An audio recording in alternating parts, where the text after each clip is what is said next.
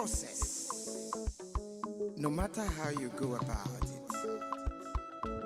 Mazi Okechukwu Nkere, Omalicha Woke, the Biafran Republic Government and Exile Finance Minister, is humbly campaigning for global Biafran financial support for the purpose of Finland Convention, Biafran Defense Forces, and redeclaration-related activities. I appreciate all Biafrans who have been supporting our liberation movement. I also urge everyone to massively support more than ever, especially in these critical times. Oh, my fellow lovely great Biafrans, let's come together and support our Prime Minister, Mazi Simon Eba, who is currently working tirelessly to hand over our freedom to us this year, 2024.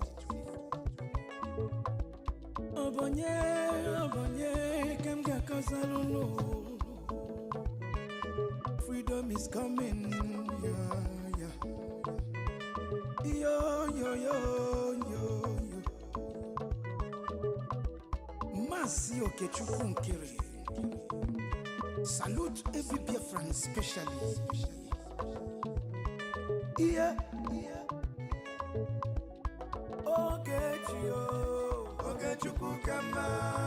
Okechukwu kaina yo no. Okechukwu kama. Onyamana gidi bakulo unu. Okechukwu kama. Welu ndidi chukwu kasebele. Okechukwu kama. Okechukwu kama. Mazi Okechukwu Nkere nekelunu. Okechukwu kama. Okechukwu kaina yo no. Okechukwu kama. Okechukwu kaina yo na nyasi. Okechukwu kama. There is no magic to progress and success in life. Life gives back what you give to it. It takes a man who believes in himself to create wealth. So keep working hard and never lose hope in what you believe in.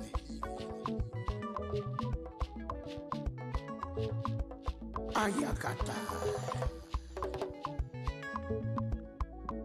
Life is not easy. Sigh. Make it take and judge. I want to use this special opportunity to recognize great Dim Odumegwu. I can't also forget General Philip Effiong. Okama Daloso. Come Chitakwan men underground. Umoma Kubigwe. Anyina Fuakolunu. Airborne. De facto government in homeland. A special recognition to every Biafran who have been supporting from day one. May Elohim continue to flourish you in your different endeavors. This is Mazina de Gano, Ohamadike, one of Biafra, EKID. The Prime Minister, Obatobie, Okechukwu Nkere Simukelekio, Wokoma, Okechukwu kama. Okechukwu kaina yo no. Okechukwu kama. Onyamana gidi bakulo unu. Okechukwu kama. Welu ndidi chukwu kasebele. Okechukwu kama. Okechukwu kama. Mama biko yo lisa. Okechukwu kama. Okechukwu kaina yo no. Okechukwu kama. Okechukwu kaina yo na nyasi. Okechukwu kama.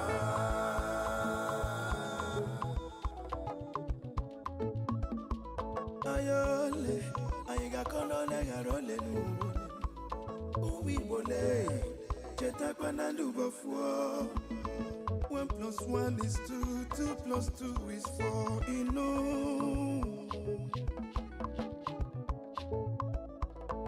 Onye puru chi uzo akwa no.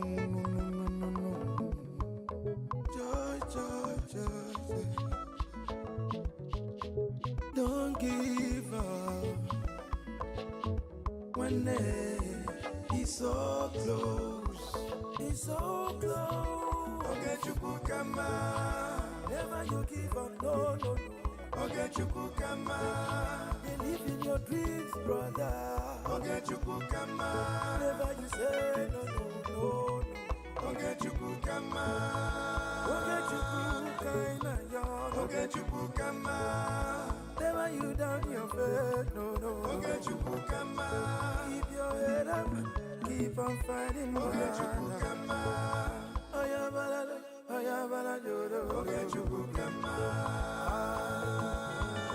A big shout out to Mazi Ogechukukere. I salute you, my PM, Mazi Simoniba. Life is sweet when you're patient.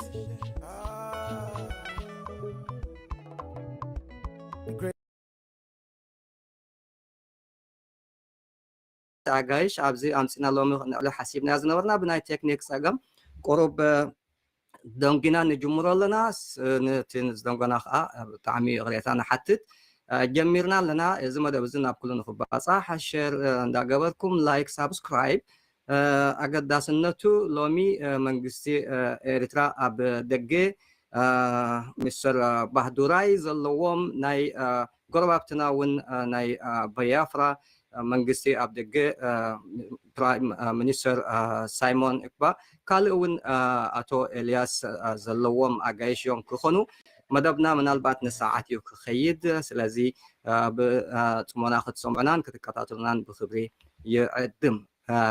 So welcome again to the show, and I have the honor to have you on this show on Galad Media. As a start, can you give us, Prime Minister Simon, your brief background on who you are, how and when did you join the struggle for self-determination of the Biafran people, and also when and how did you become the Prime Minister of the Biafra movement? Are you mute? Thank you very much, Mr. Yabu. I'm very happy to be part of this historic moment today, speaking on your channel for the very first time in that side of Africa. My names are Ekpa Simon Njoko. I am a Biafran, and I joined the liberation of independent state of Biafra in 2019.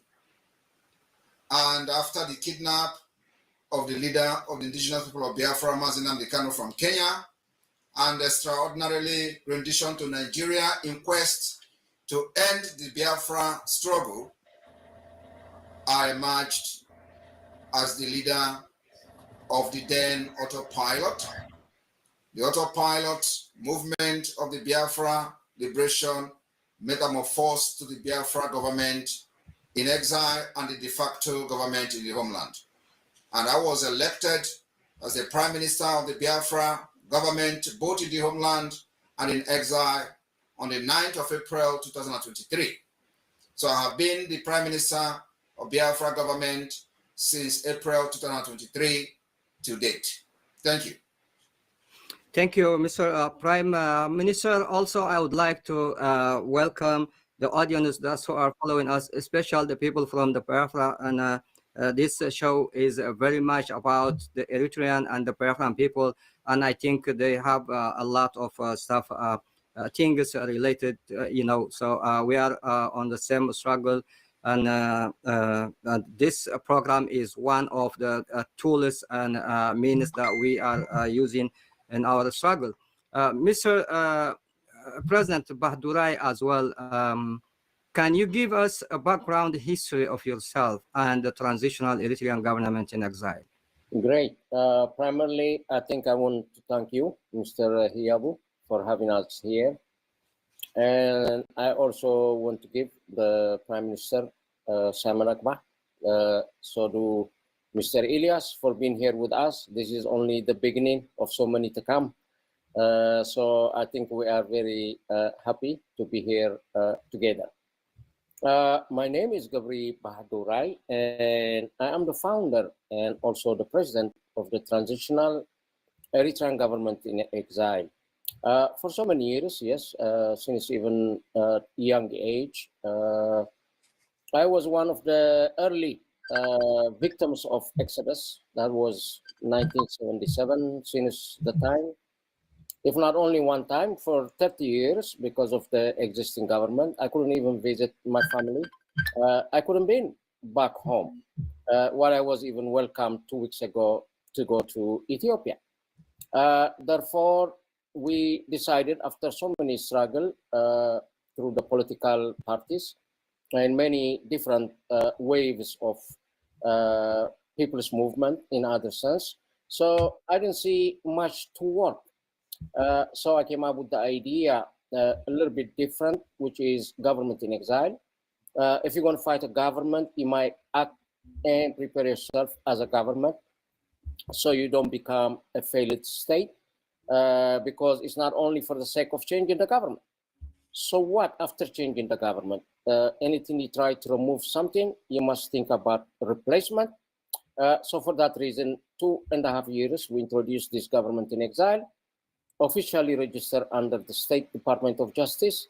Going forward, even now, we are also working in order to elevate our program through the lobbying firm of Moran and Enterprise. And for that reason, that's why Mr. Elias is here, and he is the one to introduce both of us. So with that, I think I'll let it sit here. Thank you very much. Thank you, Mr. President, Mr. G. Going forward, Mr. Elias, Vice President of the Moran Strategies Incorporation lobbying firm. Can you tell us who you and who you are and what role do you play with the Biafra and the Eritrean government in exile? Thank you so much. I'm greatly honored to be here with all of you. As noted, I am a lobbyist with Moran Global Strategies, which is a lobbying firm founded by my good friend and colleague, James Moran, who served as a member of Congress representing Virginia for about a quarter of a century. Our firm has a great specialty in representing foreign clientele, whether it be foreign governments, foreign political parties, or corporations, amongst other clients, which include defense companies and a wide variety of causes. Our firm represents both the Biafra Republic government in exile. We also represent the Eritrean government in exile and the transitional president of Eritrea, Gebre Badarai. And these are not only clients, but also good and dear friends as well. And our firm, because we represent both clients, we brought both these Biafran causes and Eritrean causes together because it's always beneficial to see if there's mutual synergy between clients. To give you a layman's perspective, if you will, of what is lobbying at a granular level, which I think will be helpful for your audience. Similar to, I think the best analogy, which I think will make this lobbying, which oftentimes can be overly complicated, in a very simple, practical, and easy to understand way, is similar to how people hire accountants to do their taxes, or people hire lawyers to navigate the legal process. People hire lobbyists to navigate the political process and to influence public policy. Now, theoretically, you don't need a lobbyist. Everyone has the right to petition the government, but you have a much better chance of influencing policy, of having a voice in the room if you have a lobbyist. The same thing is in court. You could technically go into court without a lawyer, but if you go into court without a lawyer, and on the opposite side, you have a lawyer that's from a top law firm being paid $1,000 an hour, you're probably going to lose the case. The same thing applies here. We have expertise, we have an understanding of how Washington works, and we have relationships. Many of the members of Congress who are still in Congress have served in Congress with my colleague Jim Moran. He knows them. They know him. Many members of Congress know me. Many people in the think tank community know me. So when we make meeting requests on behalf of our clients, or when we try to relay items on behalf of our clients, it's not coming from a stranger. It's coming from a friend, a familiar voice. And look, I want to be clear. when we make requests, it doesn't automatically mean the member of Congress is going to do whatever we request or whatever we want.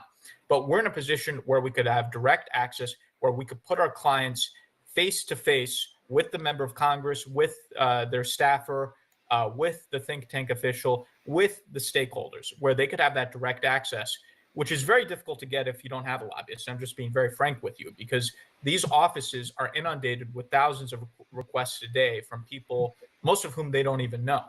And so the reaction you're going to have when you have someone that is a known quantity versus someone you never heard of before, it's going to be completely different. And because of what our activities, we're already seeing the results. Most recently, for example, the American Enterprise Institute and one of its senior scholars, Dr. Michael Rubin, who I've known personally for many years, published a very influential article talking about the Biafra self-referendum. This has not been ever done before. Biafra, until our engagement, really hasn't been discussed in Washington, D.C. But now, because of our efforts, one of the world's most influential think tanks is publishing about Biafra. With President Badarai, we've had a series of high-level meetings with President Badarai. We've had a series of high-level meetings with Congressman Sherman, with Ambassador Nagy. Ambassador Nagy also met with the Biafran Prime Minister, and they published these meetings. They issued tweets, which generated enormous publicity and also have caused us to receive attacks from the Eritrean Minister of Information. So with our activities, we're able to directly influence U.S. policy on behalf of our clients and to get real results, which would be difficult to achieve otherwise. And so, I view us as the spokesperson, if you will, or the spokespeople for these two noble causes here in Washington, D.C. We've made enormous progress, and I think we'll continue to make a significant more progress in the next coming weeks and months. So I just want to give you the 60,000-foot overview of generally what is a lobbyist, what it is that we do, why we're important. And I'm sure your audience can understand, when a congressperson receives a call from someone they served in Congress with for 20 years, it's going to be reacted to differently than a random phone call to their office. So I think this should be an easy message to comprehend. I think it's an important one for your audience to know. And I'm happy to discuss more specifics in the course of our conversation, but I just want to give you and your audience a 60,000-foot overview. Thank you. Thank you so much. Thank you for all that, Mr. Elias, Vice President of the Modern Strategies. Going back to Prime Minister, the Honorable Simon Ekpa, can you give us some of the reasons why the Biafran people needed to be independent of the Nigerian government? Thank you very much, Mr. Haibu, for that question. Biafra was forcefully joined together with Nigeria, other ethnic tribe in Nigeria, other ethnic nationalities. And during this forceful union, which was named the Amalgamation of 1914, the people that made up of the Niger area, which is today Nigeria, were not consulted. And people did not consent to find themselves, into this forceful union. And it may interest you that it is only in Nigeria that we have what is called a dangerous diversity. And in this dangerous diversity, from 1914, we have seen Nigeria supervising death of millions upon millions of indigenous people, both those that were massacred and killed by the terrorists that are invading Nigeria from other parts of the world. Unchallenged, the history of the northern Nigeria which was conquered by a man called Usman Ben Fodio, is what they are struggling all the time to replicate in this modern century. So Biafra found themselves in this forceful union with a very dangerous diversity, the diversity of culture, diversity of religion, diversity of language, everything. We are pulled apart from each other. Of course, it is not just about this diversity, but also the killings for a particular targeted purpose. And everybody understands that during the pogrom against the Biafrans in the north in 1945, it resulted to what led to the war, because the leaders of Biafra then decided that we can no longer continue to watch our people getting killed every day in Nigeria. And that led to the declaration of Biafra in 1967. Now, fast forward. After the war of Biafra in Nigeria, the genocide ended, there was something they called Triple R,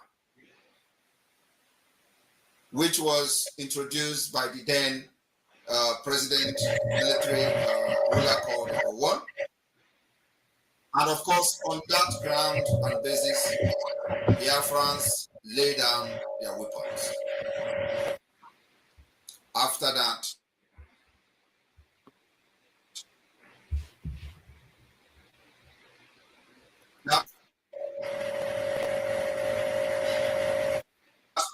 Triple R network.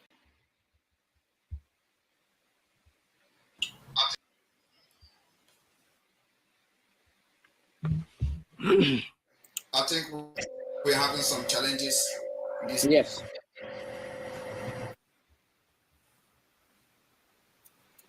Until. Am I being heard? Yeah, I think yeah, we have some The network problems. Yeah, we can go forward and then yes, come and then back. you come back. Yeah. Yeah. Yes. Yeah. Come back to you. Yeah, I can continue. It is okay. Good. I can good. continue. Yeah. It is one of those things. Yeah, yeah. It is one of those things we see in a movement like this. You're gonna see cyber attack. You're gonna see all manner of interruption. That's true. When the opposition and the evil enablers and their inventors are trying to disrupt this wonderful and historic program. So we are not going to be moved by all the interruption and all that. We will continue to focus on why we are here today. Whenever you stop hearing me, please call my attention.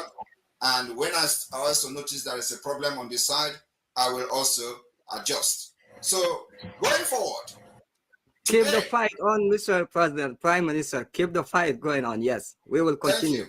Thank you.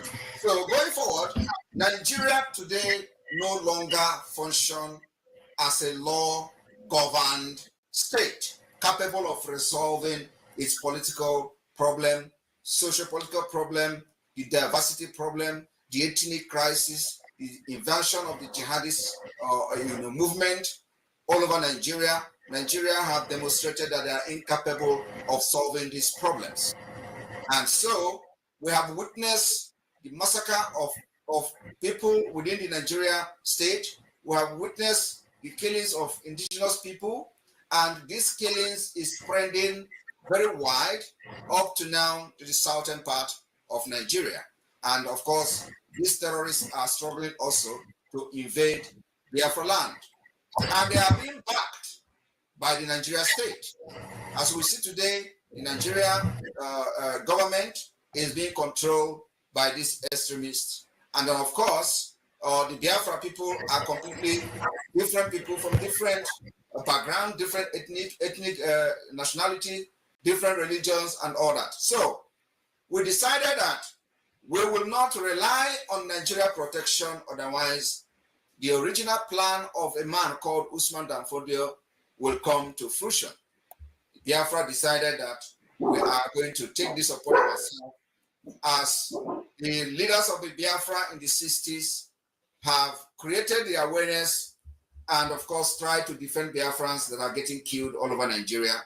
And, of course, that particular attempt failed in what we see as a genocide.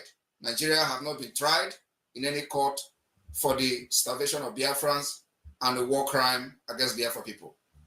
Today, Nigeria security agents are all infiltrated by Boko Haram and other terrorist groups. And these terrorists are being sent to different parts of Nigeria, either to directly attack and enable the conquest of other ethnic nationalities, or they are going to be there to supervise and share the terrorists while they sack villages and communities. On a daily basis, we witness hundreds and hundreds of people getting killed, many kidnapped for ransom, and Nigeria government does nothing about these crimes every day. So the Biafra government, both in the homeland and in exile, has taken up the responsibility for defending Biafra people, providing the security that Nigeria has failed to provide. And of course, in this particular quest for our freedom, we decided to use multidimensional approach because we know the complexity of a fight like this, especially in a globalization where all the political correctness, people who believe in political correctness are in power. You will see where people are getting massacred and you overlook it, or you want to use a soft word to either defend the perpetrators or to ask the victims to calm down and obey law and order. How can you be asking somebody to obey law and order where there is no law and order? If there is no law and order, if there is any law and order in Nigeria where we will be, asked to calm down and wait for law enforcement to take its course, you will not have people killed in the first place. The people who are supposed to enforce the law are the people that are killing. And they have become the terrorists because they have been infiltrated. The commanders, generals in the army are all affiliated to Boko Haram and Islamic jihadist movement. So Nigeria started as a secular state from 1960. It was called a secular state. Secular state in the sense that there is no official religion, there is no official language and all that, only language that ethnically, like dialect, and all that the general language, accepted language and official language become English. Today, as I speak to you, Nigeria from the back door have adopted the Islamic Sharia law without referendum. That secular state has disappeared to the blue moon. In Nigeria today, under our very own eyes, the northern state adopted Sharia law without referendum. Because in that northern state, you have people who are not Muslims, people who migrated from other parts of Nigeria to the northern state, and they are not Muslims. And during the time they were migrating, Nigeria constitution says secular state. And today, they found themselves in an extreme Islamic Sharia state, where their heads are being cut off, where they are stoning them to death at any provocation, where the people who don't even know anything about the religion are being stoned to death. And of course, those that are made open, we'll talk about it. One of the recent one is a lady called Deborah. Deborah is not a Muslim. She's a Christian. She was accused of blasphemy, even when she's not part of their religious movement. She was stoned to death. We are not against Muslims. We are friends of Muslims. We have Muslim friends all over the world. But what we are saying is that let live and let live. If you must have a Sharia in Nigeria, and those people who have agreed to have a Sharia law in their state, they can have their independence. Not necessarily deceiving the people in the sense that they are in Nigeria, where you have a secular state, only for them to realize that if they talk anything against their religion, they're going to get killed and stoned to death. And they are still living in that delusional state of a secular state. Today, Nigeria is being recognized by the United Kingdom as one of the Islamic state. That was the exact word that Macron used, that Nigeria, an Islamic state, was one of those countries that were negotiating the ceasefire with Israel and Palestine. And of course, supporting the killing of Israel, the invasion of Hamas against Israel territory, which recorded killings and abduction of innocent women and children. Now, again, the danger of diversity is this. While Nigeria will go to the UN General Assembly to vote and support the state of Palestine, they kill us with guns just for coming out to protest and say that we are ready to also have an independent state. Biafra has suffered the highest, they have become the highest victim in order to continue to push the message and narrative of one Nigeria.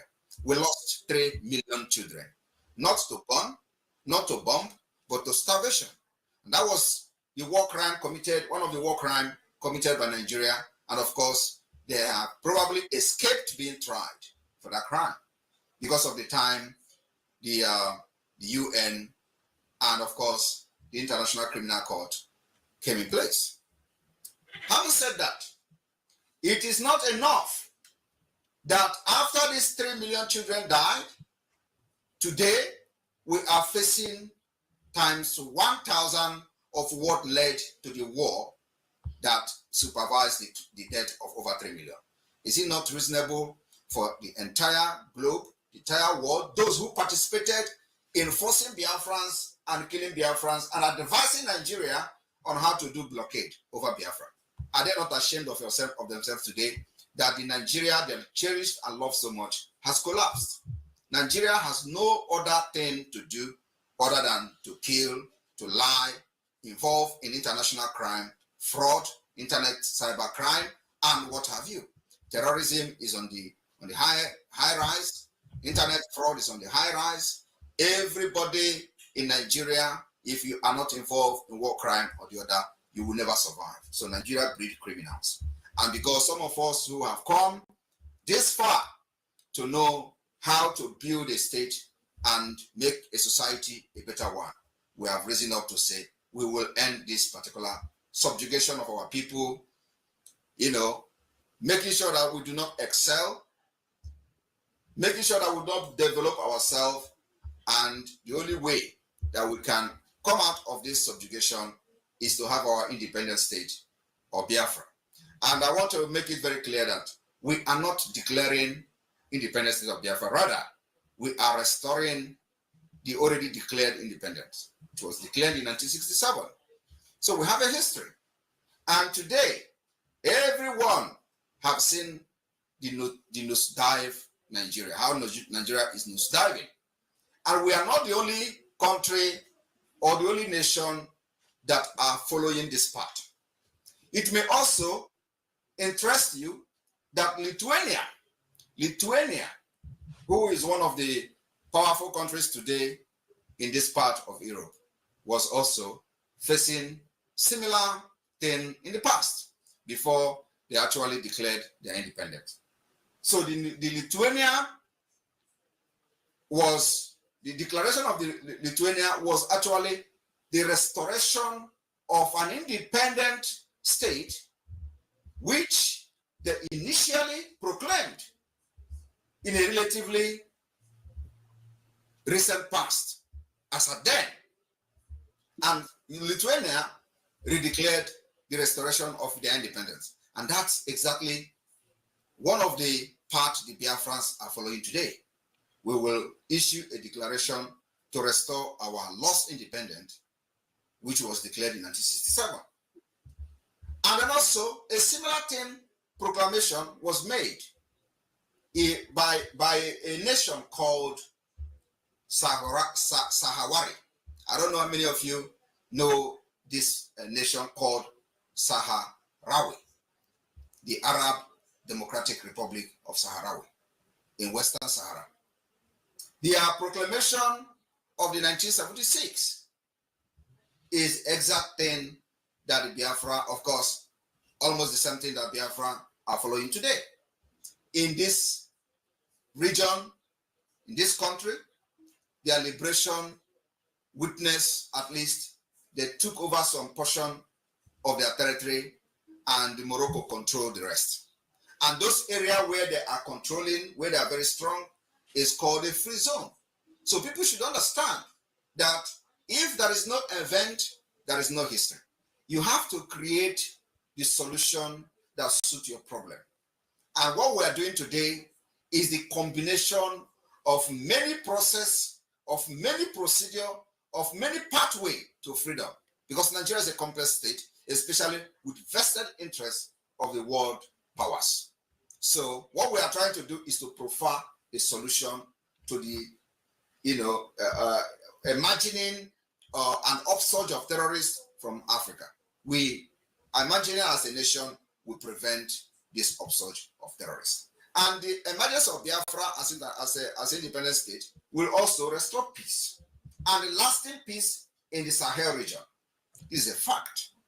With the way this whole thing is going today, there is a need for Biafra to emerge so that the West and those who believe in civilization will have real alliance in Africa. As it stands today, there is no real alliance in Africa. And what I do not believe is when they say the Western influence. There is nothing like that in our own ideology. What we have is civilization influence. And we are embracing civilization, and civilization we will embrace. We continue to follow the path of civilization because that's exactly the pathway to a better society. Nigeria today has opened what they call Center for Eradication of Innovation. Innovation is part of civilization, and they are eradicating it. So we have different ideology, different belief, everything is different, everything is pulled apart. So the only way we can develop ourselves, attain our potentials, is to govern ourselves in the name of self-determination. So this is the reason we are saying that the world must listen to us now. We have solution, especially to all the problems that are emanating from the West Africa, Sahel region, and of course, the issue of the upsurge of terrorists. The emergence of Biafra will first of all cut all the interest that the terrorists have, which made them to start flowing into Nigeria. And you know what that interest is? They are looking for safe haven, where they can tap on the natural resources, make money, sponsor attack in Europe, sponsor attack in America, and the emergence of Biafra will stop that. Thank you very much. There are many things to say, but I know that a lot of people are here who want to say something. Thank you very much. This is the reason. It's okay. It's okay. Or die is our logo and our slogan going forward. Thank you very much. Thank you so much for all this brief, Prime Minister Simon. And the next question will be Mr. President, Mr. G. Eritrea is an independent nation. So what is your government in exile struggle all about? And if you are not fighting for independence like the Biafran people, what is missing from the Eritrean people?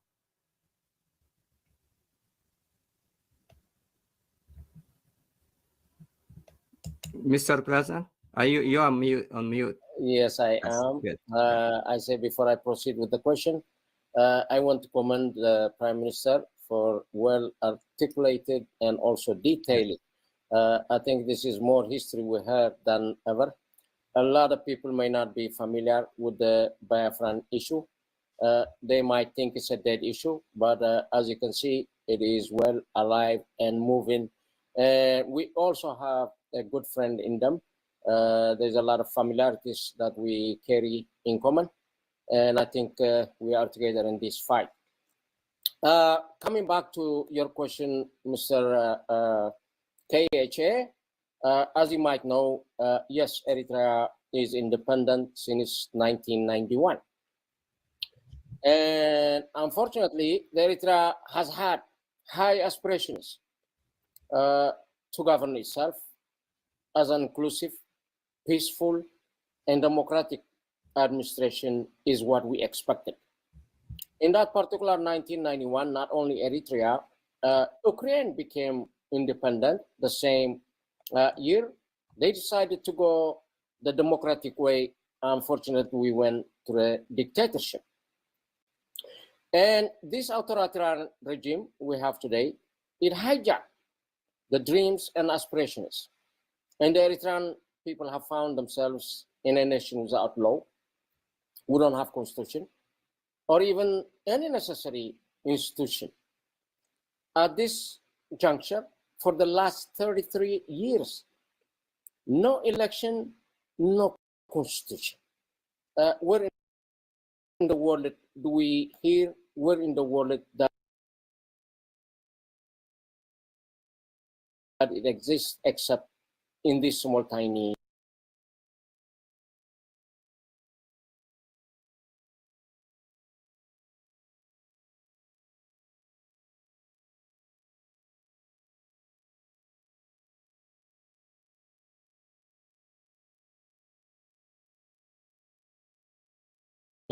Eritrea.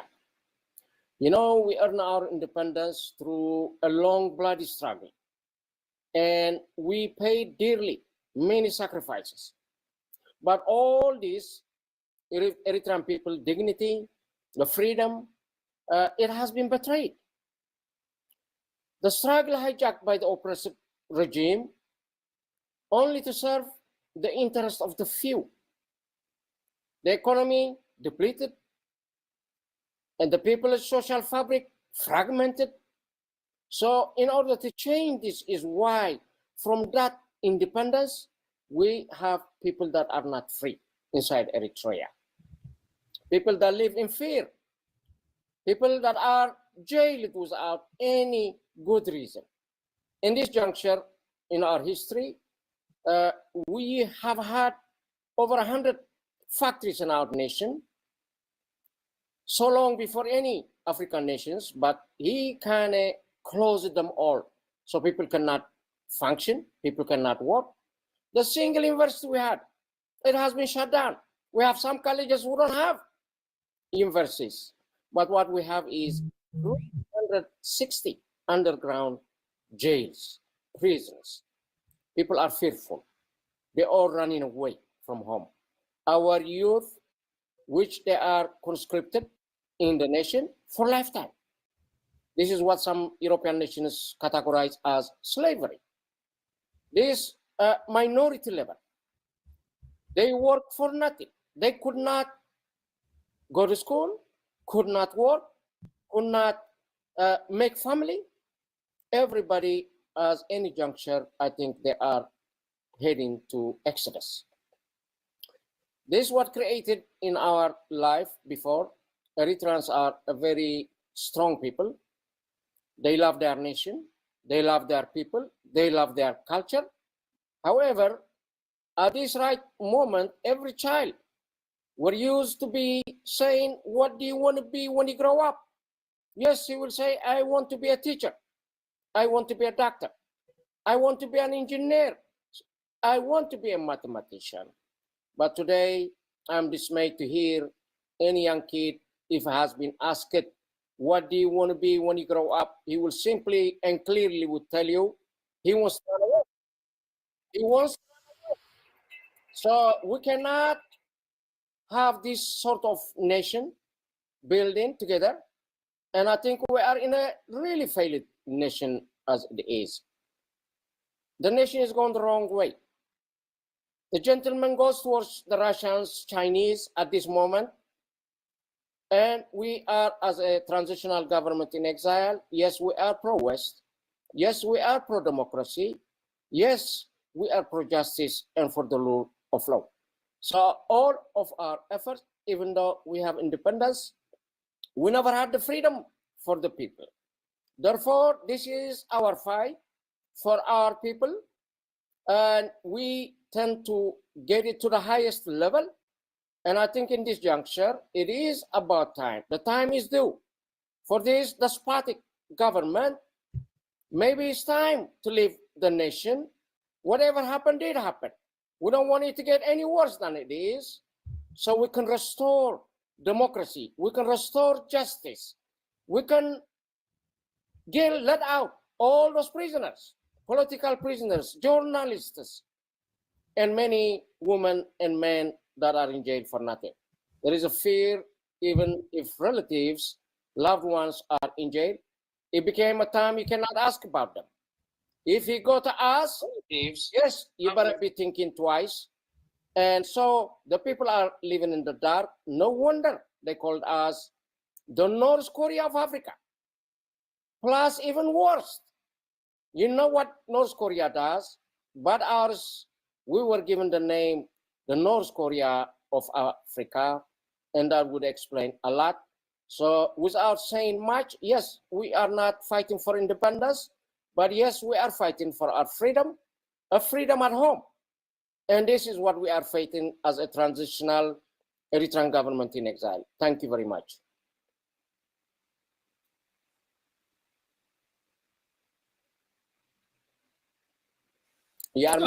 Mr. Hiabu, you're on mute. I'm sorry. Yeah, I've been on mute. Yes, thank you, Mr. President. Thank you, Mr. Guy.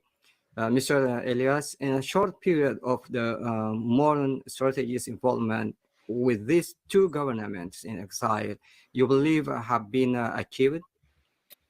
We've achieved enormous success for both the Biafran government and the Eritrean transitional government within just a 2-month period. In the case of Biafra, to be honest with you, when we initially established the relationship with the Prime Minister, there had been, I would say, a minimal or negligible knowledge of Biafra in the United States. Even U.S. officials who dealt with Nigeria were really not aware of the Biafran issue. And we've arranged for the Prime Minister, as well as other members of the government, to meet directly with congressional officials, members of Congress, senior advisors, senior staffers, people outside of the government who are very influential, the think tanks. And within a short period of time, Washington, D.C. has gone from not talking about Biafra to now, as I mentioned previously, being written about in one of the most prestigious think tanks in Washington, D.C., the American Enterprise Institute. So I think it's been an enormous success, and this is just the beginning. And what we've really been focused on is developing the awareness, because once you get the awareness, then you get the support. And this is very important for your viewers who are both the Eritrean viewers, our Biafran friends, to understand, is diplomacy is a two-way street, right? One of the things that I've noticed in some of my conversations with our diaspora supporters is that some of them have the assumption that the U.S. government should somehow be able to read the minds of Biafra, read the minds of the Eritrean opposition, to that without educating them, somehow they'll know what to do. And if the U.S. government doesn't help, it means that somehow they're to blame. That's completely absurd. Diplomacy is a two-way street. If whether it's the Eritrean justice movement, the Biafran justice movement, if you want the U.S. to do something or the international community to do something, you have to educate them, give them the facts, give them the figures. That's what the lobbyist does. Tell them what it is you want from them, and then most likely they'll do it. Rather than not educating them, somehow expecting that they know what you want, and then blaming them when something doesn't happen. I mean, that's completely illogical. So, that's why lobbying is important. And in addition to our lobbying, programs such as these are so critical because we are educating the population as to why lobbying is important, why educating is important, why diplomacy is important, and how that interplays. Now, so we've basically gotten Biafra on the map within a short period of time, and we're going to have a huge explosion these next few months in terms of our activities. This is just the beginning. We have a lot of things in the pipeline, and so Nigerian government needs to be more nervous in the coming months. Now, when it comes to the issue of Eritrea, there was a little bit more awareness than the Biafra issue. Not a lot more, but a little bit more. But here is the problem, and I'm going to be very frank. And again, I'm going to go into how we've been so successful in terms of the transitional government. The main issue that the U.S. government has had, or opponents of Isaias Afwerki have had in the U.S. government, is there was always the expectation that the Eritrean opposition, quote unquote, would at some point reach out to the U.S. government and work with them in order to remove Isaias Afwerki.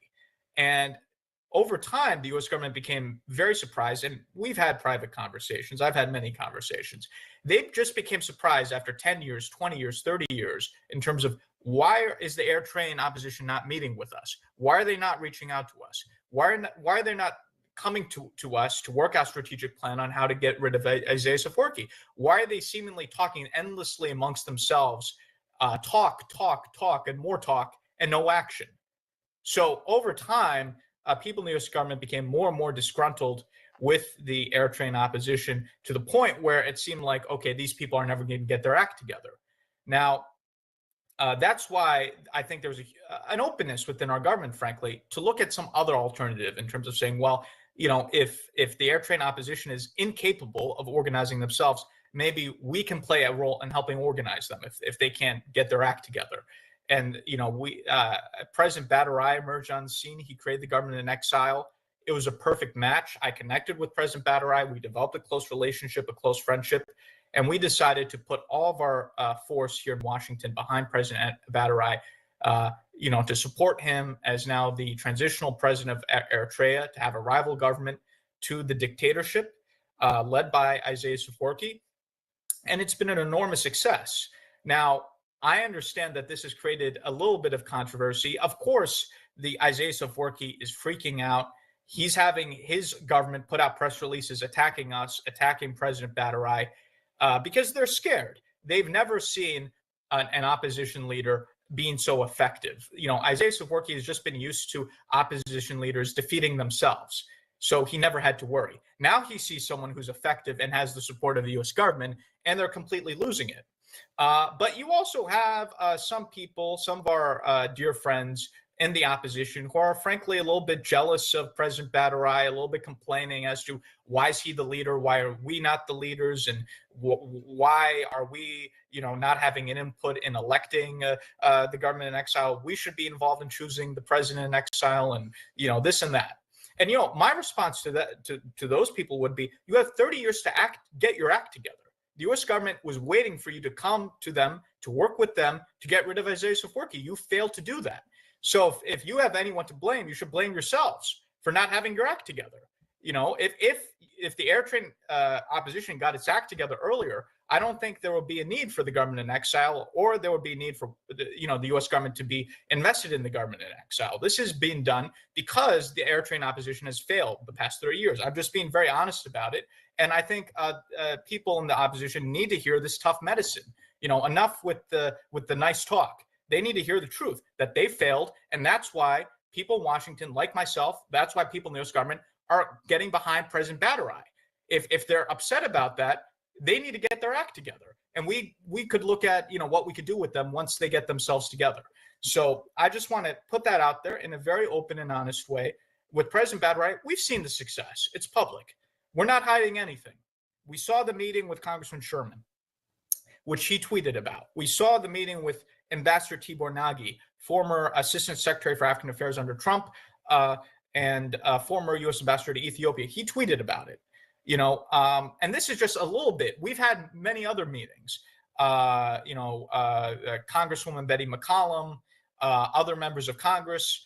So you know, we've had a lot of momentum, and this is just the beginning. You're going to see more and more support coming from the U.S. government. I think eventually what's going to happen, especially as the Horn of Africa becomes more unstable, is we already have many people in the government who view President BRGIE as the legitimate president, not Isaias Afwerki. I think once the Horn of Africa moves towards a conflagration, and we see what's happening with Somalia, Somaliland, Ethiopia, you know, the Horn of Africa is a powder keg waiting to explode. But I think, you know, once we get to that point, we're going to push for a more formal recognition by the U.S. government of President BRGIE's government. You know, I think the best analogy would be, in this case, for a period of time under the Trump administration, the U.S. government recognized Juan Guaido as the legitimate leader of Venezuela over the Maduro government. So similarly, I think we're going to move in that direction where at some point the U.S. government's going to more formally proclaim that President Badarai is the legitimate leader of Eritrea and not Isaias Afwerki.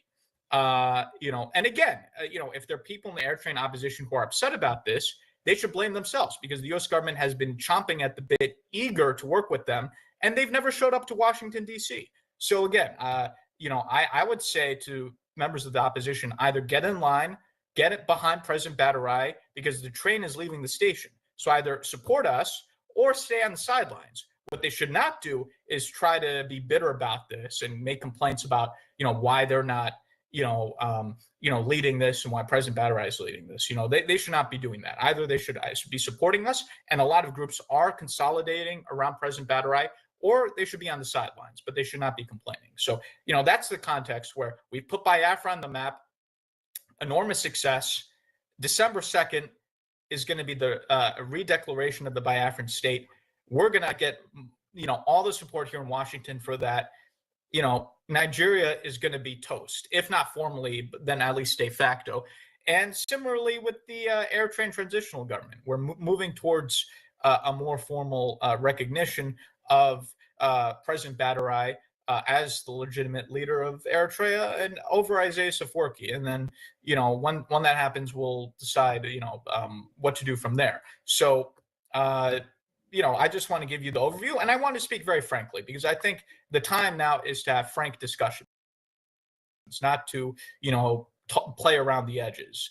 And so I just want to put everything on the table for you, and I hope this was helpful.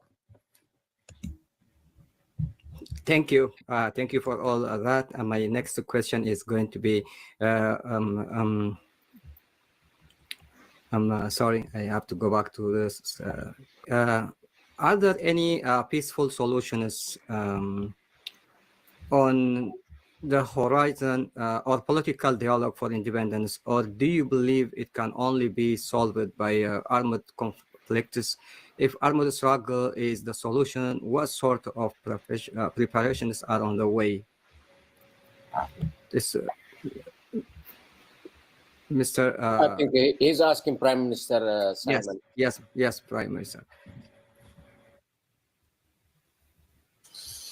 All right, thank you very much for that question.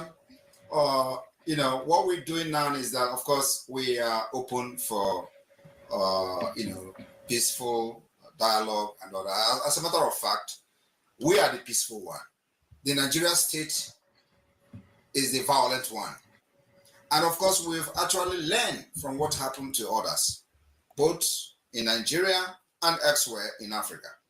Africa leaders are the most corrupt, selfish leader you can see anywhere in the world. So they don't actually believe in dialogue and peaceful discussion. So we've seen in Biafraland where peaceful agitators are getting killed, where people who just carry flags to demonstrate on the street are getting shot, straight bullet, killed, massacred in their cold blood. And this has happened from 1999, since the resurgence of the Biafra agitation under Mossab, under the IPOB, Nigeria, where people believe that we're fighting for freedom, only to go to the street, get killed, and they use their pictures and videos to share on the social media. Nigeria is killing us, Nigeria is killing us. I was sitting and watching those things as one Nigerianist that I was. So when I know that Nigeria, it can never ever get better. And I said, instead of wasting my time trying to wait for somebody to come and revive a faulty foundation that I know how rotten it is better that I use everything I have, both my intelligence, my profession, my experience, to support the liberation of Biafra. I joined the struggle. But when I joined the struggle, one of the things I did and promised myself and my God is that under my watch, Nigeria will no longer kill any Biafran and enjoy the killing. So what did we do differently? What we did differently is that in as much as we believe in peaceful agitation and then also, ready for dialogue, so this whole thing can be resolved amicably in a more democratic way, Nigeria are the one bringing violence against our people, killing them for asking for freedom. So we decided to raise our defense forces, and defense forces will be defending our land against the terrorists in uniform, while we will continue to push to the outside world, to the West, America, in a more diplomatic, more refined, and more, a political way. So we believe in those approaches, and because of the way Nigeria is and the kind of mentality which is kill, kill, kill, and we understand them very well. And the people that are ruling Nigeria are nomadic people. They are not Nigerians. They are not originally from Nigeria area. The president himself is not a Nigerian. I don't know whether you people are aware of that. He's not originally from Nigeria. The vice president is not originally from Nigeria. So these are people who do not believe in human dignity and the right to life. And of course, we always love human beings. We protect them. We protect women. We protect children. So what I did under my government was that I will provide that security that Nigeria never provided for people.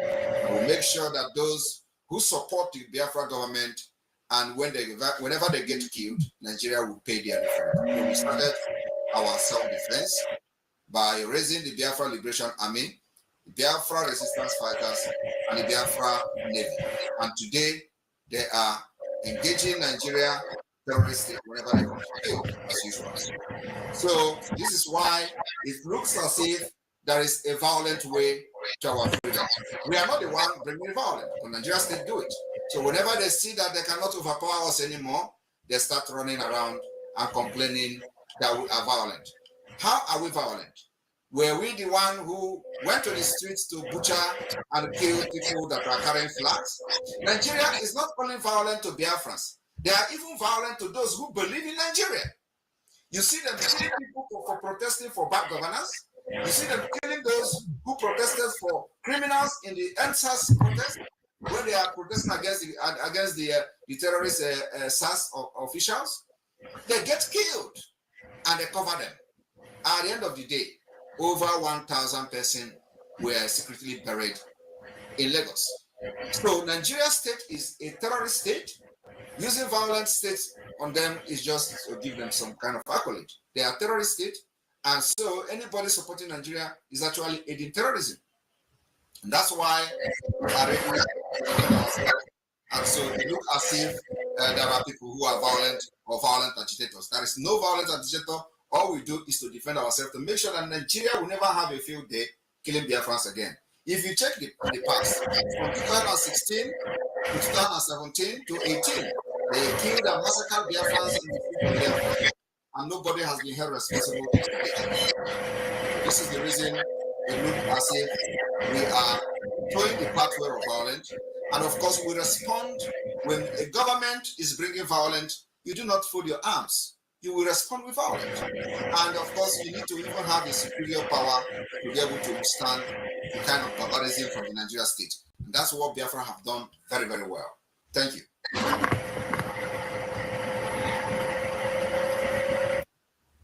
Thank you, Prime Minister, Mr. Simon. And this historical and joint interview, this historical and joint interview with the Eritrean government in exile is a milestone in our fight for freedom for the two movements, freedom for Biafra from Nigeria, and also for the government of Eritrea in exile, and government of Eritrea in exile, and of Eritrea inside the dictatorial regime in Eritrea. Can you tell us what do you have in common, both these sisterly governments in exile and the struggle for independence and the struggle for free Eritrean people from the tyrant administration in Asmara? Thank you, Mr. KHA.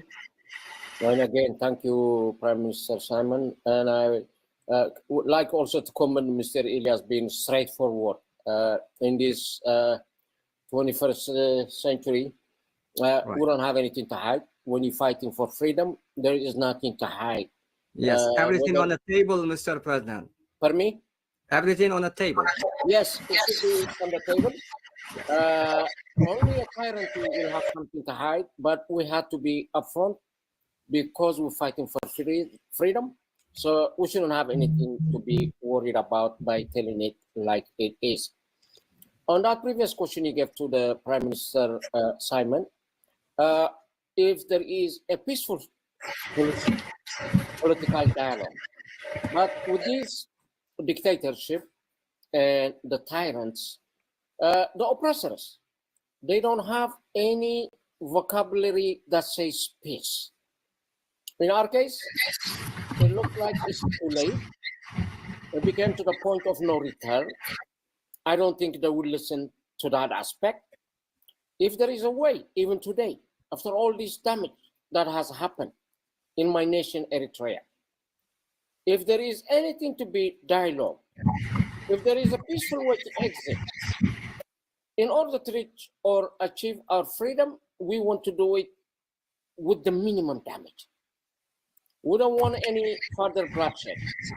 We don't want to create a humongous military in order to battle the existing military. For God's sake, those military that are inside Eritrea is the people's military. They are not a private military. They belong to the nation. If I would remind each and every one of you, as you graduated from Sawa, you have a pledge you gave. And that says, yes, as a military, I will protect my nation and my people from external and internal enemies. Repeating, from external and internal enemies. So, I still want to remind you, the biggest enemy is the internal one, that is looming and causing all this harm among each of us. As we know, he lives in our differences, so we have to minimize our differences in order to know and identify and target the enemy. Coming back to your question though, what do we have in common? Well, injustice in one place is injustice everywhere. If we are claiming we've been unjustly treated, the same goes for the Biafran people. By the same token, something that we have in common also, the Biafrans are also indigenous people. So do we have 4 different indigenous people in Eritrea? That has been recognized through the United Nations. I think they deserve their freedom, their human right intact. I think they should be treated even well known throughout the world. But because of that indigenous movement for all of us, I think we have a big thing in common. Again, even coming as a prowess for democracy, we both governments are working to restore democracy. And I think this is the biggest binding point we have in order to work together.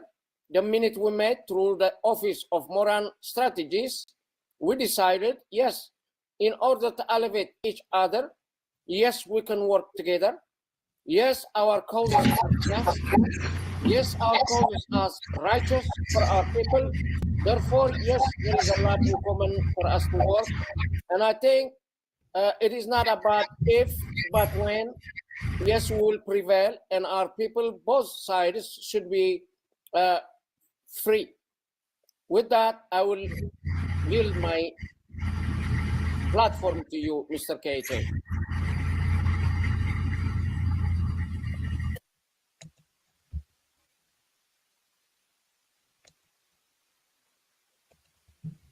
Yes, thank you, Mr. President, Mr. Bahdurai, Mr. G.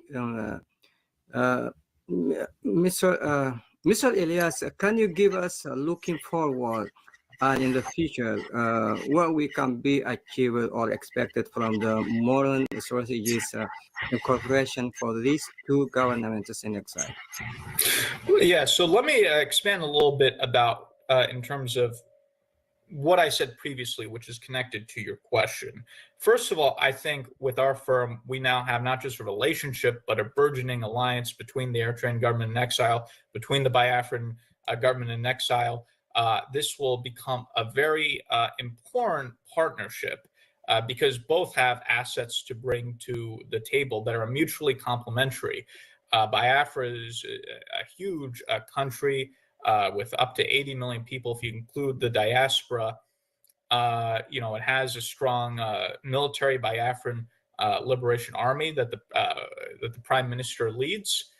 So it has certain assets. Eritrea is a very small country, but it has the advantage of being a country that's already recognized as a member by the international community, as a country recognized by the international community. So I think these are two causes that have a similarity in terms of you have people that have been subject to oppression in different circumstances, but who are beleaguered, subject to persecution and prosecution and killing. And so I think there's a commonality there. I think these are brotherly causes. And I think each of these causes and each of these governments are able to provide something to the other, which will elevate each other. And you're going to see a lot more in terms of, we already have specific plans in the works, and you will see those plans come into fruition in the next coming months in terms of how these two governments will, in a more formal way, develop their strategic alliance. As I alluded to before, we plan to keep raising awareness of the Biafra issue in Washington. Again, most people were not aware of it. We're now making people aware of it. Biafra has been taken now into the center stage of Washington, being published by major think tanks.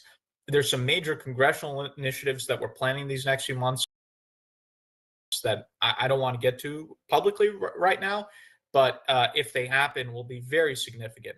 And we're also working with our colleagues in Congress and elsewhere to create additional support for this upcoming convention in Finland. And I'll let the Prime Minister speak more to this. There's a Finland convention between November 29th to December 3rd, where you're going to have the signing of the redeclaration of independence, the restoration of the Biafran state, the signing of constitutional documents, strategic alliances, and so forth. So we're going to kind of, get the political support in Washington for that convention. That's what we have planned. I'm very confident that with our continued effort, we will move our government towards supporting either recognizing Biafra as an independent state or having the U.S. government endorse the position that the Biafrans should be, allowed to have their independence through referendum, which the Prime Minister is already doing.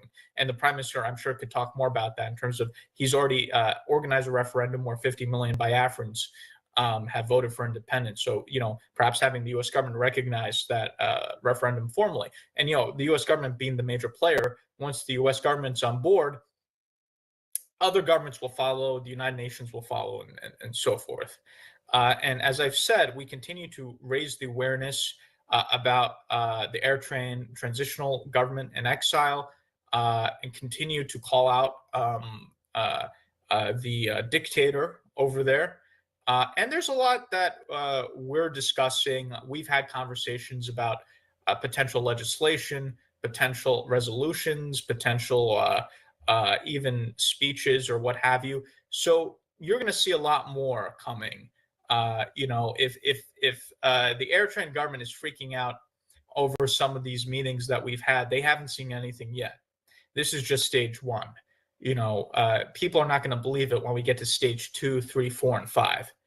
And I'm hoping that as we do this, we already have a consolidation because of our success of the smaller groups into the government in exile. The Prime Minister, the President recently was in Addis, Ethiopia, had a major conference where for the very first time, rather than just infighting, the smaller groups decided to coalesce and come under the umbrella of the government in exile. We're hoping to continue this as we get more success as we continue to engage with the U.S. government, we're hoping more and more of these smaller air train opposition groups consolidate under the government in exile. And I'm particularly hoping that the youth who are so active, the Blue Revolution leaders, the Brigadam Hamadou, if I'm pronouncing that correctly, that those guys come under the tent of the government in exile, and where we're happy to do this, provide them with mentorship, political training. Our lobbying firm with the president will train them, and we want to get them from fighting with people in these festivals, move that from that to fighting the political fight, fighting in Congress, fighting in the State Department. We would love to bring these young people who are getting into fights at these festivals, training them, educating them, and then bring them to Congress, a group of them, maybe 10 of these Brigadier Hamadou individuals, President Badrai and I and my Congressman Moran, we bring them to Washington, show them around. They need to get to this next stage, because if all they're doing is talk, again, they have the young people. I want to speak to the young people now. The young air trains have to learn from the mistakes of their predecessors.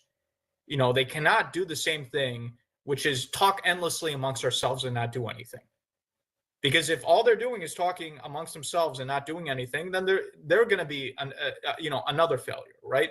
And we don't want that. We want them to be successful. We're here to extend a hand to make sure they're successful, to provide them with the guidance that they need. So I am very optimistic. I think we're going to get Biafran independence, the U.S. to support that. Again, it's going to take time and effort. And the same thing with the air train transitional government, because again, we have 535 members of Congress. We have the White House, we have the State Department, we have National Security Council. You have people outside the government in the think tank community that have a tremendous amount of influence. So there are hundreds, if not thousands, of people that need to be educated, that need to be engaged in order to influence U.S. policy. So in the cases of both the Biafran cause and the air train cause, these are going to be long-term projects. This is not just going to be us lobbying for a month or two. This is something we're committed to doing for many years in order to develop the powerhouse in Washington. In a short period of time, we've already gotten tremendous support, more than I even anticipated. And again, I'm very confident that we're going to get an independent Biafra, and the U.S. is going to get behind that. I'm confident we're going to get rid of the dictator, Isaias Afwerki, and the U.S. is going to get behind, or is already behind, but more formally proclaim their support for the transitional presidency of Mr. Badrai. So we're in the right direction. We're going to be successful in both cases. I think the only question is timeline, right? How fast are these things going to happen? And when it comes to that, there's some externalities that are outside of our control, right? We have an election coming up. We don't know what regional events might happen, but we're controlling the things that are under our control, and we're moving in the right direction. I'm very confident in both the Biafran cause and the air train cause. We're going to be successful. I'm very confident in that. Thank you, Mr. Elias, for all this. Prime Minister Simon Ekpa, we heard you have offices through the globe, and we understand shortly that that you are planning to announce something in Finland. Can you tell us what the announcement would be and what you plan to achieve by it? All right, thank you very much. And if we all can be muted, so because there are some kind of interruption, so if everybody can be muted so that the noise will be reduced. Yeah, thank you for that question, and thank you, Elias, for bringing up this issue of Biafra convention that is coming up in Finland, and we've had extensive discussion on that, and President Badrai as well. What we intend to do, first of all, let me make a comment on what we have in common before addressing that question. We have in common two government that has failed, failed state. There is no other way to describe this situation other than failed state. Two, we have government that are nomadic, that are practicing nomadic system. What I mean nomadic system is another word for tyranny. It's a nomadic system of government, not democratic. So there is a solution here that we are bringing to the table to bring more advanced democratic system to this both wonderful and beautiful nation, Biafra and Eritrea. That's the what we are bringing to the table. So when the state has failed, we shouldn't allow it to continue. Otherwise, the anarchy will become the norms. And we wouldn't want that particular anarchy to continue. The Nigerian side is even more dangerous than any other part of the world. There is nothing you can't see in Nigeria. Having said that, we have decided that for the past 50 years, since after Nigeria massacred our children, up to 3 million of them, there has not been any clear pathway to exit Nigeria until now. So we decided to go into more organized liberation movement that will consolidate different mechanisms, political approach, diplomatical approach, and the defense approach, which is the armed struggle approach. We didn't, carry arms in the first place. It has become necessary for us to carry arms. So what we intend to do is that we have been able to lay this particular background and structure. The formation of the Biafra government in exile has given this foundation that is needed, that was lacking for decades. So we have opened several liaison offices across the world, getting ready for the restoration of independence of Biafra after the declaration in December 2nd. So on the 29th of November, from 29th of November to 3rd of December, we are going to have the second convention of the Biafra declaration in Finland. We had the first one in 2023, October, and that where we had some adopted some kind of resolution. We had what we call the Helsinki Declaration, which is the Charter of Biafra. We had alliance, which went into official alliance agreement recognition with Amazonia, and after that, after the convention, we begin to activate the strategies that we have, which is the political approach. So on the 1st of February 2024, we started the Biafra self-referendum, organized by the Biafra government in the homeland and of course in exile.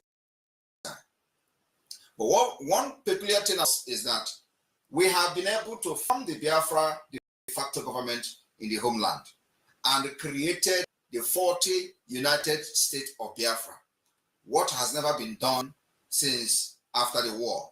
We have also been able to draw the Biafra map, undisputed, with the consent of the entire ethnic nationalities making up the entire Biafra state. So the map is there, the state structure, the government institution, all have been formed in the homeland, and it is the de facto government of Biafra. So we went into this self-referendum. In the first stage, second stage, we recorded about 30 million votes. We started with the electronic voting, and then we see how Nigeria was interrupting the voting. We decided to go physical voting by going into state by state, county by county, district by district. In all this, we have unit by unit. So the referendum is being conducted in the first stage of the referendum, the second stage of the referendum, and the third stage of the referendum. And the referendum is going to end on the 28th of November 2024, while the conference will start on the 29th. So we intend to announce the result of the referendum in Finland during the convention. We are also going to pass many resolutions and vote for it. We are expecting a reasonable number of delegates of Biafrans from all over the world to gather in Finland for this convention.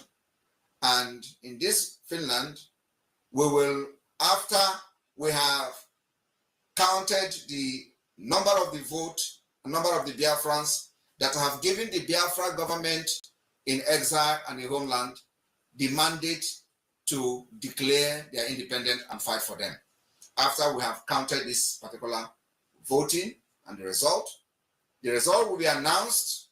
We will not only just announce the result, we will also publish every document that has to do with how the referendum was conducted for the world who care to know, those who care to know and who care to see it.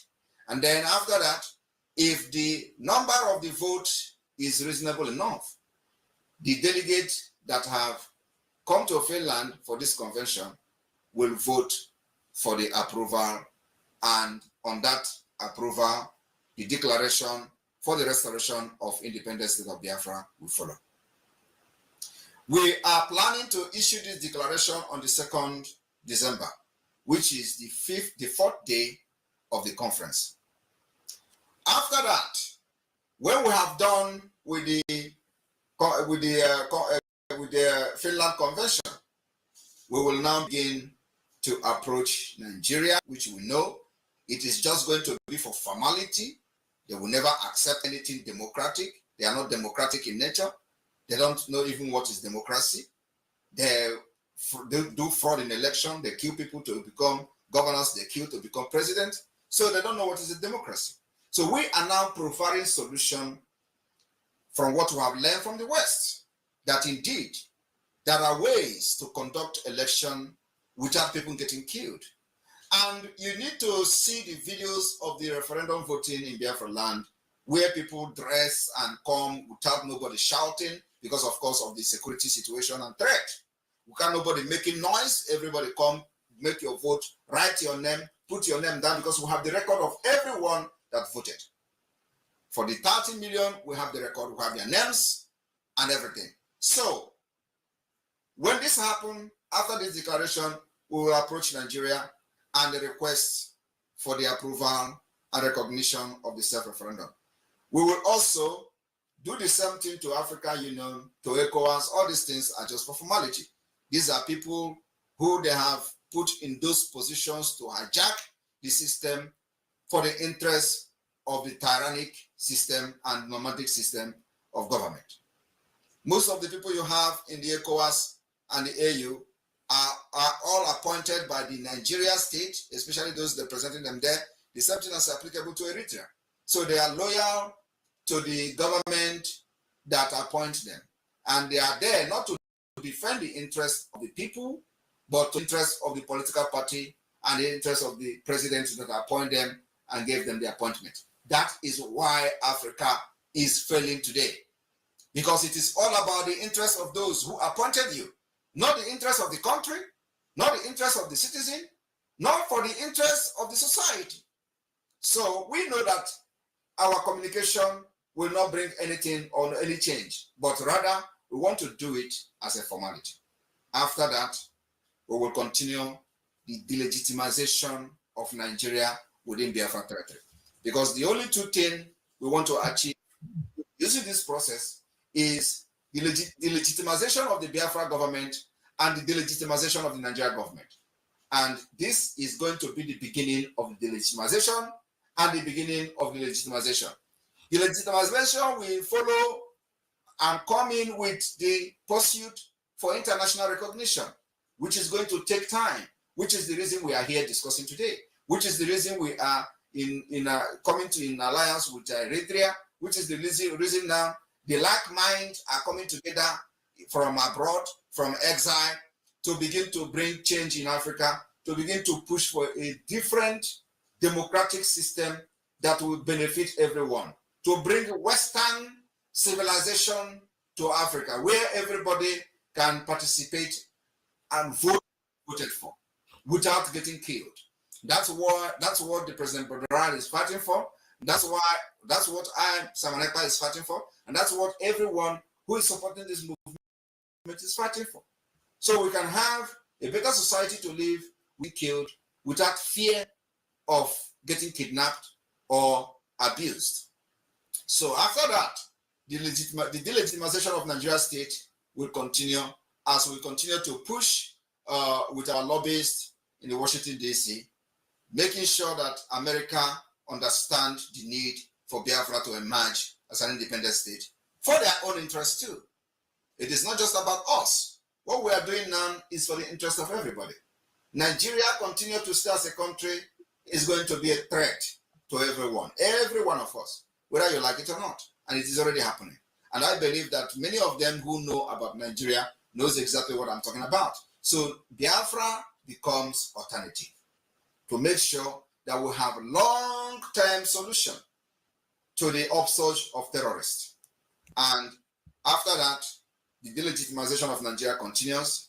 The fight for legitimization of the Biafra government will now take them to the second stage. Like Elias said here, we'll continue to create awareness for the people in the United States, those who are in decision-making in the US, and of course in Europe as well and beyond, for them to understand that Biafra is the only alternative that will bring solution, bring peace, so that all this money they keep sending to sending money to Africa, when Africa is actually richer than them in natural resources, but they are being mismanaged and all that. So you don't need to be sending aid to Africa. We don't need it. We don't need the aid. The aid is actually, but so making all these people to be what they are today. So we don't need those aids. Rather, we need good governance, good democracy system, a true democracy. We need law and order, where the government will be held responsible when international law, international treaty is breached. Like Nigeria today, they go kidnapping, they go to Kenya to kidnap somebody, kidnap the leader of indigenous people of Biafra, and nobody has sanctioned them. Everybody is fine with it. That is not the kind of society we are fighting for. Nigeria have done this in the 80s. They went to London, to the United Kingdom, to kidnap somebody called Omar Diko. And the United Kingdom jailed every one of them that are involved. Today, look at where they are. They have not jailed anybody for kidnapping their own citizen in Kenya. And not only that, even their own citizen is still languishing in the DSS dungeon in Nigeria. And there is nothing have been done. Money have changed hand. Nigeria have bribed all of them, and nobody can talk. So we are not looking for that kind of system to continue to live in that kind of system.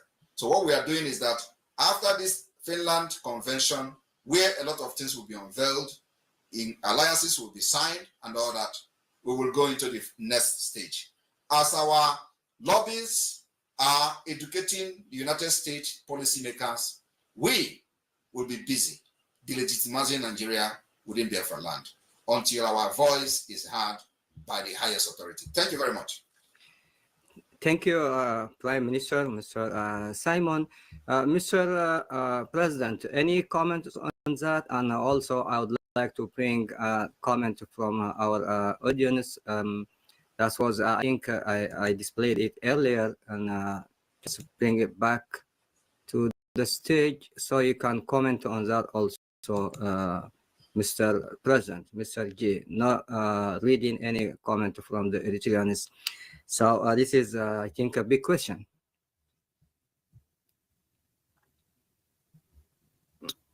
You on mute, Mr. G. You're on mute. Unmute. Is it a question? Says not reading any comments from the Eritreans. Say it all. Go and find them. I mean, if you want comment on that, okay. I would say, it's not. I don't know what to comment but on if you any comments on what? Prime Minister. Number one, I mean, everything he said, I agree with, especially, on the differences, on the similarities. What sort of governments, what they do to our people. Yes, Africa is not poor, Africa is rich. But a lot of resources has been misused and abused, and with so many corrupted people managing our resources. I want to wish them success on their upcoming convention or conference in Finland. Unless the sky is falling apart, transitional Eritrean government in exile intends to be there. No surprise. We may even have some surprise of our own. So I think going forward, we are really to work together, and we are consulting with each other to become very, very powerful and support for each other. We just had our convention less than 2 weeks ago. As Elias said, it was in Ethiopia.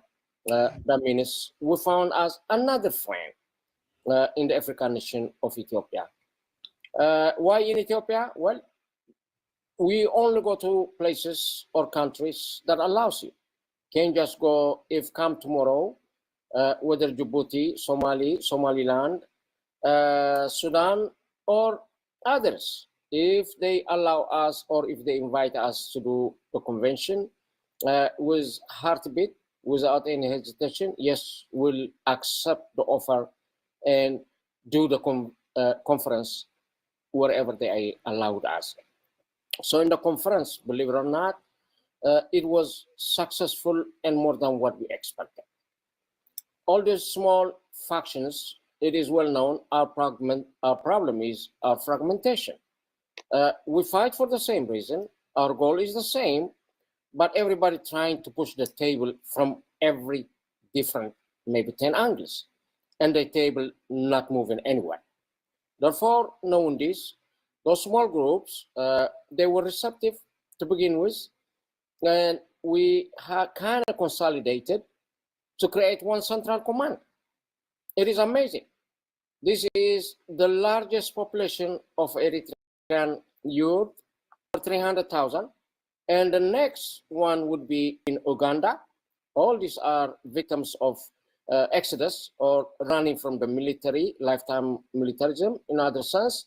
So they agree to come under our tent, which means we are building that team one step at a time. They agreed to come together. This was a big success and a historical milestone. It never happened before. We enter into a conference peacefully and conclude peacefully. But this was one in the history. In the previous occasions, there were several conferences, including in Ethiopia, and they just came out splitting more with no success. So this is not simple achievement. We have achieved a great deal. And not only that, the Ethiopian government primarily and the people of Ethiopia would like to thank them for allowing us. And because of them also, we were able to consolidate our people.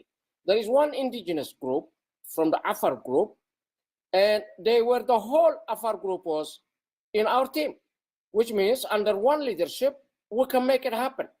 Some of these ideas, which is based on democratic principles, yes, we can incorporate them. Yes, we can make them inside our family. Yes, we can make them inside our tent in order for all of us to live in peace and harmony.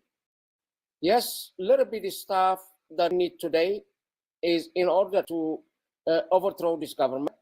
After that, everything can follow. Yes, so many things can be done ahead in order to comfort our people. So they all need to come in this tent, even those all groups. The political powers, we need to come under one tent if we want to succeed. If we are really feeling the pain of our people, yes, we have to set aside our egos, our personal interests. Yes, we need to come in this transitional Eritrean government in exile. Yes, come and help us. Come advise us. Come support us. But if come the worst, you couldn't do all of the above, at least stay out of the way. You need to stay off at our way. We need to win. For that reason, we, with this occasion, I want to call on all of you to come in, to come and join us. With that in mind, I would say thank you, and that also concludes my comment on that Biafran conference. Thank you.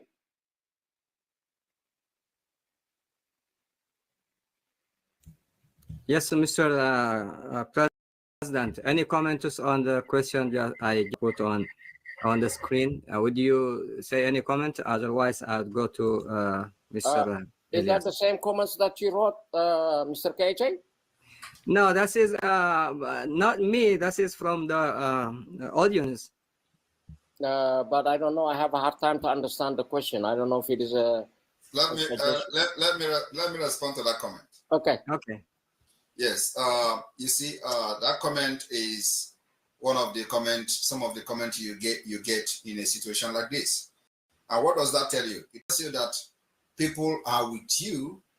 Majority of them are with you, and they like what you are doing. So there is no need for them coming here to comment, ask questions. It is something we also face on a struggle.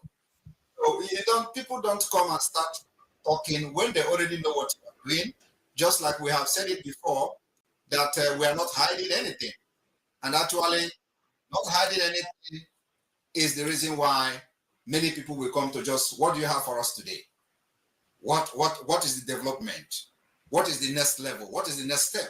That's what people are. Once you are very, very connected with the people, they don't need to ask a question. It's only those who are coming now who have realized that, oh, maybe we have been going the wrong way for a very long time, and they decided to come back, because you left them behind, and they don't care to know what was going on. So now they want to ask questions. These are kind of the people that will come to make such comment, because they are never part of the movement. There are those who dine with the enablers. They're either directly or indirectly, and they support those who are, destroying the life and the future of the people. So those kind of comments is not something we should even be addressing. I'm just telling you that many people who are interested in having a future, a better future, and have followed the event from the beginning will not waste their time to ask questions, because you have not hidden anything from them. Everything is in the open.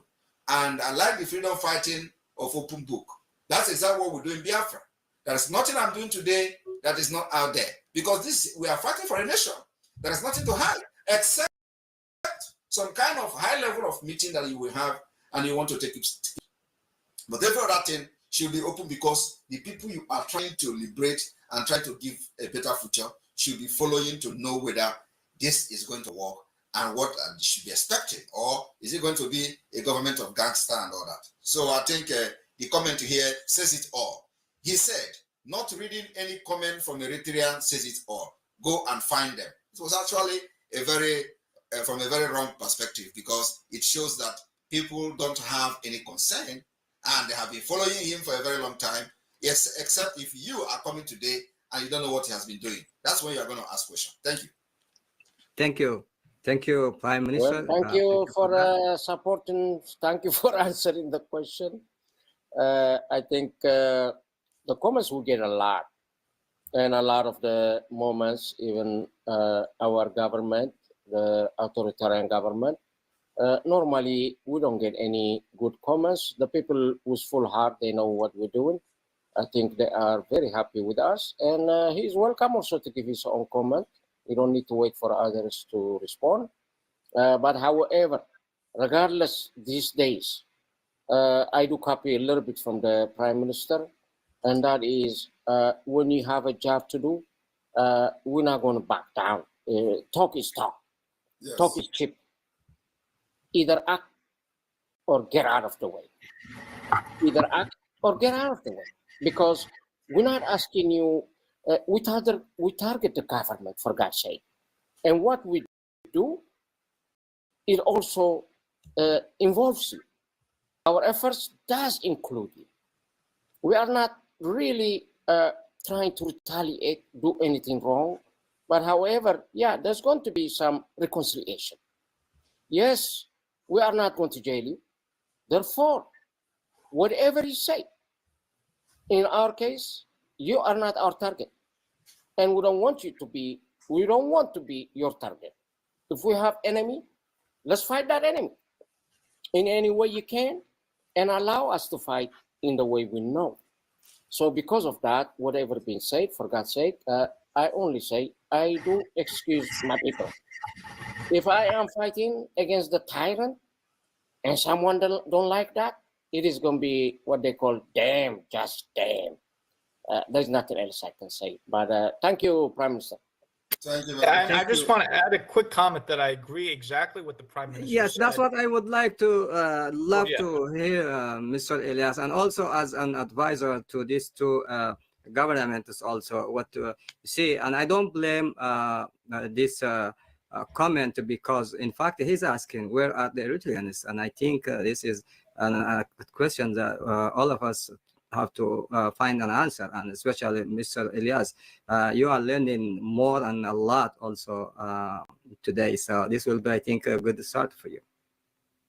No, this is a learning experience for me. I just want to go to your point. I just want to say I agree exactly with what the Prime Minister said. You know, usually, let's say people who are already supporting President BRGIE don't necessarily come on to make gratuitous comments, right? They already know him and they know he's trying to do and what the agenda is.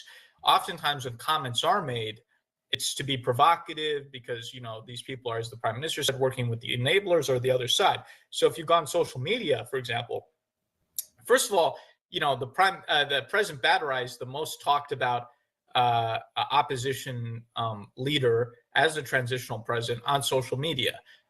Everyone, whether it's supporters of President BRGIE or the enemies of President BRGIE, he's the #1 topic.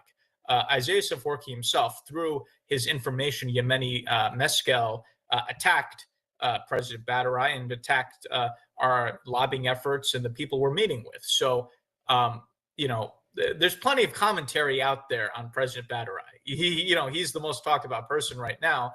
And I agree with the Prime Minister. If his supporters aren't making comments, it's because they already know, you know, what he's doing and they know his agenda. You know, it's not necessary to make a comment.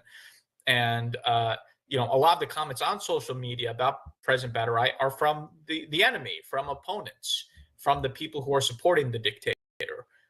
So, you know, oftentimes it's the people who are against you who like to come out and make the crazy comments. I just wanted that's a long way to say I agree with what the Prime Minister said. His assessment is spot on. The air train, as the president has said, the smaller air train groups have consolidated behind him, and he's getting the support, you know, given what we're doing.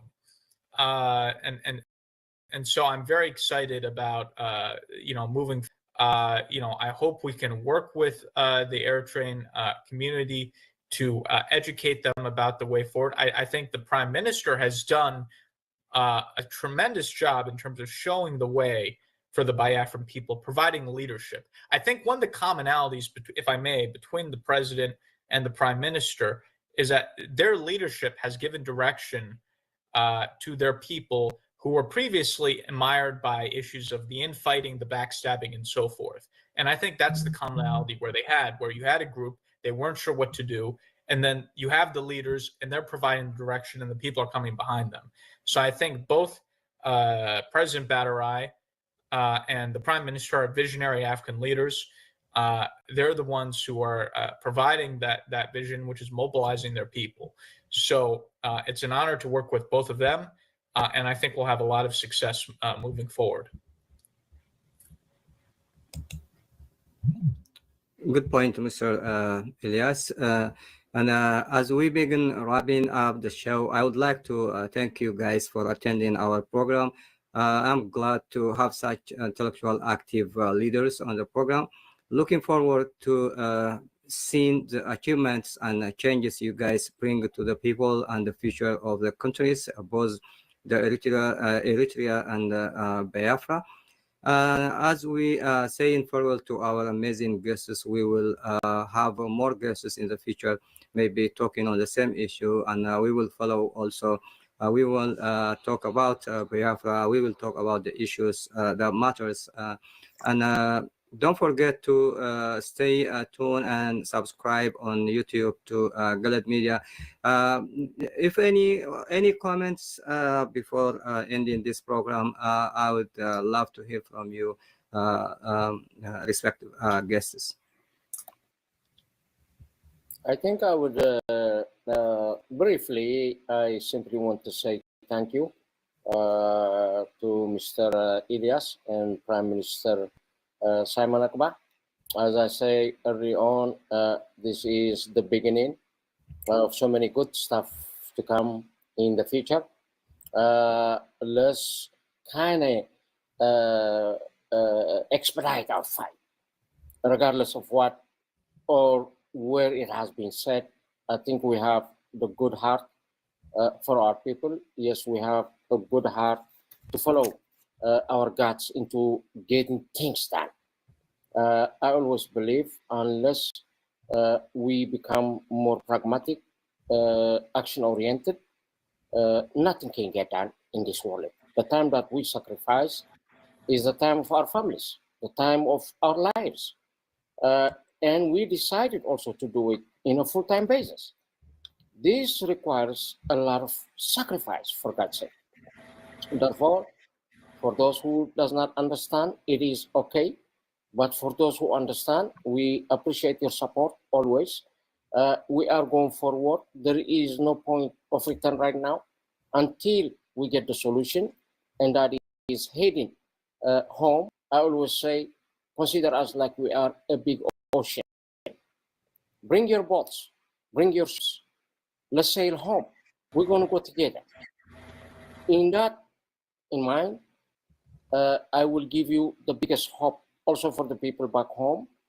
I'm sure this show will go also to back home in Eritrea. So for the people, I want to encourage you. I want to give you hope. Yes, it can be done. Yes, we're going to change it. But that change requires the need of both of us. We do our effort from abroad, from the diaspora, to put that pressure needed in a diplomatic and political aspect of it. Yes, we're going to expect you to sacrifice, to rise up, wise up. And for the military of Eritrea, as I be calling you all the time, you are the military of the people, of the country, not of a private entity. Putting that in mind, this is the time for all of us to have a joint force in order to get rid of this menace, not only for Eritrea, but for the whole neighbors. So it is time. We cannot take it any longer. We have had enough for 33 years. No election, no constitution. This is unheard of. And we allowed it. We have to take responsibility. So let's work on our side rather than just blaming the government. If we want to overthrow it, join the action. Not simply talking on the social media. With that in mind, I'm very thankful to be here, and I'm thankful for my guests also, Mr. Prime Minister Simon and Geralius, and also thank you, Mr. KHA. Thank you very much.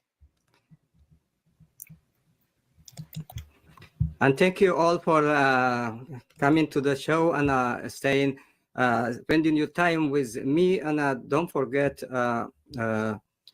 to turn on the bell notification so you can see all of my new videos when I post. Thank you, respective guests, for being all this time with me, and have a good day. Thank you. Thank you. Thank you very much. And BIAFRANS, please stay behind your gadget, because the Biafra government cabinet will be having emergency session, and this emergency session will be aired live. For the very first time, we are going to have live emergency session of the Biafra cabinet. So every Biafran watching this program, all of you, about 10,000 are watching live on Twitter. You have to stay behind as we will come back live again for the live coverage of the Biafra cabinet emergency meeting. Thank you very much. And just one quick comment, I just want to make that I've gotten to know both of these two leaders very well. On a personal level, I want to say I respect them, I admire them. I think they're individuals of extraordinary character and leadership. Again, they're not just clients, but I consider them very good friends as well. And, the followers of the Prime Minister, followers of the President should know that these are two good men that they're following. So I just thought it was important to say that. And also that, these are two individuals who've been very loyal to me. And I'm a very loyal person. Loyalty is important. So I feel very loyal to them as well. So we have a very close relationship, and it's something I greatly value and look forward to continuing. That is great. And also we will follow. Yes. Yeah, go ahead. Thank you. Yeah, and also we will keep in touch with you guys, and we will follow any achievement, anything you may do later on. So we can come back again on the stage and see what is going on. Thank you so much. Thank you for your time, all of you. Thank you. Thank you. Thank you. Thank you. Well, it's time now for our Sunday specials. Now, do you know there is a Euro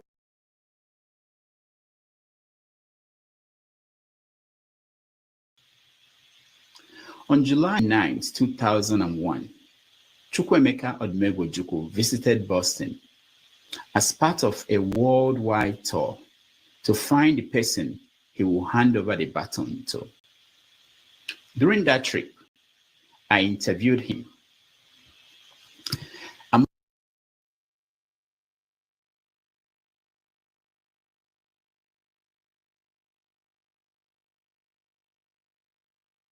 asked him whether he considered establishing a government in exile when the Biafran War ended. In March of 2004, I first interviewed Mazen Nnamdi Kanu, the leader of IPOB. In that interview, he made his now famous declaration. If we can broadcast so that the whole world can hear us every blessed day, if we are in over 70 countries around the world with over 5 million listeners, there is nothing we cannot do. This time around, things are very, very different, believe you me. Very, very different, and soon the world will hear about it. The language that people in the zoo understand is the language of violence and force. After all, that very contraption was put together by Freddy Lugard by force. That's one thing people don't understand. That Lugard killed people to bring Nigeria together. Killing of people to disintegrate the zoo shouldn't come to anybody as a surprise. Our promise is very simple. If they fail to give us Biafra, Somalia will look like a paradise compared to what will happen to that zoo. It is a promise, it is a pledge, and it's also a threat to them. They must understand this, that we've had enough of this nonsense. These criminals cannot be stealing money belonging to everybody. I interviewed Nnamdi Kanu twice, including this sit-down in New York City in June of 2019. This question all the time. When we meet dignitaries and officials and government and functionaries all over the world, they always ask us, are you sure that Biafrans in America? I had a meeting in DC, and I said yes. They said, but we don't know them. Who are they? So it is very, very important that the people you claim you're fighting for actually come out to say that you are fighting for. I cannot go to see the U.S. government without being introduced by our people. So for me to make my contact official or what we're doing official with the U.S. government, we need our people to come out in solidarity on the 3rd of July of next year to say that yes, we have given IPOB the mandate to speak on our behalf. So that is what that very much represents in essence. And Nnamdi Kanu's kidnapping in Kenya and rendition to Nigeria on June 27, 2021. This guest has assumed the leadership of the Biafra movement from Helsinki, Finland. Some say he has taken the movement in a different direction. On December 2nd, 2024, he plans to declare once again the Republic of Biafra. Today, I'm pleased to welcome to the show Mazi Simon Eba, the Prime Minister of the Biafra Republic Government in Exile. Mazi Simon, welcome to the show. Good afternoon, good evening, Mr. Rudolph, Dr. Rudolph. Thank you for inviting me today. Thank you so much. We appreciate you, and we're happy to have you today. Let me get first the elephant in the room out of the way, which is that when you put out the notice that you were on the show, a lot of your people were against you coming. They said things like that you shouldn't come here to grace this platform, that I'm a nefulefu, that I felt that they must love you so much. They are protecting you from what? Well, these are people who have gone through a lot, and because you, as a Biafran, and I believe that if Biafra become an independent state today, you cannot be, ostracized from being a Biafran, right? So yeah. by that, automatically you fall into Biafra. So, and for people like you that have platforms, which should be in the forefront of this freedom movement, and you are not doing enough according to them. So they believe that, I shouldn't come here. But, as a leader, I think differently, and I make decisions differently. So I am here also for their best interest. It is because we need to, we have somehow our outreach using our media, and it is time, I believe, we should also embrace other media platforms that have not been preaching. So I think my comment today is for their best interest as well, and that's what makes me a leader. So I think differently from them. So it is very important when those are agitating that I shouldn't come here, I will explain to them later on why it is important that I'm here. And then also, I'm going to be extending hands of fellowship and open arm to every other this media platform. I want to be there. So because it is the right time to talk to people who may have seen our agitation on liberation of Biafra differently. So they need to be educated. So it is important that I'm here to talk to different audience. Thank you so much. On my part, I also have to say that when I put out that you were coming, a lot of people felt that I shouldn't bring you here. So I have the same pressure that you have from my own people. But I think my job is to facilitate conversation across every platform, different groups. It doesn't mean that we have to only facilitate conversation with people we agree with. All right, let's get into that. Something happened in America last Tuesday. There was an election and Trump won. I know that you are in support of Trump. And how do you feel about the outcome of that election? Very happy because, as a matter of fact, I was among international politicians to openly and publicly endorse Donald Trump election. So I'm happy. He needed to come and save the world. Now, before I go in deep into that, how do you think it's going to help your quest for Biafra? Well, the United States has a very important role to play in global peace. And what Biafra is doing today is to bring peace, to stability in Sahel region. So I believe that it is for the interest of America, it is for the interest of the West, and then at the same time for Biafra and African interests. So I believe that the foreign policy of Donald Trump will facilitate the restoration of peace and stability in the Sahel by listening to Biafra people. Now, there's this story that came out, I think 2 days ago, that the chief of staff of Donald Trump, incoming president, Susie Wiles, that she worked for the Biafra movement as a lobbyist in Washington, D.C. Is that true? Well, in 2019, I joined the Biafra movement.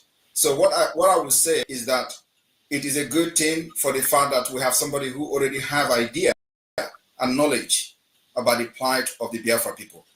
She currently representing Biafra, but at least she has been educated, and she once, was in forefront of educating the policymakers in the United States. So it's a very good plus to the Biafra cause. All right. So, but you don't know whether she's currently on your own group, whether you are paying. It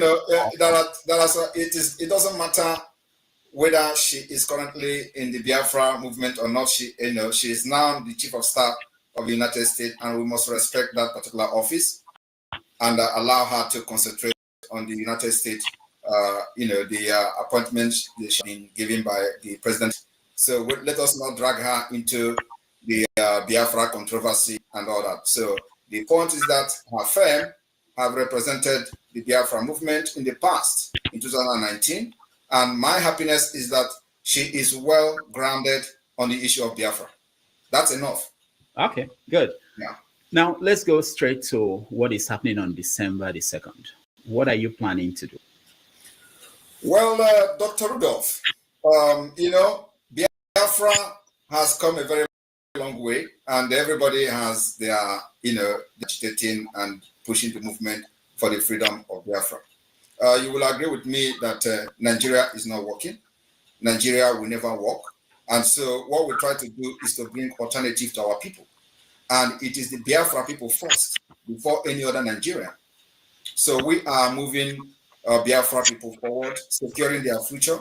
And the only way to do that is that we need a separate, independent state where we can govern ourselves the way we want. And where we can put a policy that will help our people to develop, compete among nations. So in Nigeria, that opportunity is not possible. In Nigeria, the innovativeness of the Biafra people and their career are getting killed by the Nigeria system. So we need a better system and a different system entirely that will allow our people to develop themselves and compete among nations. So what we're doing in Finland is a part of the generating a document, which is going to be a base for the pursuit for the recognition of independence state of Biafra to be recognized as a sub-state. So that's what we plan to do. And you know that we have been conducting self-referendum, which is still ongoing. It's going to end on the 28th of November. And this self-referendum, as of today, has recorded over 50 million votes. It is both online voting and physical voting.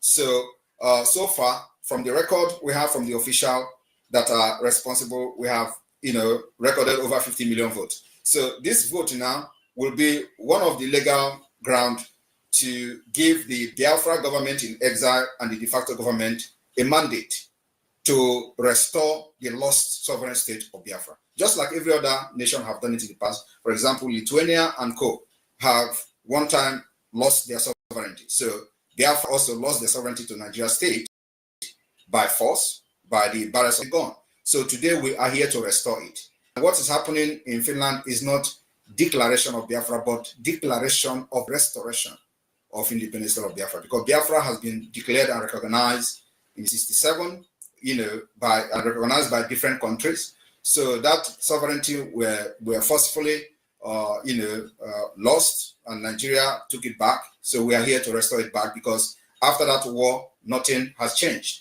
Actually, the reason for the war has escalated, and the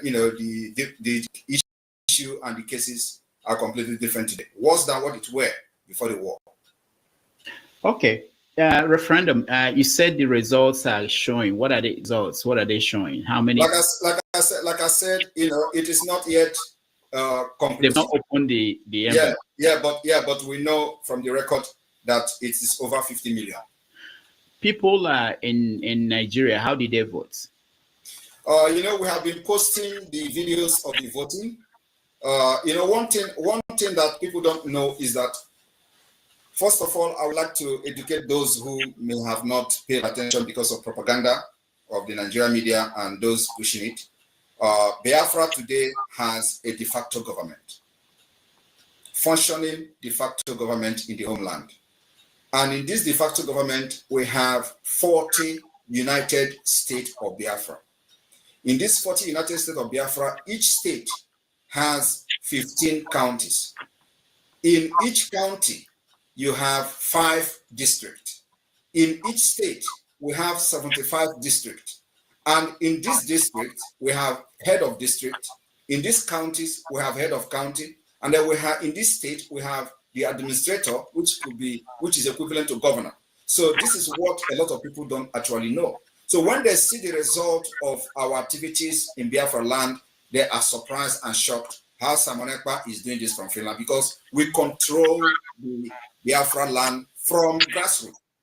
So the government is already in the grassroots. So every community knows who is their county leader. Every county knows who is their county leader and who are the executive in the counties. And so with this particular structure, we are able to conduct this referendum, and people are fiscally voting. And of course, it may also shock you that the reason we have succeeded so far in the civil disobedience is also because of the structure, the strong grassroots structure that we have, which Nigeria, know, but of course they don't want to tell the other citizens who are available to understand why every effort to stop the sit at home has failed. They tell you it is because people are getting killed and stuff like that. It's a lie.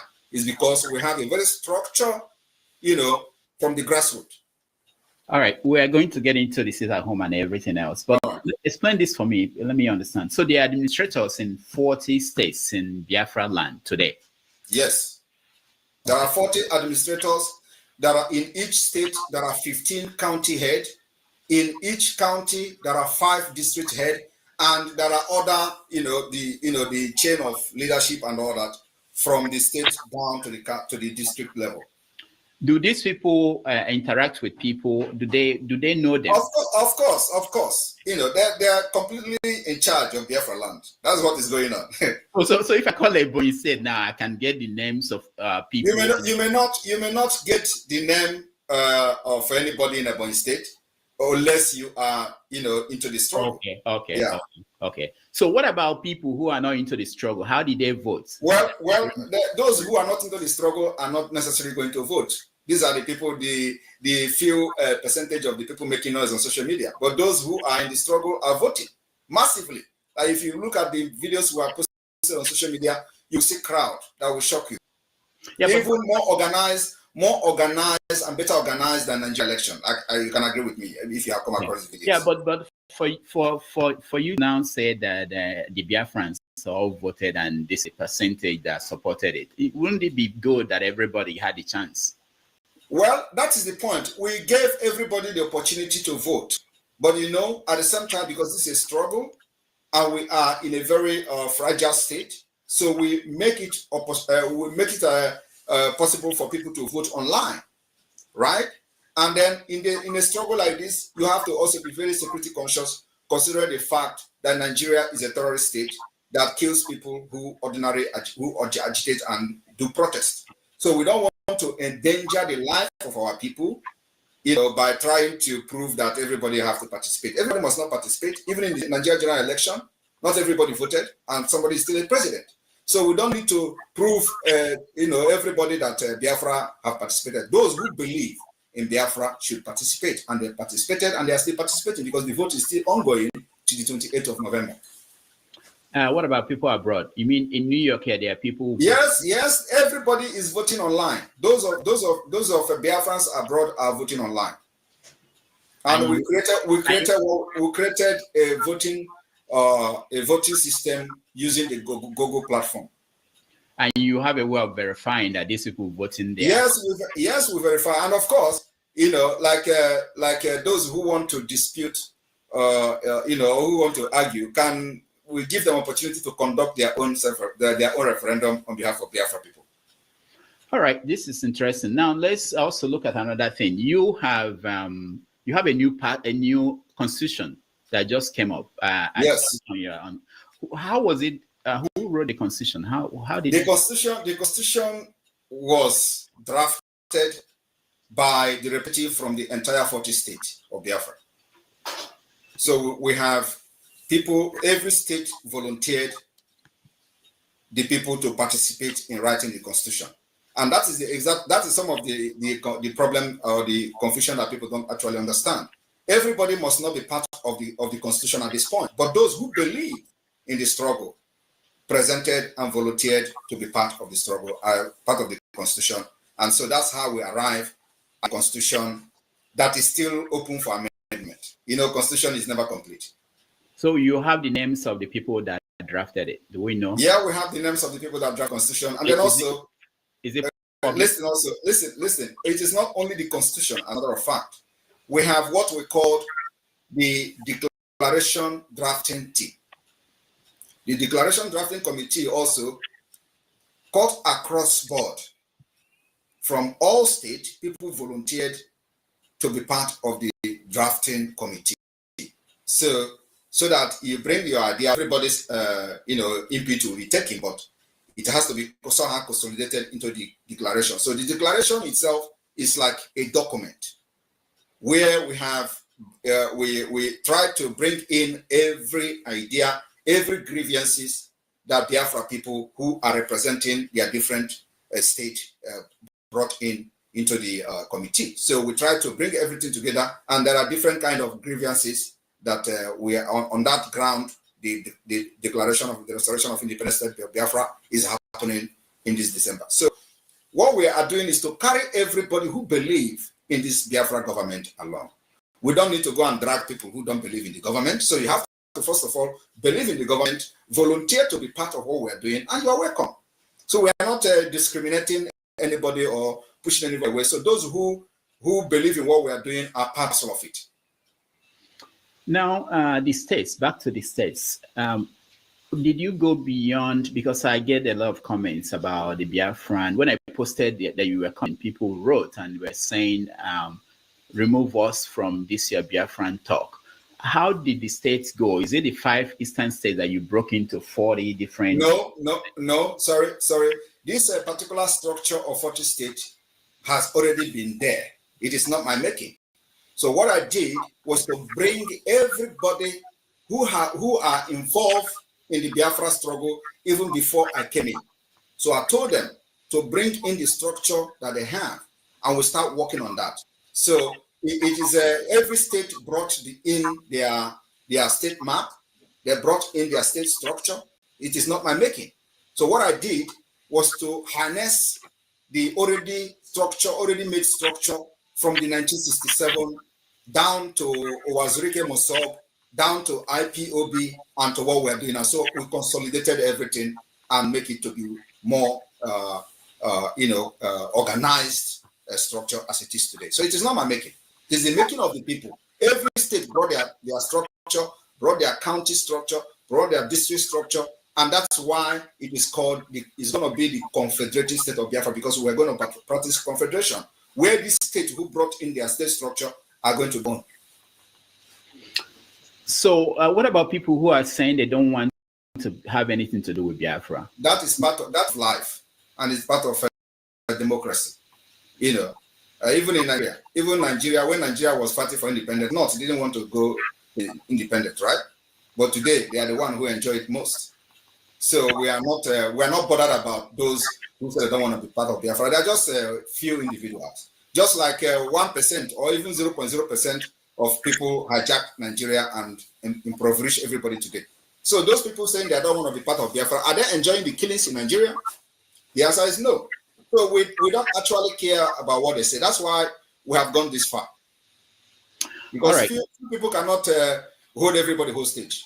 Mm. You are following the trial of Nnamdi Kanu in Nigeria. What do you make of how it's going? I don't believe in Nigeria system, in court system. Nigeria doesn't have a court. Nigeria doesn't have a judiciary. So, and that's why, I don't know whether you are aware, we have actually banned anything judiciary under Nigeria in Biafra territory, and they are folding up.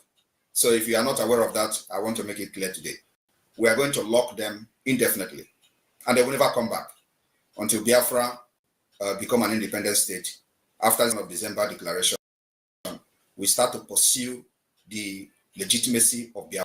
Nigeria court system and judiciary can never ever function again in Biafra land. It's a threat and a promise. How is that going to happen? How are you going to do it? It is already happening. Are you not seeing them folding up? That is to show you that the Biafra have taken over their land. our plan is to delegitimize Nigeria from the Biafra territory, little by little, step by step, stage by stage, and that is happening. So judiciary is the next, because judiciary in Nigeria has contributed to the anarchy you see today. The insecurity you see today is the judiciary. The you see today is the judiciary. The banditry, terrorism you see today is the judiciary. They have not done anything that will bring justice, fairness, and equity. So we don't need those kind of system in our land. So, and if you're asking me how we're going to do that, we're already doing it. You see, they are folding up. That land belongs to us, and Nigeria has been rejected by the people. Over 50 million has given us the mandate to chase away Nigeria from our land. So, however we're going to do it is what the government will decide. And we're doing it that way. Okay. You know that you are on the list of most wanted people in Nigeria. That's a badge of honor. I am very, very happy that I am in the list, because if I am not in the list, I would have regretted even getting involved in Biafra. So it's the highest honor I have received in my life. Now, people say, I played the video earlier in the introduction when Nnamdi said that if they don't give us Biafra, that Somalia will be better than Nigeria. And people say that what you have achieved is to turn some parts of Igbo land to look like Somalia. That Lagos is not like Somalia, that Abuja is not like Somalia, but Owerri, Olo area, basically is like Somalia. What do you say? So let me address you.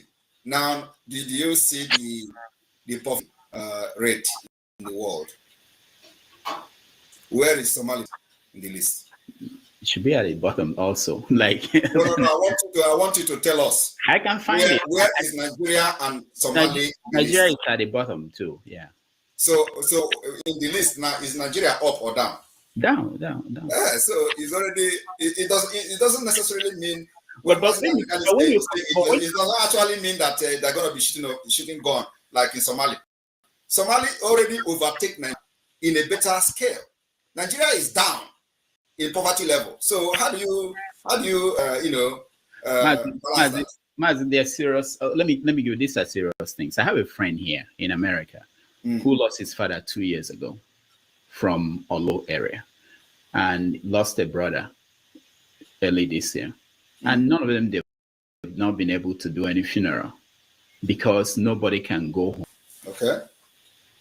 And there are so many places like that in the South. Is that a good thing? Well, I should be asking you, how are the burial taking place in other parts of Nigeria? No, the way people are reading this mean that it's a consequence of this confrontation with the Nigerian authorities. So how is this confrontation making people not to have burial in Biafraland? Can you explain? Because it's not safe. That's what they said. That's why he hasn't gone. Who is making it? Why are you laughing? No, I want to. You say this is a discussion, right? No, we're having a conversation. If you cannot answer, let me explain. I want you to tell me. You want to answer? No, this is what they said. This is what they said. Okay, so this is what they say. But what about you? What about you? What about your opinion? What do you think is the reason for not having burial? No, I don't have. I go home. I don't. So can I explain now? Can I explain the reason? Yeah, give us the reason. All right. The reason is because the Nigerian terrorist army and police have been killing our people for many years, even before I joined the Biafra struggle.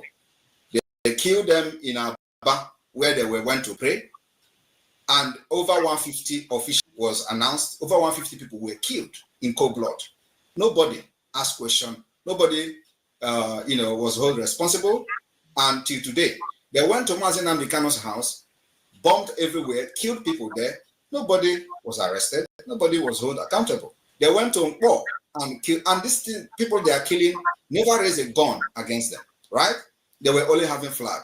They killed in Enugu. They killed in Ebonyi. So when Mazi Nnamdi Kanu was kidnapped, they went to Kenya to kidnap him against international law, and I took over from there. And do you know what I said in the first place? I said, under my leadership in this Biafra movement, you can never kill Biafra again and go free in Biafra land. So I raised an army called the Biafra Liberation Army to confront these killers. And you know, these killers, some of them are repentant Boko Haram. So they recruit them, push them to Biafra land, and people are not talking about that. And when they go to the open RPG or GPMG and they start spraying bullets, even fowls are getting killed. So I said, under my leadership, under this Biafra movement, Nigeria can never kill any Biafra again and live to tell this story. So we raised the Biafra Liberation to deal with them, and they are neutralizing them. So when they neutralize them, what do? They will come after the villagers. And let me tell you, is that the kind of country you want to be proud of, where you have people carrying guns, defending their land, and instead of them to go after those people that are defending the land, they will go against innocent people. These are the reasons why people are not coming for burial. So tell it the way it is. So, and it is not my fault. It is not my fault. It is not the fault of Biafra. It is the fault of the Nigerian terrorist army, who cannot confront the Biafra Liberation Army, but confront innocent people. And why they are doing it is so that we lay down our guns, and that's not going to happen. Yeah, that's what I wanted to ask you, that knowing that this is how they operate, if we believe the story you just told, this is how they operate. The question is the best thing continue to have them kill villagers if we believe this? We are neutral. Believe me, there is no any other better way. This is the best way. If you have any other better way, tell me.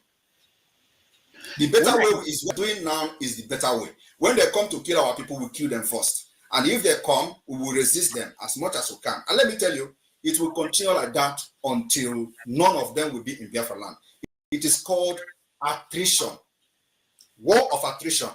You know, the chief of arms said that what they are fighting is called the jungle warfare and asymmetric warfare. No, I am not fighting asymmetric warfare with them. I am defending Biafra people, and what we have actually declared now is war of attrition. Go and Google it. It is, you are going to be fighting until nobody is remaining, and it is not going to be on our side. They are running away. You know the kind of atrocities people have committed in our land? Is that how to run a government? Government that will come and you don't go after people carrying arms, which you invited with your actions and atrocities? You go after on armed innocent women and children? Is that the kind of government to support? So, you know, what we are doing now is what we are going to do. And like I said, they should go and Google war of attrition. We will fight this war with them or know who is going to give up. When I interviewed Nnamdi Kanu in 2019, I asked him, how many people have you lost? The question was how many? He said thousands. Let me ask you the same question. Since this started, how many soldiers, let me use the word, the Biafran, your own soldier, have you lost? If we lost people, you see them on social media. Now they are posting some of the people they are claiming to be. We don't lost soldiers. I have to be very sincere with you. We don't lost soldiers. They know it. Let me tell you, we are fighting a very different war with Nigeria terrorist state, and they are confessing. Have you ever, in the history of Nigeria, have you ever, even during the war, it was only during the war, actually, that the issue of Biafra was discussed at the National Assembly, and the entire security chief are crying. We are training, I have a military experience. We are training the Biafra fighters, and they are engaging Nigeria in a very war that they have never fought before. And you see, I didn't say it. You can hear it from the horse's mouth. Musa have cried several times. And let me tell you, if they think that in self-defense is a crime, they should go and read international law. Because the point is that nomadic system have taken over and nobody is thinking correctly in Nigeria anymore. You come and kill people and expect them to defend themselves. We are defending ourselves. And like I said, if I have access to bomb today that will go to Aso Rock, I will first of all engage Aso Rock. But until then. How many people, not soldiers now, regular people have died? They should give you that report. They are the government now. They should give you how many people they have killed, right? They are the one who killed the people, and all we do is to defend them. So they should tell us how many Biafra women and children have been killed. Because at least you have never in anywhere, in any news, that Biafra Liberation Army invaded a village and killed everybody there, just like we see in the north and see in the other part of Nigeria. But the military are the one killing. We saw them people in the Onokoma community. They're born everywhere. Nobody is talking. So when they say that people kill soldier in Ukoma, nobody know what led to killing of the soldier in Ukoma. But you know what? Everybody was proudly saying, oh, the military will come and burn and burn this. We don't want to be kind, to be part of the system where they will not go after criminals. They will come to where a crime was committed and they go after innocent people. That kind of system should be abolished. And that's what we are abolishing by pulling out Biafra from that Islamic terrorist state. The sit at home every Monday that you support, how has it been helping? The sit at home is has been very successful. What people don't know is that when we started the sit at home, the point is that they don't know why. They don't know why we keyed into the sit at home very much. It is going to achieve, or have actually achieved, several things. Is that it crushes the economy of Nigeria. Nigeria. Wait, hold on. I'm telling you, Nigeria. Not Eastern Nigeria, Nigeria. If you know the point, if you're listening to IKIBIBIO as dumb as he is, he said that the sit at home is affecting everybody in Nigeria. And nobody is paying attention to that. They have lied and used to propaganda to say, oh, is the economy. What have the economy in the East done for over 50 years? Nothing. Now let me explain. I'm still explaining the sit at home. Now, it crushes the economy of Nigeria. 2, we are delegitimizing Nigeria government from Biafraland because it is one of the ways to prove that they have no control over the people.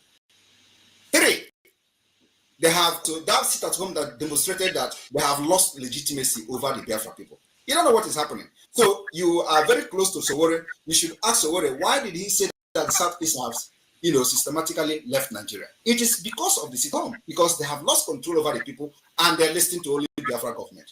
It's a pact way to our freedom. And now we are, and let me also explain to you, we are using 4 different mechanisms and different approach to fight this freedom, which has never been done in the past. 1 is the political approach, 2 is the diplomatic approach, 3 is the armed struggle self-defense approach, and 4 is the civil disobedience, which sit at home is part of it. So these 4 we are using to delegitimize and fight Nigeria to our freedom. And it's working perfectly. The local women who cannot go to the market, the students who cannot go to school, the workers who cannot go to this, the businesses that are leaving the East to move to other places, who is paying the price for that? They have a better business ahead of them. The students have a better school to attend in future. What we are doing is a price they have to pay. It's a price of freedom. Freedom does not come free of charge. So we understand all this nonsense. Nigeria will tell you, oh, your business is being destroyed, oh, your school. Ask yourself, those people that went to school for over 50 years ago, what have they done with education? Nothing. So we are going to bring alternative education that will work for them. So they have to pay the price of not going to school if they have to not go at this point. And those who don't go to market have to also pay the price market, because I believe they will not prefer to have it being thrown in every market every day, because it's happening in somewhere else in order to get freedom. So we are not going to that particular fight or defense at this point. At least nobody is even though they are throwing bombs in the state. I don't know whether you're aware of that. They are bombing and all that. We are hitting them with our anti-aircraft. Even though our anti-aircraft may not be the modern sophisticated anti-aircraft, but it is doing something. At least they don't fly 10 minutes, more than 10 minutes, and they will run away. So these people that are complaining about school, they should give us a break. It is the price that these people have to pay. Those people complaining about not going to shop, stuff like that, they have other days to go to shop. Every Monday is a sacrifice that we have made to make sure that we speak to the entire world and prove that Nigeria has no control over Biafra territory. That's what we want to achieve, nothing else. That particular civil disobedience. Now, Igbo people at home, they say that people like you abroad, you are enjoying your life. They see videos of you dancing, drinking.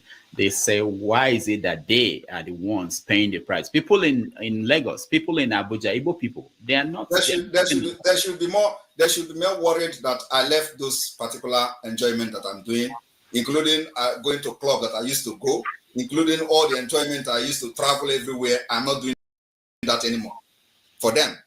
So concerned that why should I live all this life I was living? Why should I not just enjoy myself? Because I have conscience. I have come to this country not by my power, but God brought me here so that I will live and bring something back home. And I don't want to bring politics back home.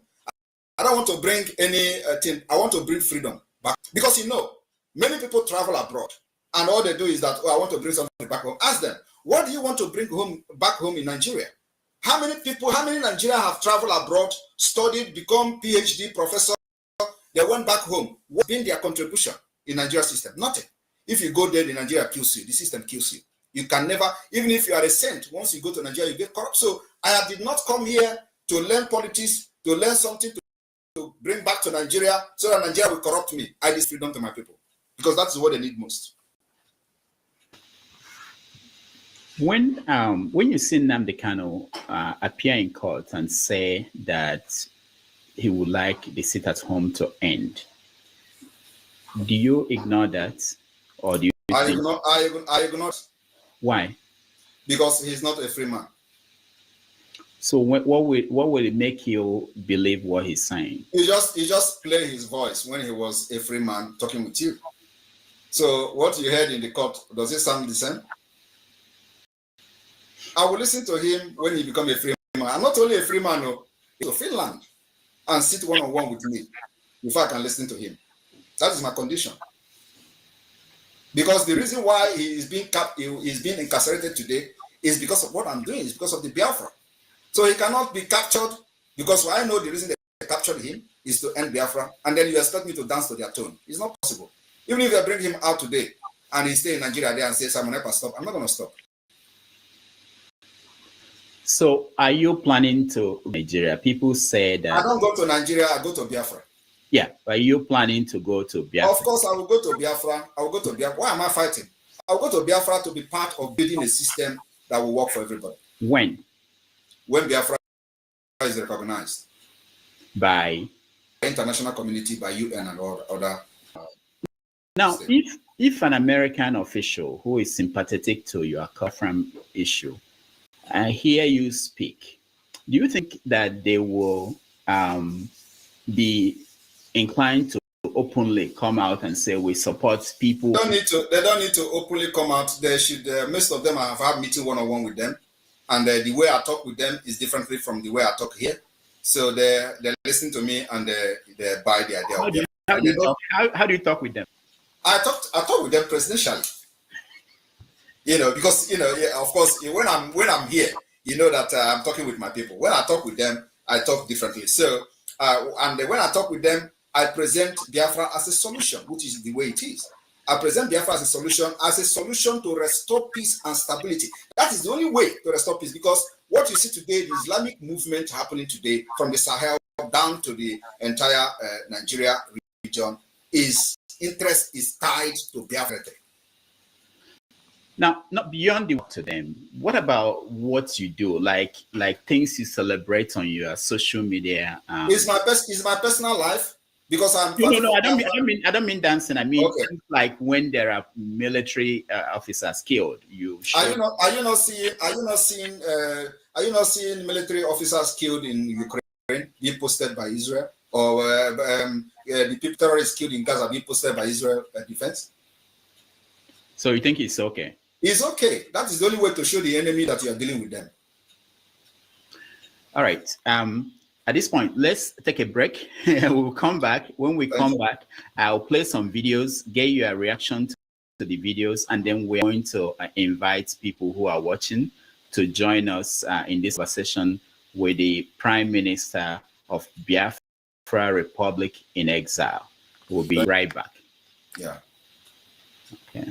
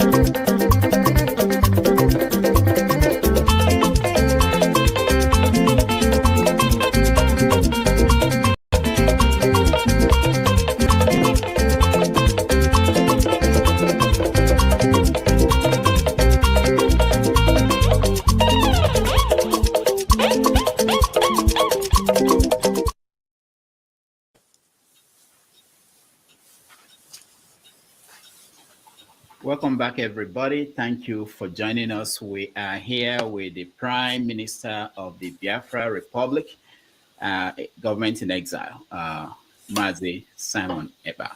So please, we have about 3,000 people watching. Can you like the video so that more people will be able to see it and hear the ideas coming out from Mazi Simon Eba?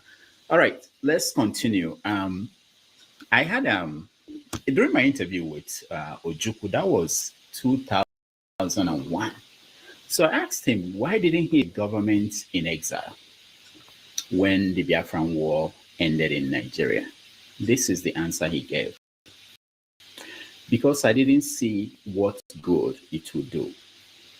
Oh, it would do me good because some people will still look upon me as a head of state. And they will certainly, in certain places, give me red carpet receptions. But is that what life is all about? Life is about the betterment of a lot of the millions of people at home.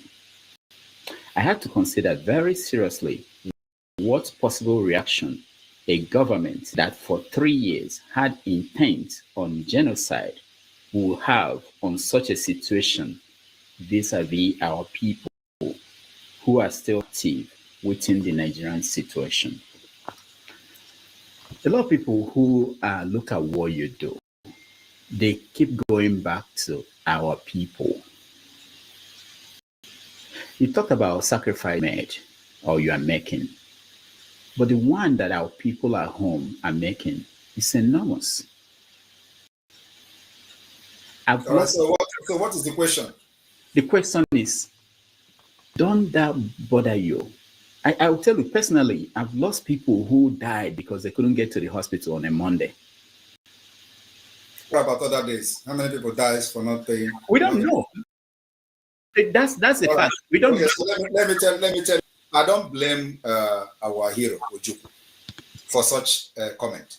Can imagine where somebody fought the war for 3 years and at the end of the day lose the war. So you don't expect the person to come and start fighting from exile, right? Is it exile that is going to win? No. But if you look at history, it has always been, this race for freedom has always been like a relay race. So Ojukwu has laid the background of which every one of us are building this temple today. And I am bringing that particular whole thing to a conclusive end. That's what I'm doing. So Ojukwu cannot, the exile Ojukwu went to is what we have actually activated today. So you don't expect him after, mistake, because a lot of mistakes were made. And you will agree with me that during the Ojukwu has no representative in the United States. All the representatives were just sell out. So Ojukwu don't actually know what was going on. He had nobody to educate the United States or Congress or the government. They have nobody to put and educate them on the reason why Biafra should go. So nobody, Ojukwu don't have that representative. So we have it today. And one thing is that you are just emphasizing on Susie. You are happy that she was a lobbyist for the IPOB and all that. So it is part of the mistake that we identified. We want to solve it. Now, during the war, at a point, the United States was shifting ground to the Biafra side, and the Biafra leaders don't have knowledge about it.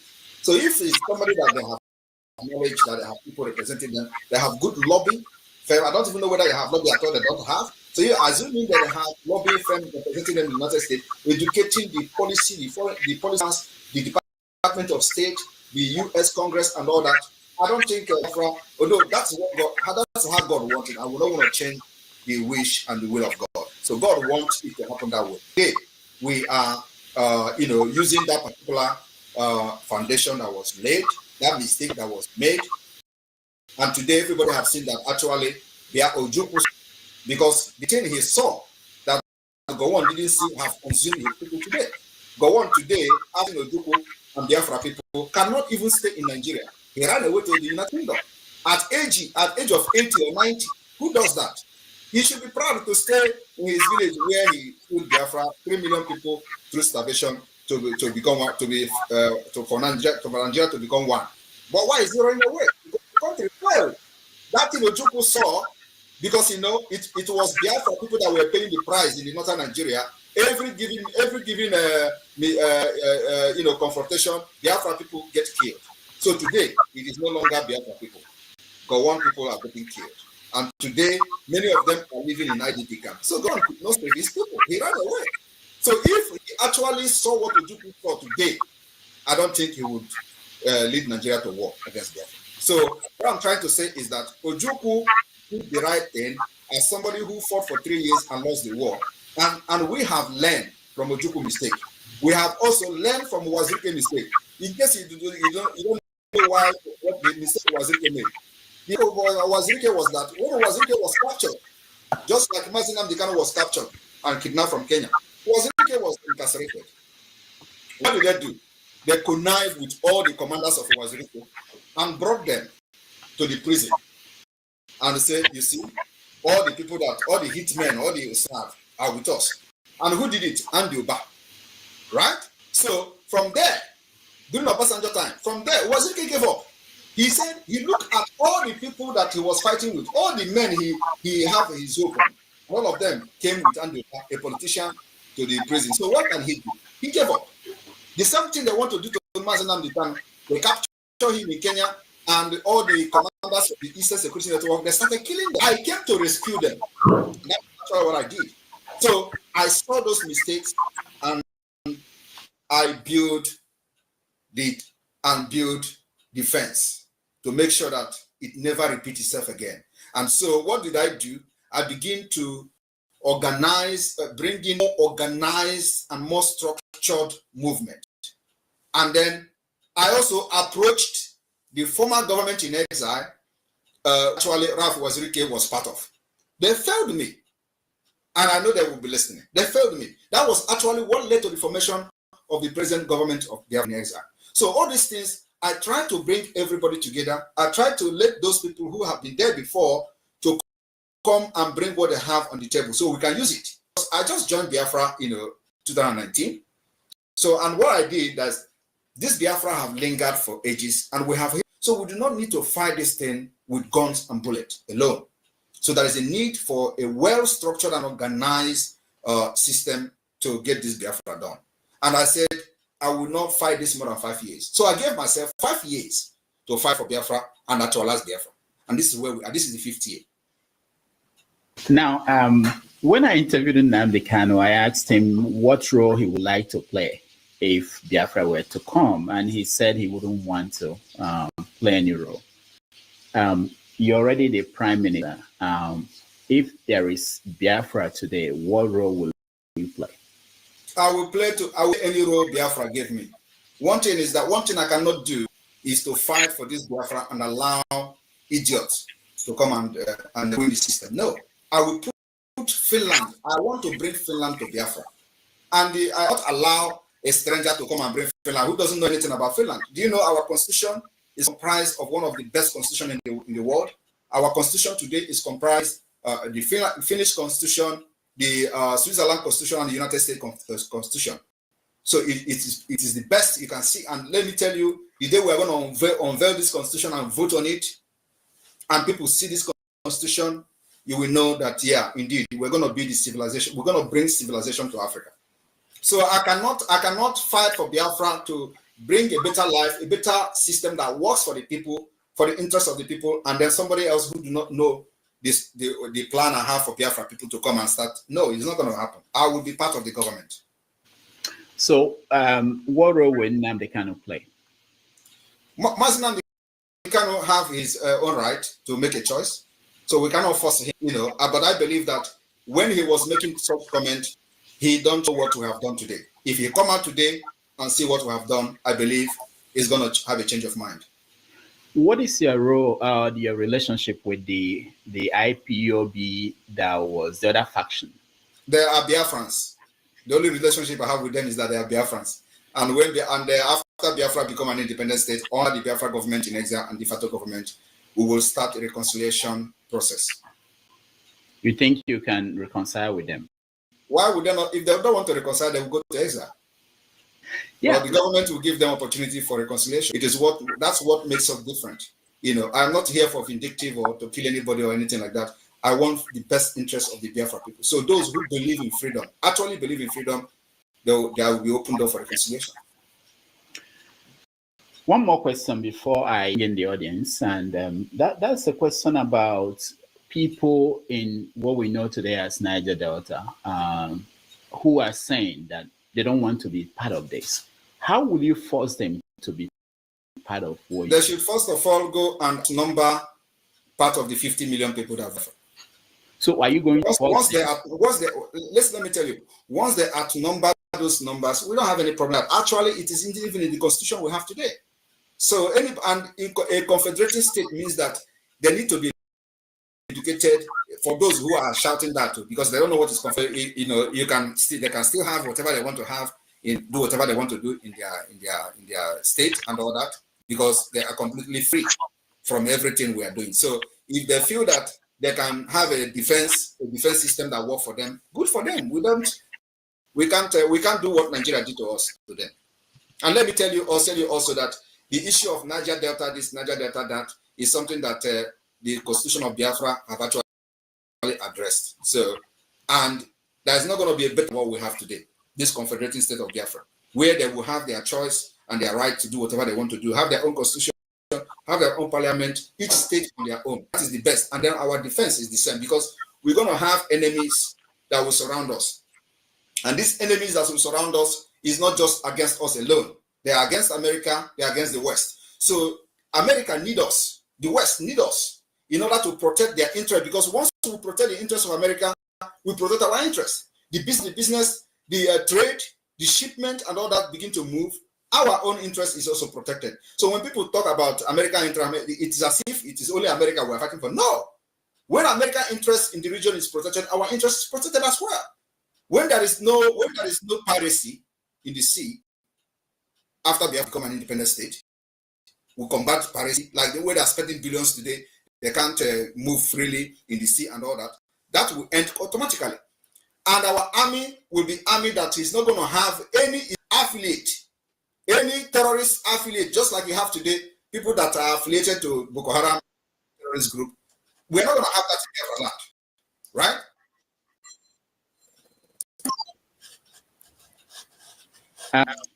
Why is it that the Nigerian government, despite their efforts to get you extradited, that they've not been successful getting Finland to work with them? Finland doesn't work with a terrorist country.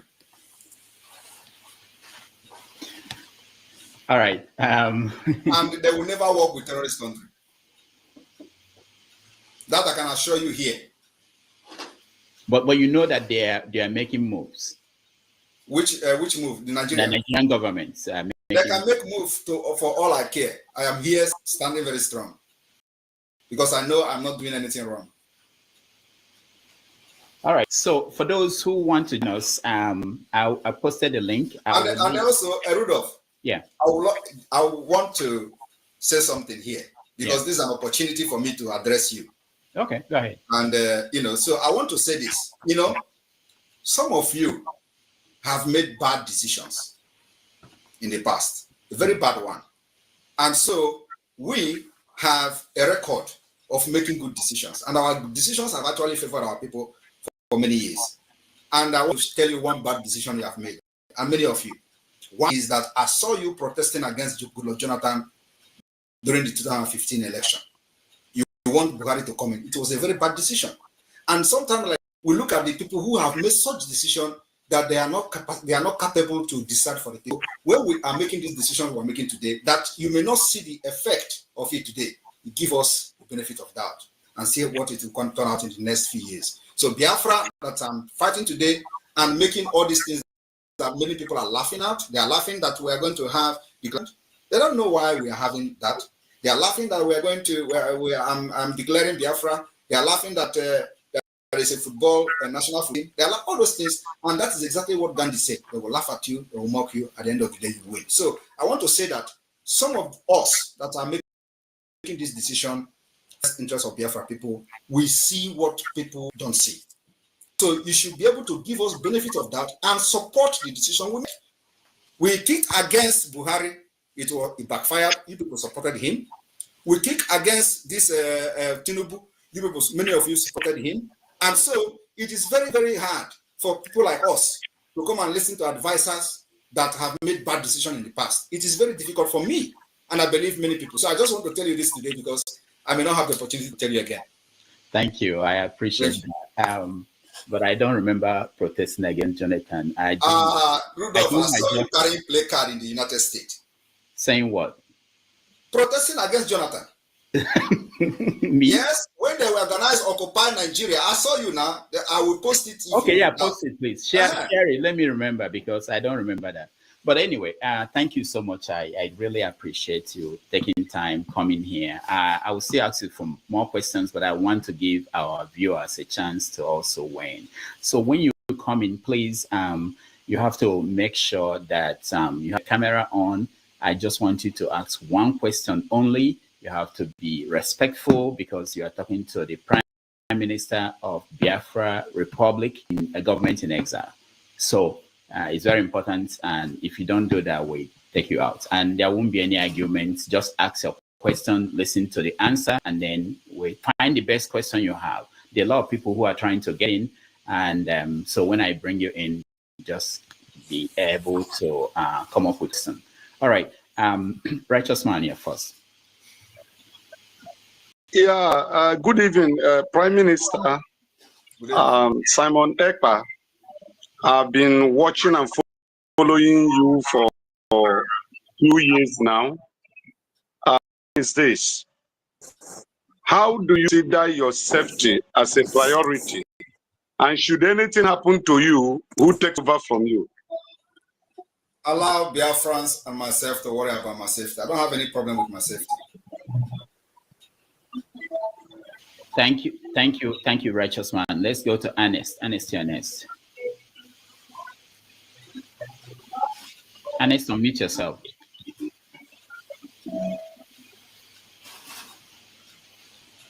All right, so Ernest, I have to remove you if you can unmute yourself. Let's go to Okija and Okija. You're next. Hi, can you hear me? Yes. Okay, so Mr. Saiba, I mean, some people, might think that this is funny, but this question is funny, but it's not. Behind you, I see American flag. I think that the other one is a Finnish flag, and the Israeli flag, and then behind those flags, I mean, including the Biafran flag. Then behind you, I see the Last Supper. Just a white man, he's not even Jewish. A white man, blonde hair, blue eyes. So I don't know, is this an image of Biafra?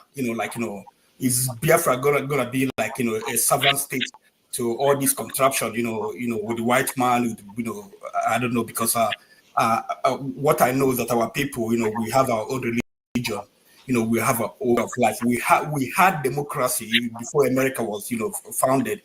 Igbo people, they are Republican people in nature. So, I mean, what image are you showing to us, with all these flags and the blonde man behind?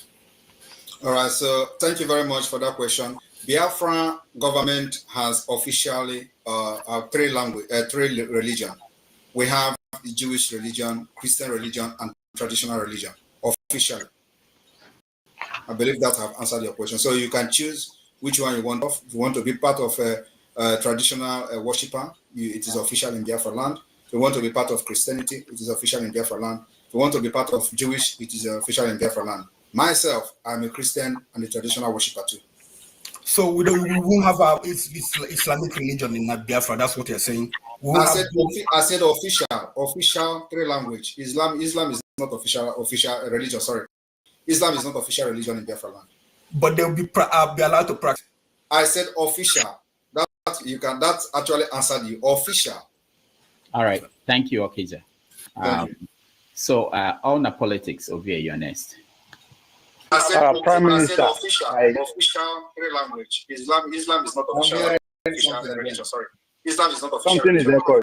But they'll be allowed to practice. I said official. That's actually official. So can somebody mute? Yeah, NS, I think. Yeah. All right, Ovie, go ahead. All right. Special thank you to Prime Minister Simon. I from the bottom of my heart, I actually respect your style of leadership, and I want to say thank you for coming. One, thank you for your clarity. Two, but most especially, thank you for the response you gave Rudolph in regard to the question he asked about the mistake he believed that Ojukwu made during the Biafra in the 60s. And your response on how you recognize that and how you are going about it, talking about the lobbies and all that. That's particularly me, it hit me hard because currently I'm doing extensive research on the role of the West in regards to the civil war, the Biafran war. And I wouldn't help to notice two things. America actually said one Nigeria over Biafra. Now, correct me if I'm wrong, supported one Nigeria over Biafra based on two things. One, they were scared that if Biafran actually got their sovereignty, they might decide to lean towards the Soviet Union. You remember, it was at the middle of the Cold War in the 60s. That's one. Two, another concern of them is that if they allowed that to actually, the Biafra to actually get their sovereignty, it might become the norm within the sub-Saharan region or indeed the whole continent, and that would be too much for them to deal with at that time. So that's why they fully supported but events that is happening today is as the same as what happened in the 60s, but in this time take a different phase, which is China in the size of BRICS, why, of course, the almighty United States. And I noticed that, I don't know if I can be, I noticed that you are happy that Donald Trump won. So I'm curious, in order to avoid the mistake that Donald believed that Ojukwu made in the 60s, is that why you are in total recognition of Donald Trump coming and the supremacy of America? Or what do you believe that Tinubu-led administration, which has more to bargain with? I don't know if my yeah. I don't know. Rudolph, answer him. Yeah, go ahead. First of all, I would like to say that Ove is a very good friend of mine before. So, and he knows me very well before, not now. So I thank him for the acknowledgement. But if anybody knows me, OGOJA knows me very well. I don't know whether he has told you that. Yes. All right. So to answer him, the reason why I'm very happy with the Trump administration coming into the House is because of his foreign policy. I believe every reasonable person in the world would be very happy for Trump coming back because there are crises everywhere. There are wars everywhere, which are actually avoidable. So, and we believe that Trump foreign policy will fix those issues because sometimes you need some kind of radical leaders to make things done. And Trump is one of those radical leaders that will change things, will change the paradigm in the entire globe. So on the issue of whether it is whether Trump is going to support Biafra or whether what you asked about during Ojukwu time and all that, the reason why we are doing what we are doing today is that that mistake I explained before, we are now in Washington, D.C., heavily present in Washington, D.C. I have met with number of congressmen. I have met with number of think tank group. I have met with policymakers, including past White House, members of the government of the United States, past members of the government of the United States, and all that. I have met a lot of them. And what we are doing today is to educate them, because Nigeria, they supported in those days, has become a failed state. Nigeria has become a country that breeds criminals. Nigeria has become a country that supports terrorism. Every policy of Nigeria today is going toward nosediving to a complete failed state. So America will not be proud to support this kind of failed state, and especially Trump with his policy, foreign policy, especially on protecting the Christians and the minority group. We believe that it is going to be for the interest of the Biafra people and people who have suffered severe killings and ethnic cleansings like us, that Nigeria have done to us. So we believe that, first of all, if you remember that when Biden came in, what they did was to remove Nigeria from the country of a special concern. And it was condemned by everybody. But Biden and his administration did not listen to that. Even when there were no reasonable ground to remove Nigeria from the country of a list of a concerned country, they still remove him, remove the Nigeria state. So we believe that Trump coming to power will put Nigeria on their toe. And as you can agree with me, even before now, we have information that many of you do not have. We know that Nigeria have, supported the re-election of Kamala Harris secretly and and openly. So why are they supporting this re-election? Because of the way they have ignored the atrocities of Nigeria. And so you should be asking yourself question, why was Nigeria removed from the country of special concern? Nobody has been able to address and answer that question till today. So we believe that Trump coming to power, first of all, he is going to hit hard on a terrorist state like Nigeria. And then also look at what we are bringing to the table as alternative to restore peace and stability. Trump is coming to restore peace, not only in the Sahel region, it's also in Ukraine and in Gaza. So, and somebody has to do it. So we are bringing this particular solution, alternative to what they have on ground. And that alternative and solution is Biafra as an independent state. And I want all of you to understand that Biafra is not only going to benefit Biafra people, it is going to benefit the entire indigenous people within Nigeria area, including the Duduwas and other indigenous nationality within the Nigeria area. The emergence of Biafra as a nation will put an end to upsurge of terrorists. It will disintegrate the interest of the terrorists while they are coming to Sahel. It will also cut ties immediately. Just that Biafra has been recognized, only the pronouncement will make the entire region calm down, because the terrorists will start fleeing. Why would they be fleeing? They will be fleeing because their only interest is to capture Biafra territory, which is the majority Christian-dominated area today in the entire Sahel region. I don't know whether you're aware of that. So this is in Biafra land, not actually in the northern Nigeria. So, but they want to, first of all, cut our wings by cutting the neighbors, and then after that, they will come to us. And that's why we started resisting them ahead of time. Thank you. All right, thank you so much. Let's go to Ikolola. Thank you. Good evening, Dr. Damages and Prime Minister of Biafra, Simon Ekpa. I was just wondering, do you have to look so good to be a Prime Minister? Good to see you. Thank you. That is so good. At least I don't want to look like the ancestor in Nigeria. I'm a young man, so I have to look good.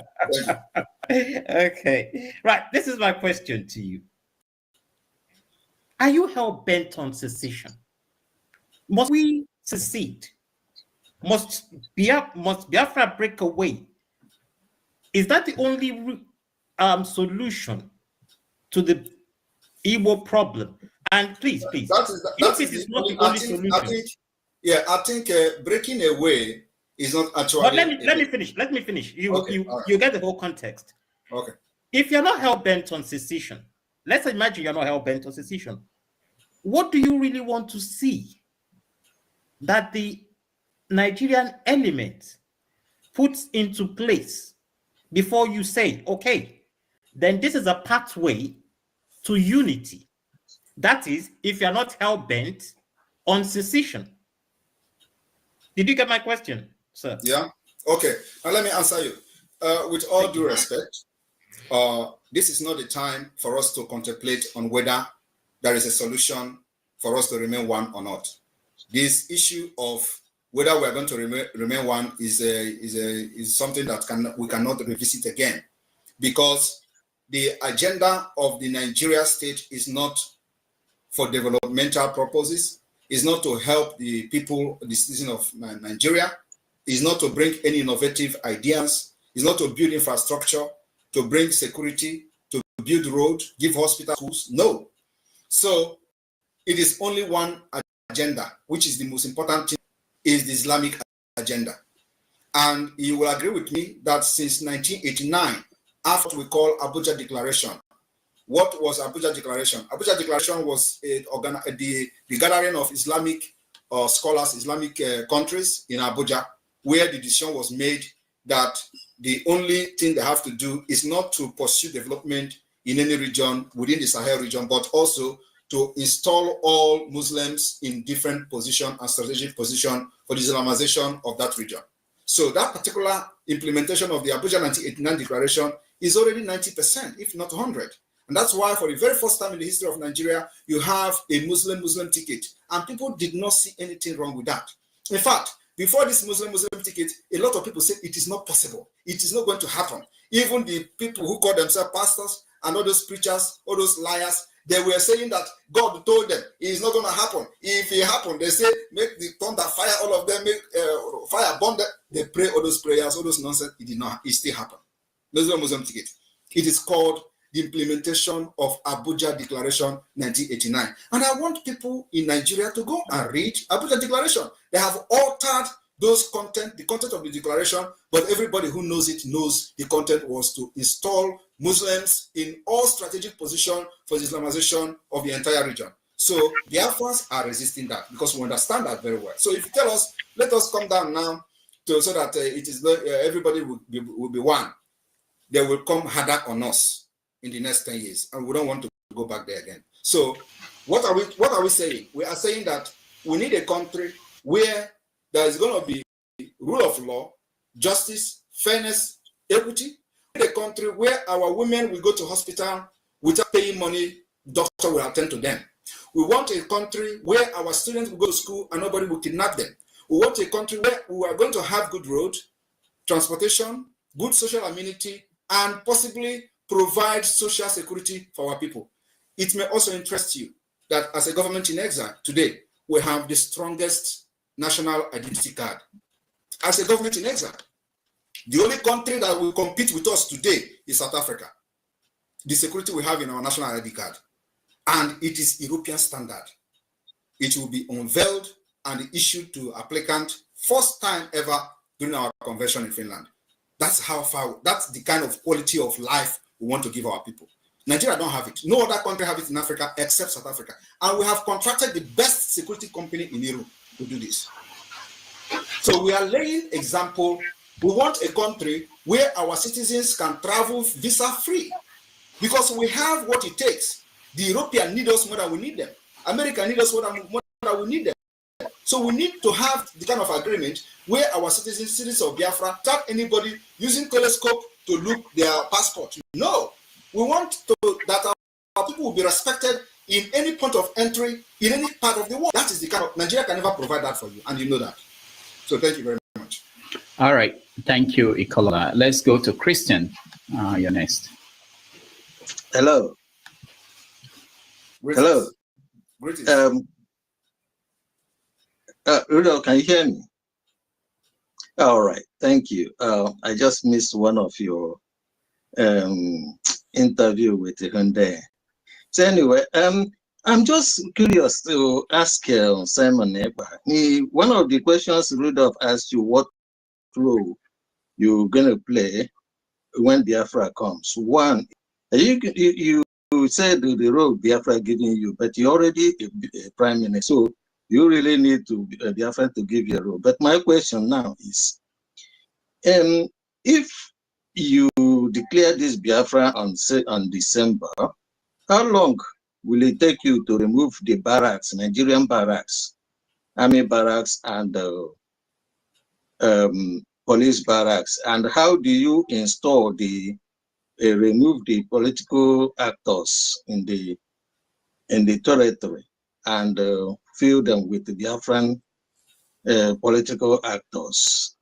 Given this thing that you have missed so many instances, promises about the chiefs, the Biafran, you gave for 150 days in the past, it didn't come. And the release of Mazi Nnamdi Kanu. In fact, most of the promises or the instances you have given hadn't worked in the past. So how do you think that, why would anyone seriously believe you that this one will work, or is this a public face stunt? All right, so let me address you. First of all, I did not make myself prime minister. So Biafrans voted me, and you need to be part of the movement to know whether I was voted in or not. But I'm telling you now that I was voted in as a Biafra prime minister. So you cannot be outside and want to know what is happening within the circle of the Biafra agitation. That's number one. So, like I said, I will be serving Biafra people in whichever position they give me. So that particular statement stands. Another thing is that you asked, how am I going to remove the military barrack? I have said we are at a war of attrition. So I will advise you to go to Google or to any search engine and check what is the war of attrition. War of attrition is that we fight till the person that is tired will leave.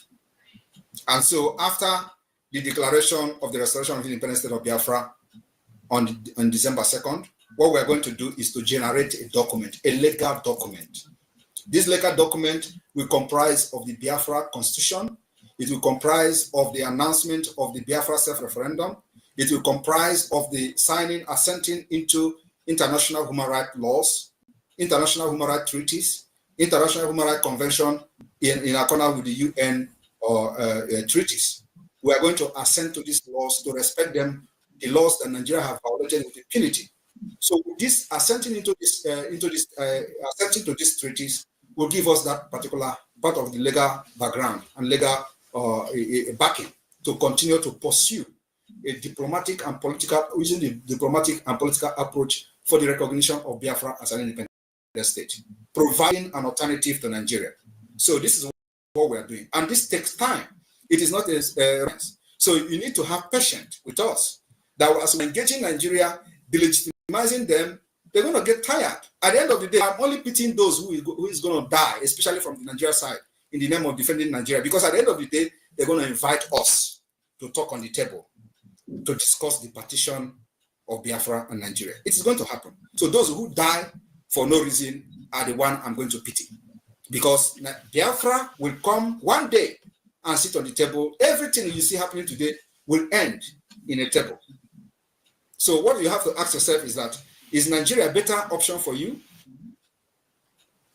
That's the question. Do you enjoy Nigeria? Do you want this particular Islamic state that is happening today? Where am I recruiting? Not that I'm a proponent of Nigeria. The reason why I asked my question, not that I'm a proponent of Nigeria. Let me address one of the questions. You said about 150 days, that all the promises I made, none of them has happened. There is no promise I have made that did not happen. Every promise I have made is targeted at achieving something. One is that before I started the 150 days countdown, it was to make sure I destabilized the Nigeria electoral system. Because many of you were saying that Obi is going to win. And I was telling people that Obi was not fighting to become a president of Nigeria. Obi was only installed by the British Empire in order to destabilize the Biafra agitation, just like they kidnapped Mazi Nnamdi Kanu. That was the work of Obi. Today, are you going to be saying you are proud of Obi? Obi that is congratulating Gowon, you are proud of him, then it means something is wrong with you. So now I'm telling you that the 150 days was targeted at destabilizing the election, which we did. We succeeded. Over 52 people that registered, 20 million did not vote for Biafra. And so it is for the interest of the Biafra people that we counted 150 days. And you know that then everywhere was like, but of course, many of you do not understand because you are not in the struggle. You think that after 150 days, I'm going to declare Biafra without a government structure? You think I'm going to declare Biafra without having our representative at the Washington, D.C.? Because the Biafra is not going to come from Nigeria. Biafra is coming from abroad. The people that will help us to restore our independence are not in Nigeria. They are not in Africa. They are here where I am. So why should I be coming there, and why should I, so what I'm trying to say is that we need to put these structures in place, which was not there, and now it is here. We have all government structures. We have also de facto government, functioning de facto government. We have the Biafra database security. We have every institution of government today. So when you are talking with people, you present them to know how serious you are. They will listen to you. And that's why the United States, that's why the Department of State are listening to us, because they have seen how serious we are. They have seen that we have become more organized than every other Biafra, not only Biafra, every other independent movement in the world. Nobody has done what we have done today. If you have any country that have done what we have done today, and they got independent, even though they got independent, tell me which country, from Bangladesh to Lithuania, to all those countries, tell me which country have actually laid the foundation the Biafra government have laid today. Nobody. We have done, better than any other country. And what it needs to be done, because Nigeria is a very complex state, and we know the Nigeria status in the global community. So it needed something sophisticated to be able to break through, and that's what we have done. That's why everybody is listening to us. All right. Thank you so much, Christian. Let me ask a question from the comment section. I do get questions from here. So this one says, do you as Prime Minister have a relationship with Nnamdi Kanu's family and lawyers?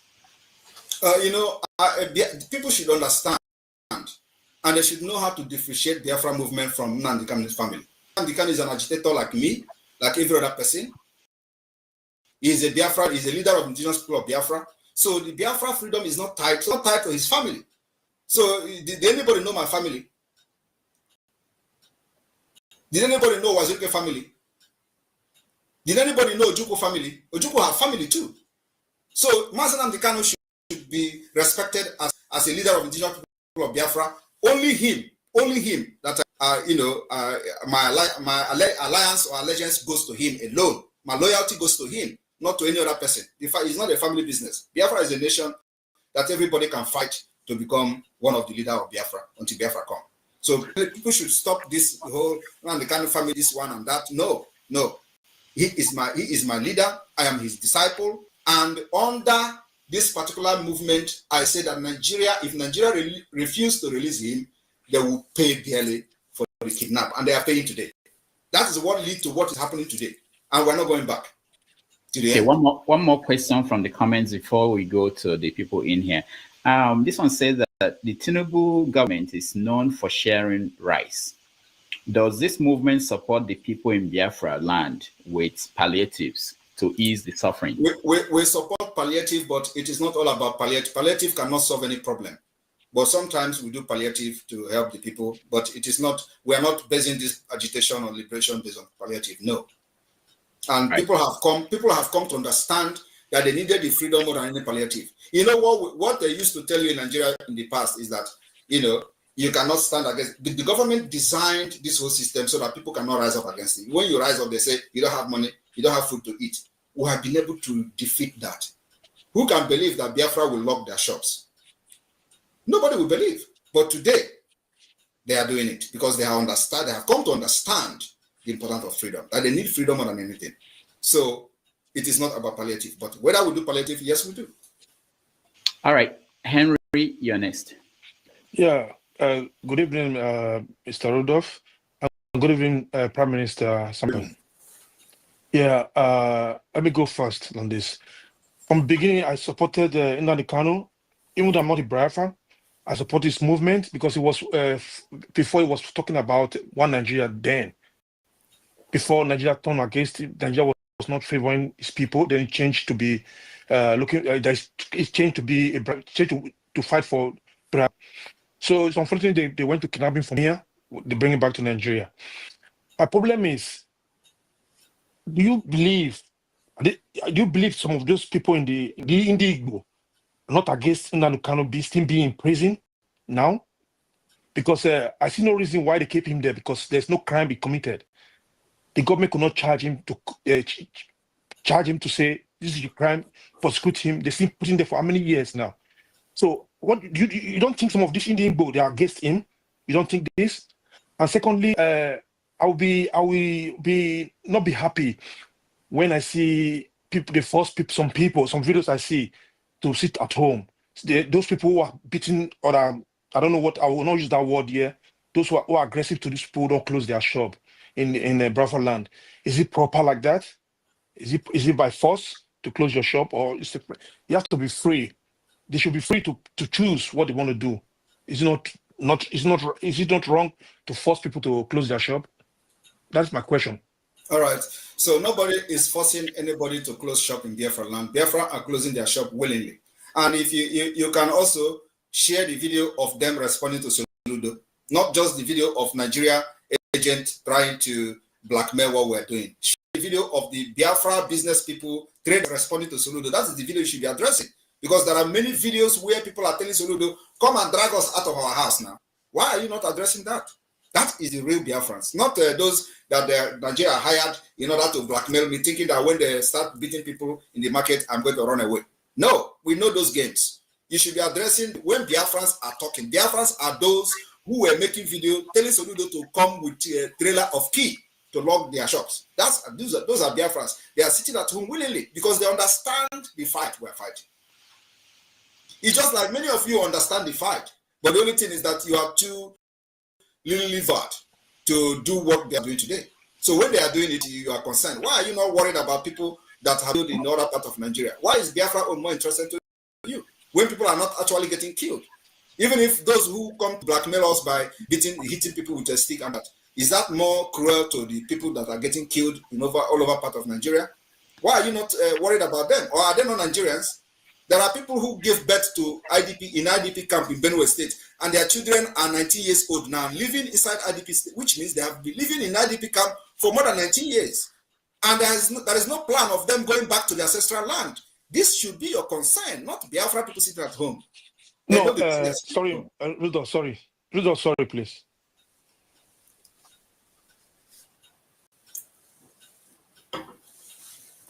Rudolph, you are not talking. We cannot hear you. If you have had a chance to ask a question, please don't come back into the studio. We want to make room for other people. So I keep removing people who come back again. And also, please make it one question. We don't have a lot of time. I speak the truth, Ernest. Thank you. Can you hear me? Can you hear me? Yeah, we can hear you. Okay. So, hello, Rudolph. Hello, Simon. Simon, it's a two-part question, but it's going to be in one. You've told us about your plan for 40 states, but what I think you haven't been clear about and what you haven't really told us is which states presently will encompass this new nation that you envision, because while you said earlier on the show that it will be made up of a confederate group of states, will these states just be the 1967 Eastern region, like you referenced, or like Nnamdi Kanu said, expand to places as far as Kogi? Because if so, me playing devil's advocate, if I was a military strategist or a leader from the old Western region, and we've admittedly said, this will end on the negotiation table, I would be antsy that you are not only on my border in the event of a potential military skirmish, but that you will also control both sides of the River Niger. So where exactly in the geographical space being disputed today will make up Biafra? Thank you. Thank you very much. I don't know if you have been following the Biafra movement, but we have a defined map and we have a defined territory. So if you are confused about where is the Biafra territory today, I will urge you to visit the Biafra government website, where you have the current map of Biafra, that those maps were done by people, the indigenous people in those areas, not Simon Ekpa. So the people that make those maps are the people, the indigenous people of those lands.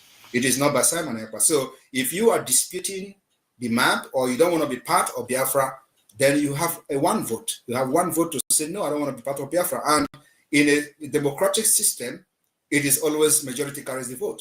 So like I said, and I have said to every other person, if you can bring somebody or a group of people or millions of people to outnumber 50 million so far, you win the vote. Thank you. I speak the truth. Let's go to Man of Prestige. Yeah, greeting everybody. And greeting to have you here, Simon Ekpa. Let me start with my my statement to your question. I think it's an illusion for you to have this idea that Trump is going to come and liberate a Biafra.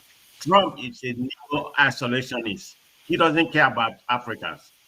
So let me just, I live in America, California, to be precisely. You are just riding on an illusion. That's not going to happen from Trump. He doesn't care about Africa. So that's one. But whatever your ideology to actualize Biafra, whether it's going to come to fruition or not, that's debatable. So I'm not here to contend on that. But my main focus is mayhem you are causing to the Southeast. I mean, how are you going to realize Biafra when you finish killing the Biafran people already? So what country are you going to have? That's my question. You have not joined them. You have not been killed. So I think when you are gone, Biafra will come. And number one. Number two is that you are not part of Trump. You are not personal advisor to Trump. And I didn't say that Trump is going to give us Biafra. So don't come here and say something that is not right. Trump is the president of the United States. There are people that influences his foreign policies. These are the people I am engaging. The Department of State influences the Trump foreign policy. The Congress influences Trump policy. The CIA intelligence agencies influences foreign policy. These are the people I'm engaging. I'm not engaging Trump. Thank you. Thank you, man of prestige. Let's go to Alwin Bond. I used to know your name. You changed your name. Yeah, thank you. Hey, Dr. Damages. How are you? Good evening to you. My Prime Minister, Simon Ekpa. Good evening to you. Greetings. And I would like to say, may God continue to bless you. I am the Okene of Biafra because my mom is from Aba State. She's an Angwa woman. I would like to ask you this, my Prime Minister. Are you the first Prime Minister to organize or invoke a republic in exile? Thank you. Thank you very much. I am not the first Prime Minister of a government in exile, and there are many countries that have regained their independence or restored their independence or sovereign state through a government in exile. So the only thing is that what we are doing today is very different somehow, because a country like Nigeria needed a very drastic measures that we are using. And that's why we adopt this 4 different approach, which is the political approach, diplomatic approach, the armed struggle approach in the self-defense, and the civil disobedience approach. So we are fighting Nigeria from all angles. Thank you. Thank you, and let's go to electricity. Yeah, thank you, Dr. Man. Good evening, Simon. Mine is just clarification. It's a follow-up to. Can you hear me? Yeah, we can hear you. Yeah, it's a follow-up to Okija question. You referenced 3 religions officially recognized in Biafra state. You live in Finland, and Finland's constitution guarantees freedom of religion and freedom of conscience. 0.4% have official membership. Is it the case that they will practice Islam in Biafra if it ever happens, but will not be officially recognized? Okay, go ahead. Or is it the case that Muslims will not be allowed in Biafra? Just clarification, please. Thank you very much. We are going to sign into law the United Nations Treaty that protects every person, both religious person, both minority group. So those laws will be signed sent into law in our local law constitution, and it will be respected. So, but what I'm telling you is that the official religion remains Christianity, Jewish, and traditional religion. This is the official that we have in Biafra territory. And you go to Saudi Arabia today, you don't go there to question the laws while they are very hostile to some certain religion and all that. So we are going to have that in Biafraland, but we are going to respect international law, especially the UN Treaty on the protection of human rights. Thank you. All right. Thank you. Paul, you are next. Thank you. Thank you so much, Mr. Rudolph. Can you hear me? Yes. Okay. Mr. Rudolph, good evening, sir. Mazi Simon Abba, the Prime Minister of Biafra. Thank you. And I greet everyone in the panel. I have two questions to ask you, the Prime Minister, and then I will ask it in one. The sit at home is only being done in 5 eastern of Nigeria, but as we are told, Biafra constitutes the eastern region. So the people from River State, the people from Delta, the people from Calabar, they are not doing sit at home. The people from Kogis, they are not doing sit at home. So I want to know why those people are not doing sit at home. Is it only Igbo people that is Biafra, or I mean, I want you to clarify that. And then the second question I want to ask you. I was listening to you.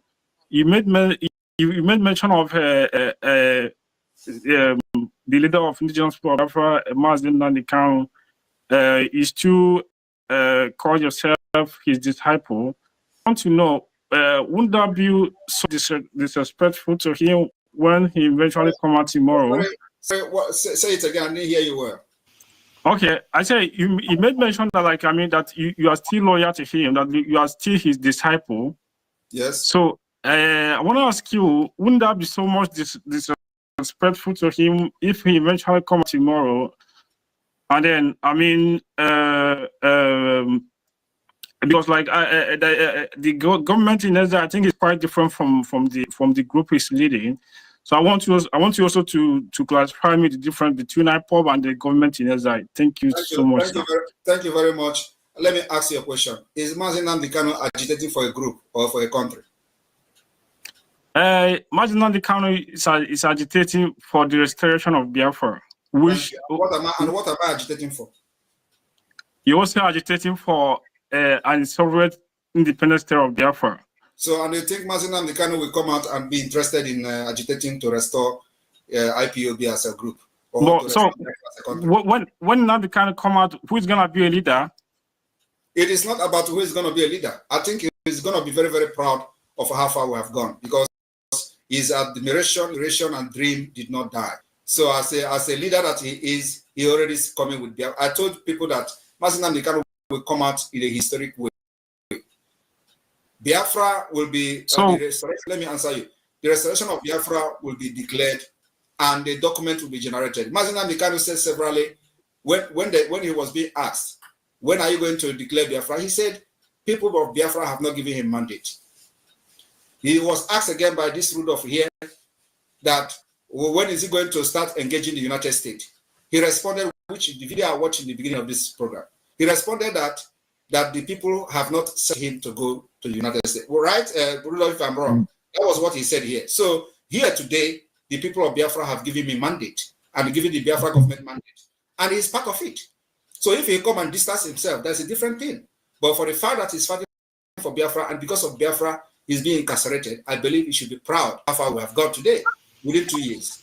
Within 2 years, we have been to that America under the mandate of the Biafra people, 50 million people of Biafra given to us.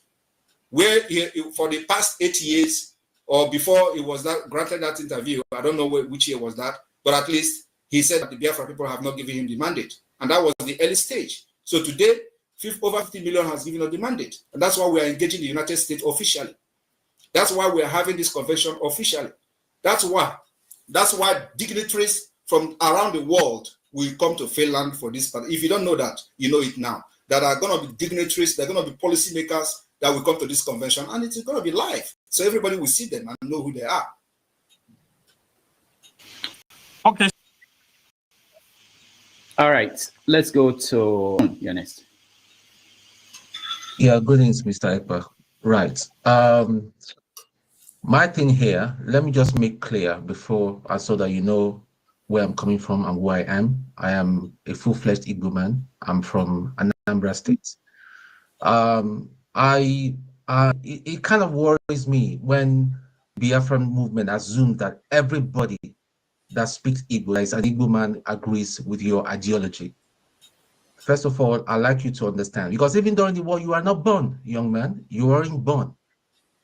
A lot of people that are crying out POB, even know, they don't even understand the history, the background, what led to the Civil War, what led to the first coup. But then that is another.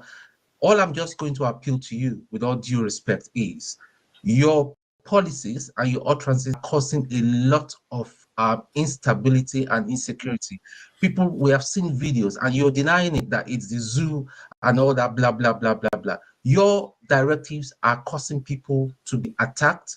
When people refuse to abide by this sit down home and all that, they are being attacked, their businesses are being destroyed and all that. And you sit down there to tell me that they are not real IPOB. Let me just say to you, can I respond to you, please? I am not part of your IPOB shenanigans. What I'm for is for the Igbo people to be economically strong, so that we will have a voice.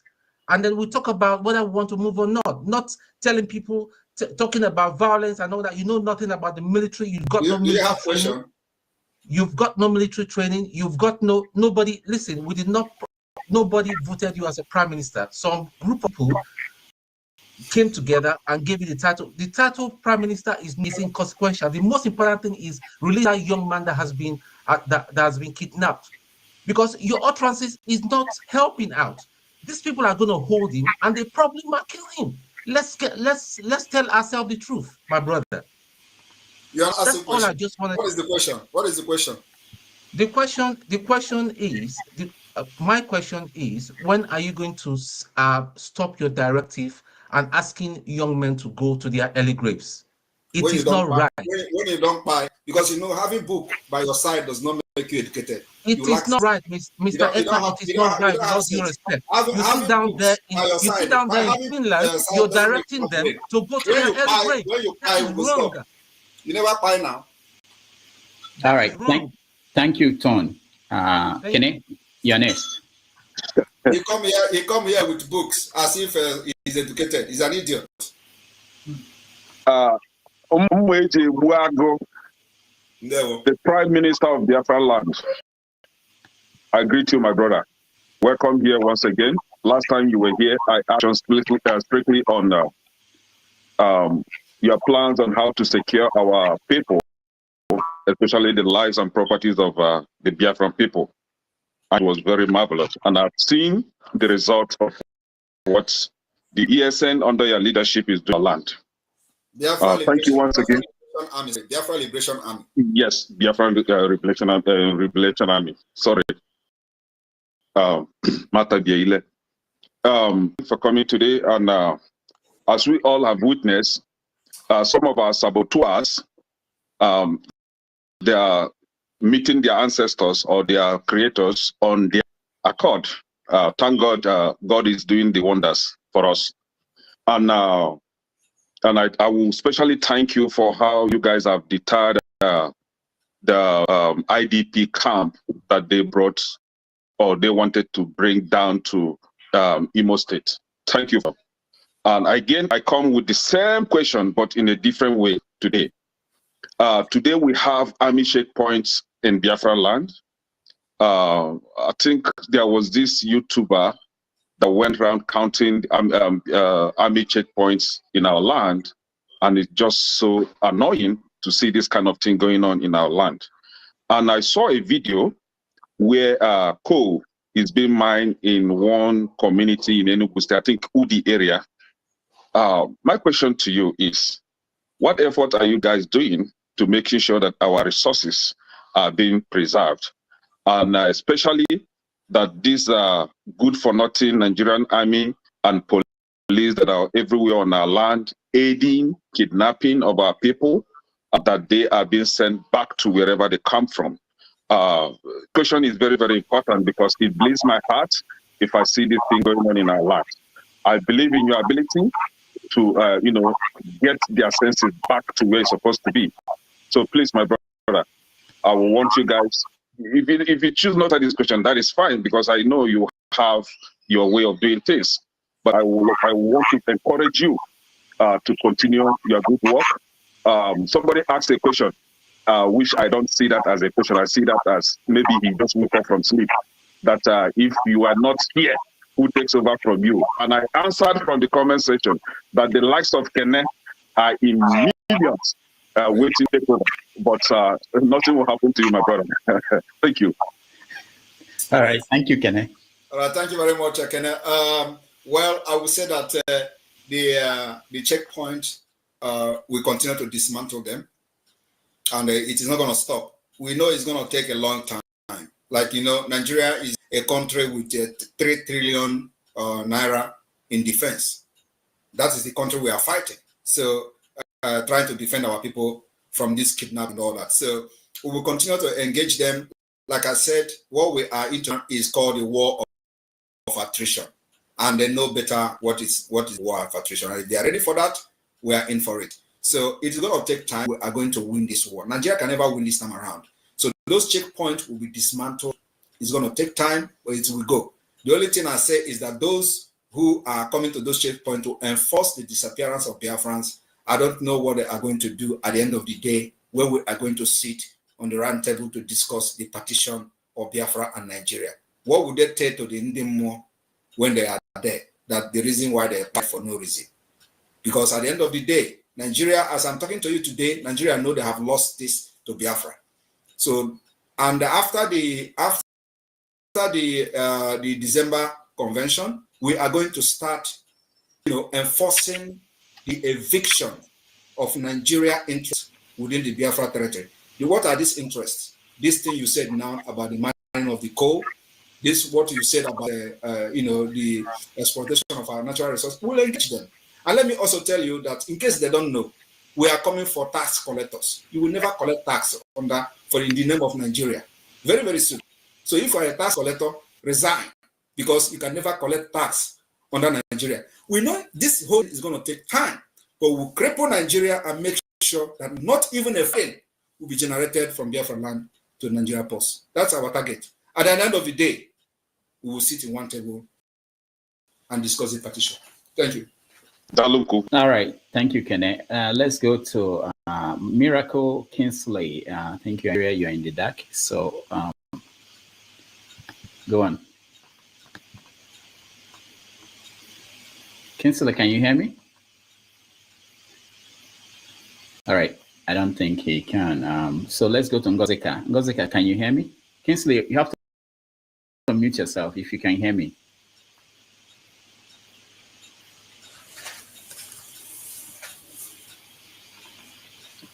Okay, Kingsley can't figure that out. For now, let's go to iconography. You're next. Okay, can you hear me? Yeah, go ahead. All right. So I was going to about the timeline at first, but I think I should leave down first. Speak up. We keep hearing about the 50 million people that voted. Okay. And like that. So the 50 million people and what I would like to ask is, can we, this thing to ask for now, will give credence to the numbers that are being called. Can we get some things that show how the election went? So an electoral map that shows the different areas where the votes came from that the 50 million votes came from, the spread of how the registration happened, because I don't think you just allowed anybody to vote. It was that you confirmed who they were before they were eligible to vote. So the 50 million votes that you're talking about, where did they come from? How did they spread across the eastern region? Where are the people? Who are the people? Or let me say, demographic of people that. All right. Thank you. All right, thank you very much. Thank you. The government officials will make that particular information public during the convention.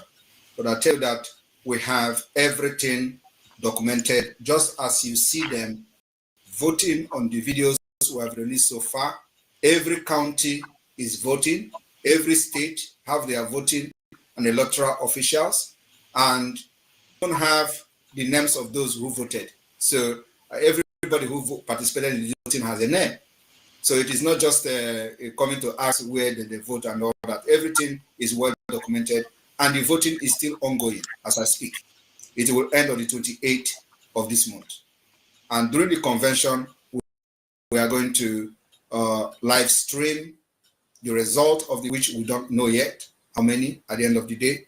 So everything will be made open in Finland. And if you doubt the result, you conduct your own. Thank you. Thank you. NGOZI, go ahead. Good evening, Dr. Damages. Good evening to our guest. I do not have questions for him. I just want to make I want to refute something he said. Ms. Ekpa said that the people in Biafraland, that is the southeast, willingly lock their shops on Monday. That's a lie from the pit of hell.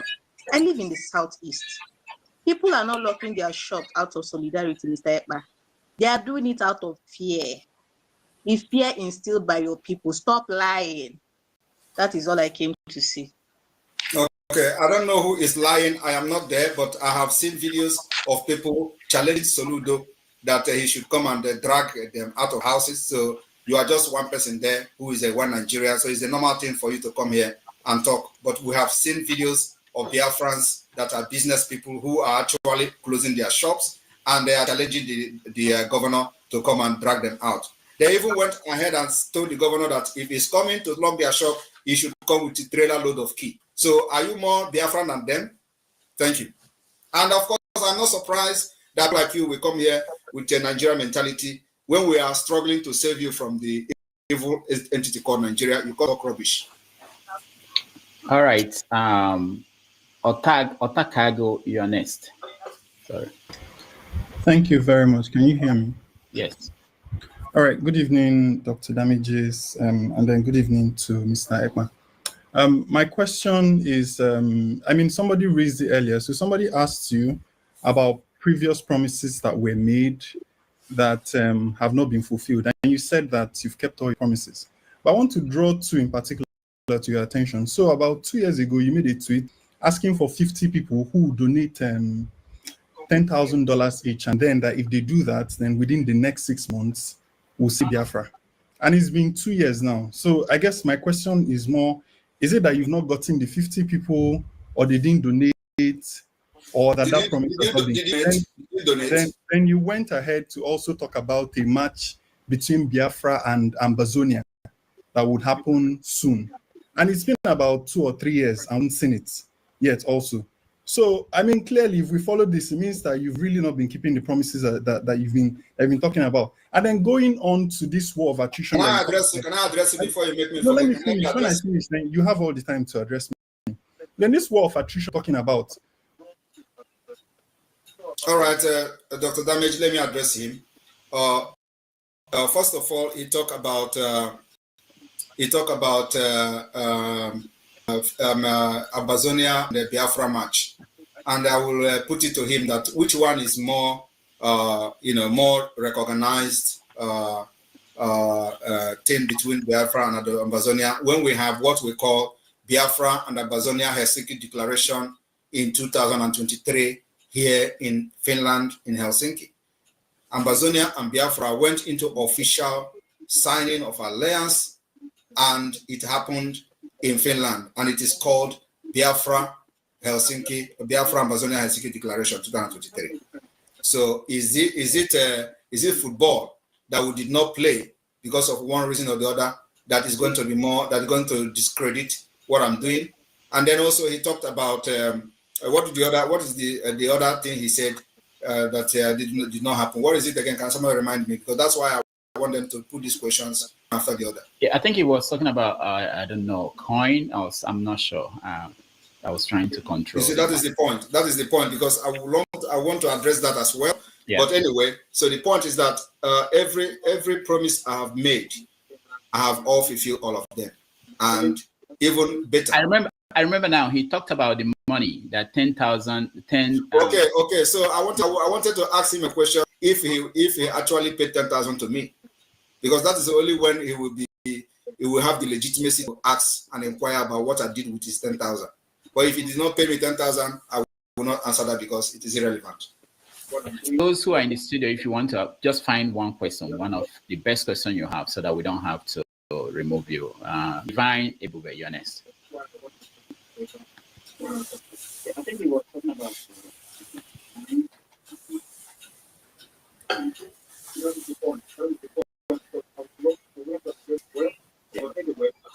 Good evening, everyone. Good evening, Simon Eba Maze. At the first time when all this was happening, I was not supporting Biafra, but at the time, I sat down and watched. I see that your work is fine. You are doing a great job. I must commend you for it. And I believe that your work will be done. Biafra will come. I want to use this opportunity to tell you that we need to close every political party secretary in Biafraland. Because I believe in your work, I believe in your action. We need to close every political secretariat in Biafraland to show them that we don't want that their policies, that's their dirty policies, terrorist policies. We don't need it from land, and that will be okay for us before December 22, December 2nd, the creation of Biafra. Thank you very much. Of course, it is part of the delegitimization of Nigeria that we are doing. So at a point, it is a step-by-step. So we are, you think that at this stage where we are now, that election is going to be holding, Nigeria will conduct election in Biafraland. It's not possible. We will give them chase at the end of the day. And there was a question somebody asked about sit at home. Why is sit at home is not in other part of Biafra? It is not only that is not in other part of Biafra. Also, the armed resistance is not yet open in other part of Biafra for a reason. The reason is one, the resource reason. Two is that we want to steal Biafra from a particular place. So, and the place we choose to start liberating Biafra is in the hinterland. So now, if you listen, if you watch what is happening, we have actually almost liberated the Biafra from the hinterland. We have the Biafra government is completely in charge of the hinterland, and that's why the governors are crying. And so, if you follow what Sowore said just recently, you understand. Practically, the Southeast have actually left Nigeria. It's part of this particular. Can I ask a question? Let me ask only one question. After the declaration of Biafra, what is next? How do you think this will be? Will this lead to war? No, we're already at war. The only thing you'll be asking is that are we fighting? Are you not seeing that there's bombardment in Biafraland? There is a Tokuno jet bombing people, bombing villages. We're already at war. The only thing is that we are defending and resisting them. So it is going to continue like that. After the declaration of Biafra, what we intend to do is to use the document that we're going to generate from this convention to pursue the diplomatic and political means of the recognition of Biafra as an independent state. And it is going to be everything is going to be working together. We are pursuing the recognition of Biafra. We are also trying to evict and delegitimize Nigeria within Biafra territory. That's how this freedom is going to come. Thank you. Victoria, welcome from California. Thank you, Namokonkwa. On board, on board, on board. What I got to say, about 98% of whoever had come in this, please, my fellow panelists, I don't follow nothing, but I will hit around and get it. I look all of you. Other than Kene, nobody has said or asked, what do I do to get this done? Come on. The only thing I'm going to say is this. Take it as a question or anything. I told you, my prime minister, there is no name under the air qualifier here. I told you that. So, I'm saying,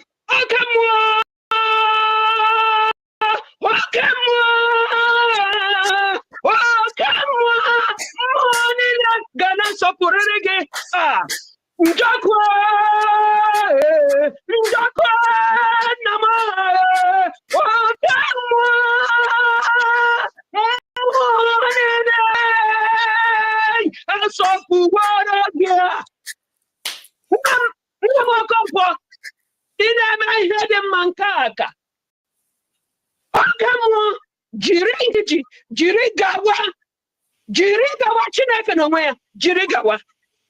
Ekele m. Thank you, Boria in California. Let's go to Mazi Prince, also in California. Yeah, Dr. Damages and Mazi Simon Ekpa, you know, I don't know about that Prime Minister of a thing. However, with no disrespect, how come the Monday sit at home, you know, that is ongoing in most part of the East, is not happening in your village in a Ebonyi State? And that's my question, please. Charity at home.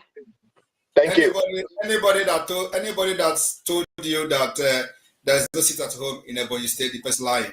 And those propaganda doesn't move us again. The entire Southeast, as Nigeria call it, is under lockdown. No place that is not observing it. And just for you to know, from India. All right. Thank you. I'm only helping Biafrans to get their freedom. I'm from here. If that is gonna be enough. Let's go to Becky. Becky, you're next.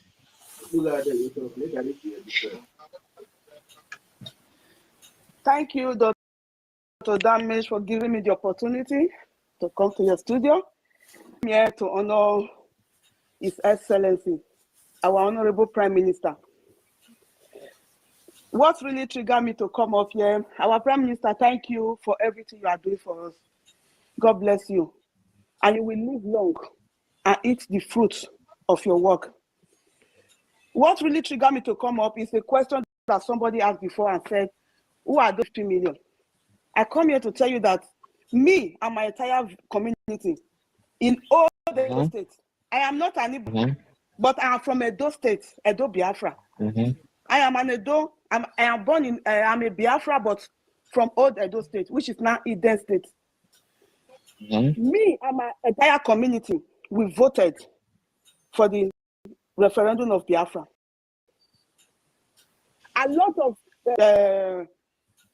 Kingsmen in the Edo, a lot of Enoge, they were very pleased. Even the time they were uploading picture, they sent their picture. Chiefs, they sent their picture for me to vote for them, for me to assist them for the voting for the Biafra referendum. I'm telling you that the entire old Edo State supports His Excellency for what he's doing for us, because he's here to give us that freedom we have been fighting for. We have been a slave in our own country. Do you know what it means for your mother to die of ordinary stomach ulcer in that contraption called Nigeria? Stomach ulcer is like an appendix here in Europe. I live in Germany. Stomach ulcer is just like an appendix, but in that contraption, that war zone called biological Nigeria. Sorry for that word. You said no insult here. I'm not insulting anybody, but that is what it is. You will go out in the morning. It's a war zone. When you go out in the morning from your house, you will not know if you will come back home. Do you know how many people have been kidnapped in my community? Fulani killed in my community. So I see somebody that come out and fight for me and fight for the future of my unborn children. So you that is asked that question, shame on you. If you are from Igbo, if you are Igbo speaking Biafra, shame on you for not supporting our Prime Minister for the good work that he's doing. Because we we are proud of His Excellency. We are proud of what he's doing for us. We are proud for the fight he's fighting for us, for our people. All right. For that woman that is going out there with 3 months baby on your back, you will be inside the sun, you will be inside the rain, walking with everything that we have in that country, but everybody is suffering. Now you see somebody that come out to fight for you. Instead of you to support, you are there asking stupid questions. Thank you very much. My Excellency, my Honorable Prime Minister, I'm here today to say thank you.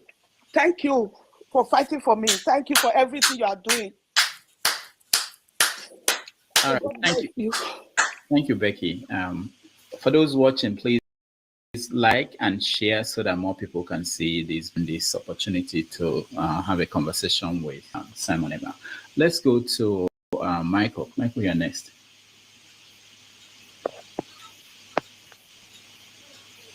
Michael, can you hear me? Okay. Yeah, I can hear you. Good evening, everybody. Okay. Yeah, go ahead.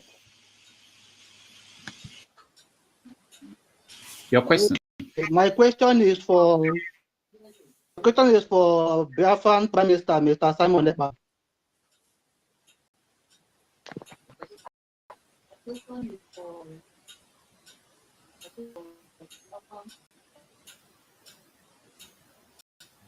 Go ahead. Go ahead, Michael.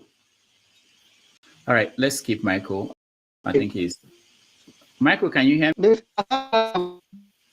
Can hear you. All right, we skip Michael. Let's go to Agolo. Nwa Henry. You're next. Okay.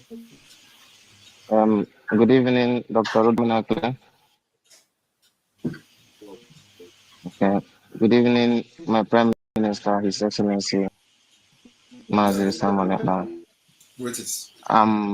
I called into the program not for any question, but a testimonial of what is going on and how it is. First of all, coming out is something. That's why I and Dr. Rudolph had a little off and on.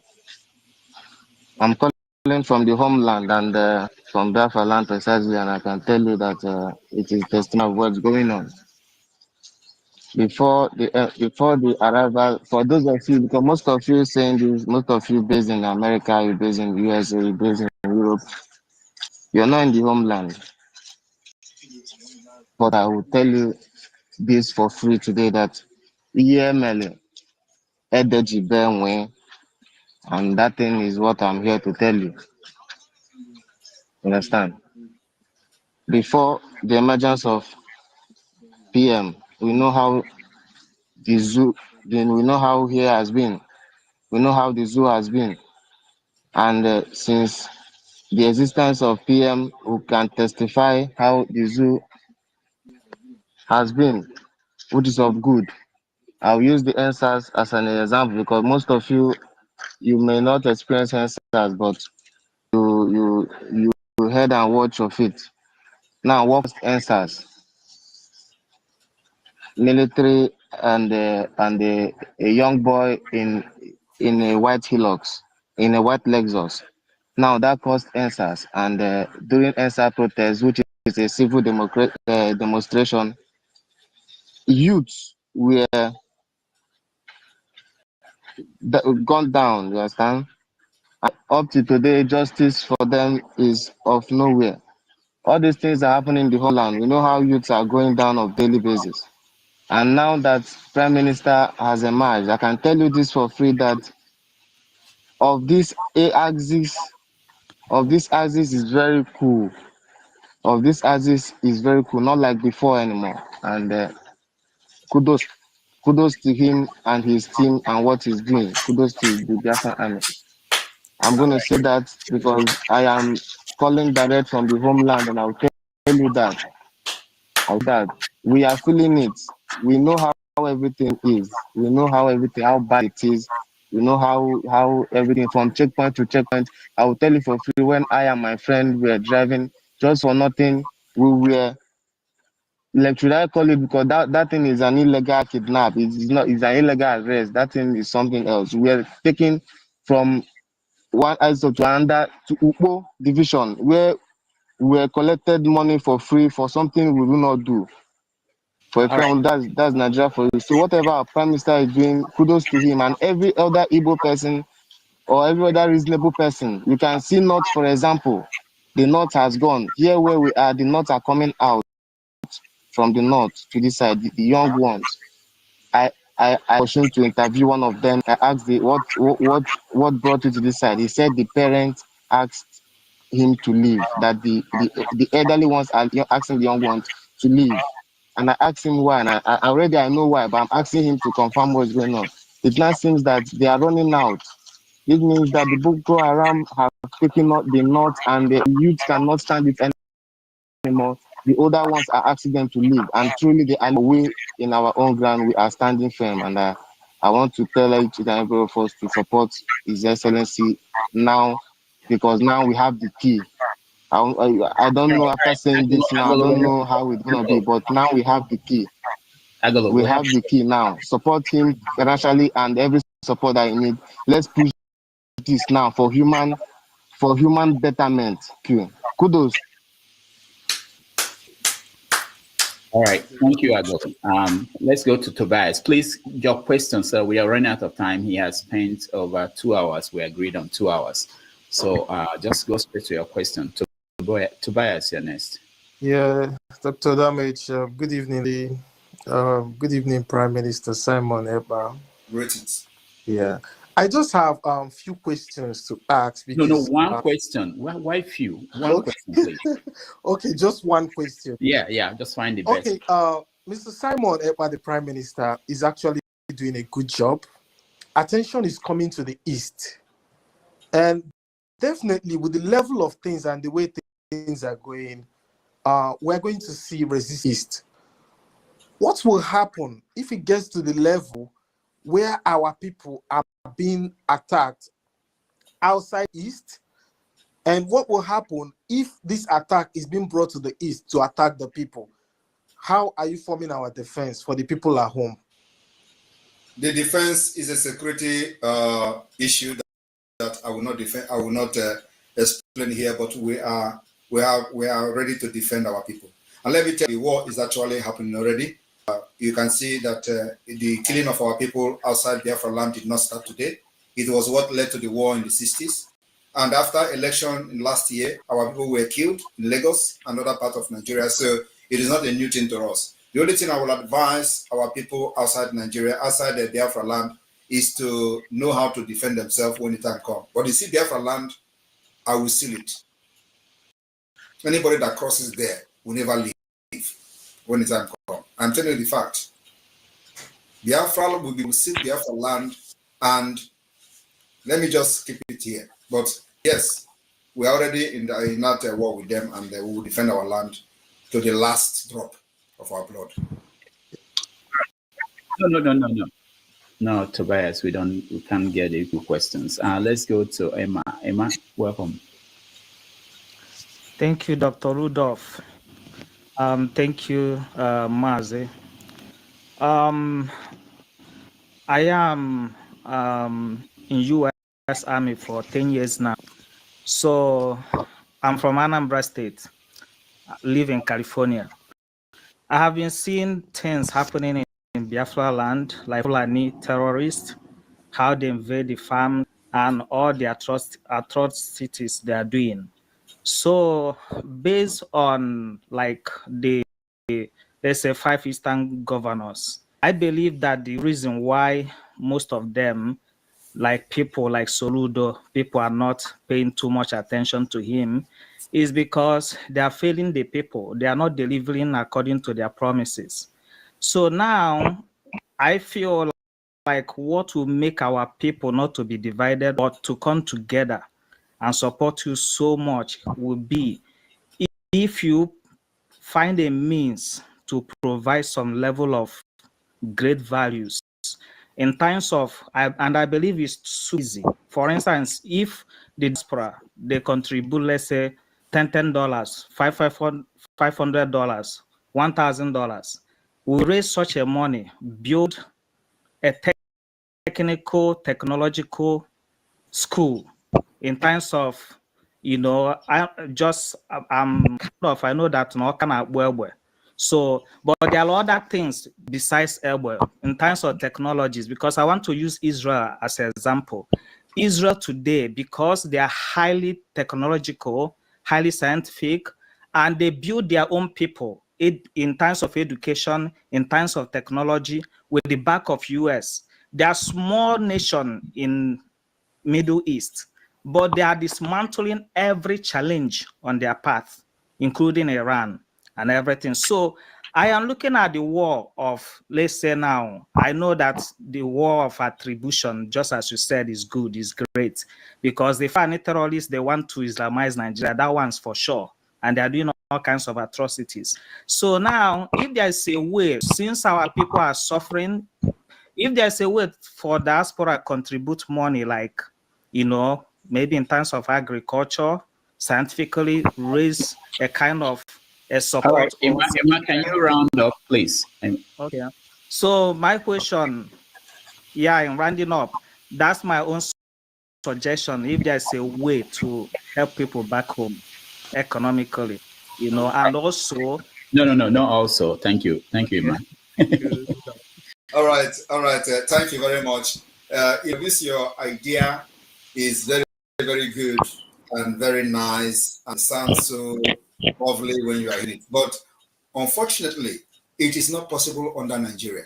That's why we have to do everything to get our freedom, create ourselves. And then this kind of idea you are talking about is why we are fighting what we are fighting, because it can never happen under Nigeria.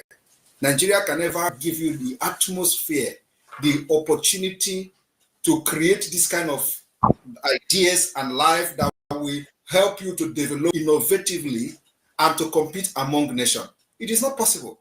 And why is it not possible? It is not possible because Nigeria have only one agenda for this whole 100 years of Nigeria. The only agenda they have is to Islamize Nigeria. And then they will begin to do whatever they want to do. So the issue of this particular, building, and if you, in case you don't know, Nigeria have a center to eradicate this thing you are saying now, and they call it a center for eradication of innovation and embracing Sunai. I don't know whether you are aware of that. Are you aware that they have a center to eradicate innovation? Google it now. Google Center to Eradicate Innovation in Nigeria. You're going to see them. They have it in Yoruba land. So you see that the ideology, the idea is not really, it is not compatible. Now you are bringing idea of developing, building something, some kind of technical center or scientist center or innovation center. While Nigeria Constitution under Islamic law, they have a center to eradicate it. So you see, it is not working. And this is what we are shouting about. So many people know this, but those of us who know, that's why we stand on our ground that thing that is going to happen tomorrow, let it happen today. But our people must be liberated. And we have the template to get Biafra out of Nigeria. Thank you. All right, thank you, Ma. Let's go to Samuel Nande here next. Dr. Damages, I believe that history will remember you. And thank you for hosting interactive conversation among brethren. Thank you very much, sir. And I want to say a very big thank you to Mazi, Simon Ekpa. Thank you for this. I will be very direct to the point. I have just one question, like Dr. Damages has limited everyone to. In Igbo land, they say Igbo Heze. That's one thing they say. They say Igbo Adihanotu. But I love Mazi Dekano in the sense that he was able to bring some kind of unity among Igbos. And he was able to promote the fact that that's a lie in the Igbo Heze. And that leads me to my question. This is my question, Mazi. I got to know you through Nnamdi Kanu, or I should say you came to notoriety through Nnamdi Kanu. And the thing about Nnamdi Kanu is that he has great respect for Ojukwu, for example, and from some people. But while you were speaking, while you were delivering your speech, you made a comment that you might not be inclined to listen to Nnamdi Kanu because he is incarcerated, which is true, which I believe on that comment. But you made the second comment, which is what I want you to clarify, that if Nnamdi Kanu is free, he has to come to Finland before you can sit down and listen to him. Sounded, with all due respect, a little bit out of place because if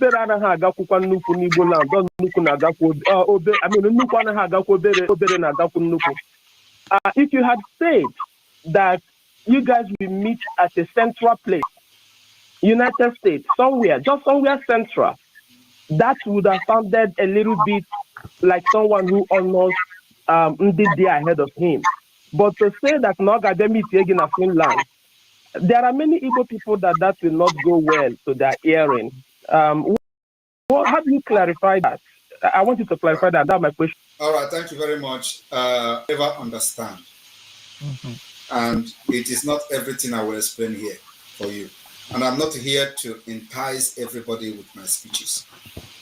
Take those that are good, that I have made, and remove those that you feel are not good. Take the good part of me and throw away the bad part of me. But the reason I made that meant those who are in the spirit will understand me. And I'm not making it for people to love me, but that is a fact. We are fighting a demonic state, a state that is ready to destroy anything and anyone in order to maintain the status quo. So what I'm saying, and I know why I said this question, and I cannot explain it here for you to be happy with me. But if there are other things I'm doing that you're happy with, I believe that should be well with you. But one thing you should also know is that what you don't know is bigger than you. All right, thank you. Let's go to Uchechukwu Nwa Jesus. Good evening, Dr. Damages. Good evening, my Prime Minister. Greetings. I salute you. Oh God, I salute you. I'm saying that I am in the homeland. Somebody asked, what about that? How many people? How do you know people that voted? The people, I participated in the organizing people to vote. The people that voted, they have name, they have their home, they have their villages and everything. And a lot of people are willing today. People are rushing to vote. So any person that is asking question is making a mistake. And if you stay in London, you will only know about London. You don't know what we that are here are passing through. So my question now is, my Prime Minister, it was since 2021 we got to know each other. Even if you check your mail, you will still see my mails to you. And we have been following this together while I was in Lagos and all the other places. The question is now, we are going to declare on the 2nd, we that are on the ground, where and how are we going to lift our flags so that people will know that something has happened here? So that those people who are there thinking that nothing is happening will know that we are actually on the ground. God bless you, sir. Thank you very much for that. And it is good. I was actually expecting that everybody that is going to come here will be Damages group, you know. So I was surprised to see people that are part of what we're doing. Honestly, I was not expecting anybody to come here, you know, to support or confirm what I'm saying. But I was just expecting that this is a platform for one Nigerianist. This is a platform for people who have a different ideas from what we're doing. So, but it's good to see some of you here. And I would like that we can have this particular discussion again after today. So Rudolph, take note of that, you know, because it is very imperative that as we approach all these people that have issues with me or with Biafra, they should come. And they don't need to believe me, but at least they will hear my part of the story instead of hearing from the third party and all this hearsay and all that. So, yes, the Biafra government in the homeland, which is called the de facto government, will be communicated. The entire leadership of the government, of the state government, will be communicated on what to do and how to do that. So those who are part of the government will be informed and communicated on what to do and when and how. So those instructions will come from the internal memo. Thank you. Bless you. All right, thank you so much. Rudolph, you mute yourself. Thank you, Uchechukwu. Let's hear from Prince Sike. Mr. Rudolph, I thank you for hosting our Prime Minister. Our Prime Minister, once again, I want to say I appreciate you for standing before the world to clarify some things that one Nigerians have been trying to a kind of make people not to understand. I just came online because of one thing. One of the things that made me to come online was when somebody was asking you who voted you. So I came in here to let everybody know that we the Biafrans voted you as the minister. So you are our prime minister, and that is the job you are doing. So once again, I want to appreciate you, but I will also end it with a question for the whole world to hear. There is one thing you always say when you started. You always told us that you know when Biafra will come. And this thing always a kind of, I believe a lot of people don't understand. But right now, the whole world can see that Biafra is here. We want to appreciate you, Prime Minister, and we say may the good Lord continue to keep you. Thank you so much. We thank you. Thank you. Thank you very much. And let me also make some comment based on what you said. And yes, I just want to inform Biafrans that my Prime Minister of Biafra today is going to be, this government will be dissolved. Immediately we start getting recognition from the international community. And then we'll start the preparation for the transitional government. That is the reason we have the different functional. The structure is already in place. So as soon as the recognition start coming from the United States, every other person follows. The United Nations follows. And that will start the preparation for transitional government. So those people that are putting their coat in a very high places like NGOZI or Konje, all of them, they'll also be running, and that's when they will know that they are Biafra people. But of course, everybody will put their hands on the deck for all have the desired nation to have all fought for. So as soon as that happens, the government in exile will be dissolved. Thank you. All right. Thank you, Prince CK. Dr. Chidi, you're next.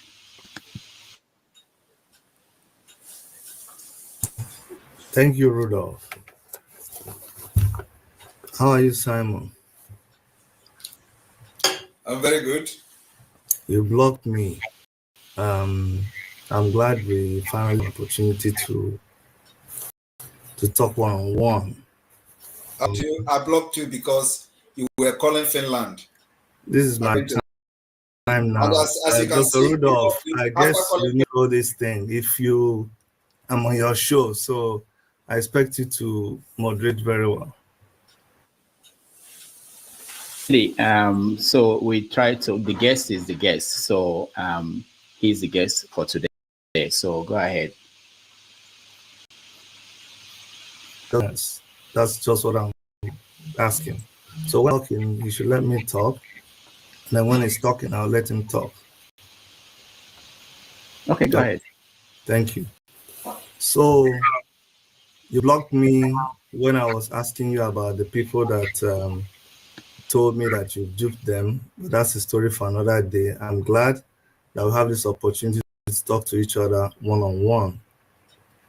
The most painful thing about this madness of yours is just the life Rudolph, if he's here to ask questions, he can ask questions. The life that I'm coming to address me as madness of yours, please. You're a crazy man. The only thing is the lives that you're losing, the lives that are lost as a result of your actions. That is what is bothering me. Cause for Ebonyi people, your brothers, sisters of Ebonyi state in particular, who are murdered here now and then, and other young boys.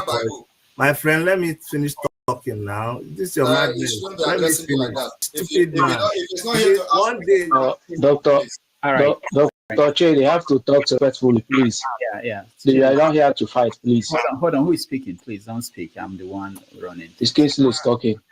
No, it's not. Let him. He should be cultured now. Why would he be talking to someone like that? You know how many people that are killed because of what this stupid man is doing. All this all right. Do you have any proof? Do you have any proof of that? You don't have Do you have any proof? any evidence? Down there in Finland. Shut up your mouth. Don't accuse anybody for what you don't know. All right.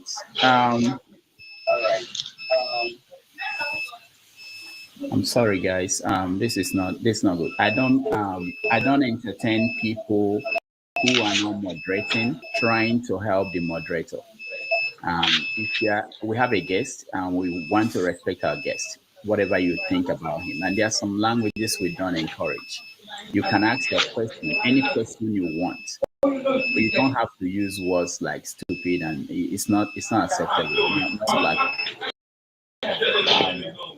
I know that in the past, so I will bring back Chidi, but I will make sure Chidi make sure that just give us your question, whatever question. Don't use, people should not use those kind of languages. But before I bring back Chidi, let me go to Annie Zubike. You're next.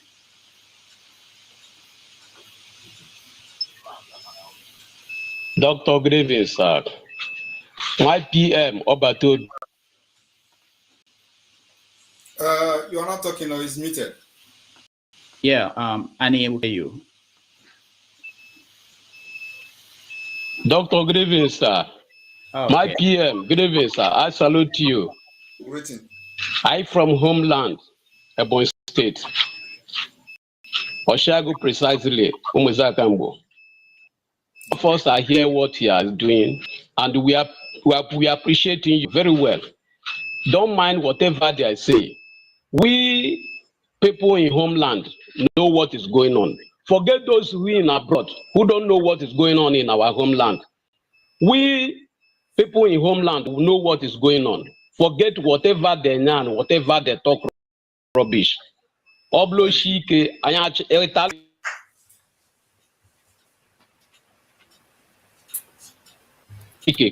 you very much.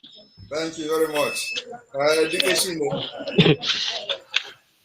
All right, Annie, thank you so much. Let's go to Revolution. You're next.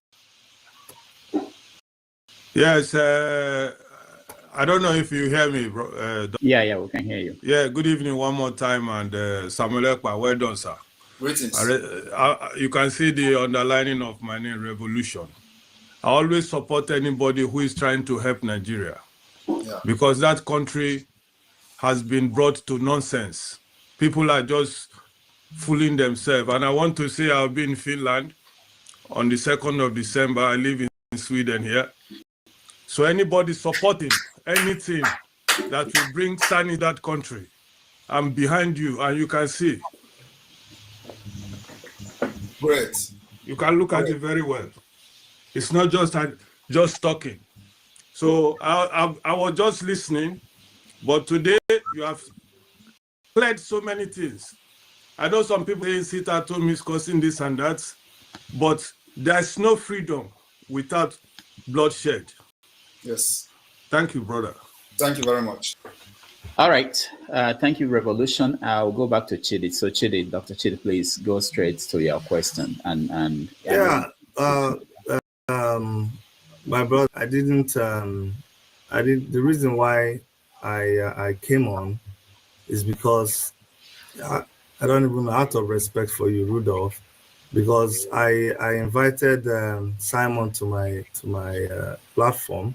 We had an interview, but when all these things, when things started going south, and I'm going to try to control my language out of respect for your platform.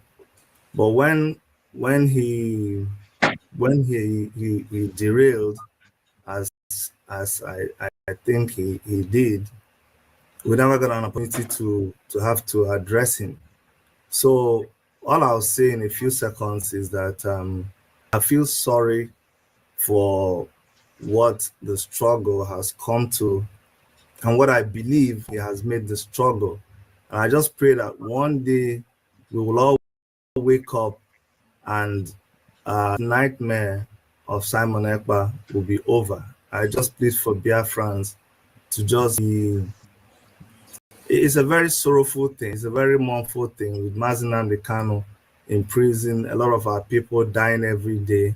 I'm just hoping that one day all this will be sorted out and this madness will be over. Thank you for having me, Rudolph.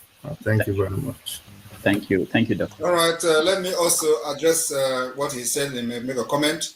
I hope that one day when Biafra has been restored and recognized through this my madness, you will come and we'll sort our differences differently in Biafra court. Thank you. All right, thank you, Mazi Simon.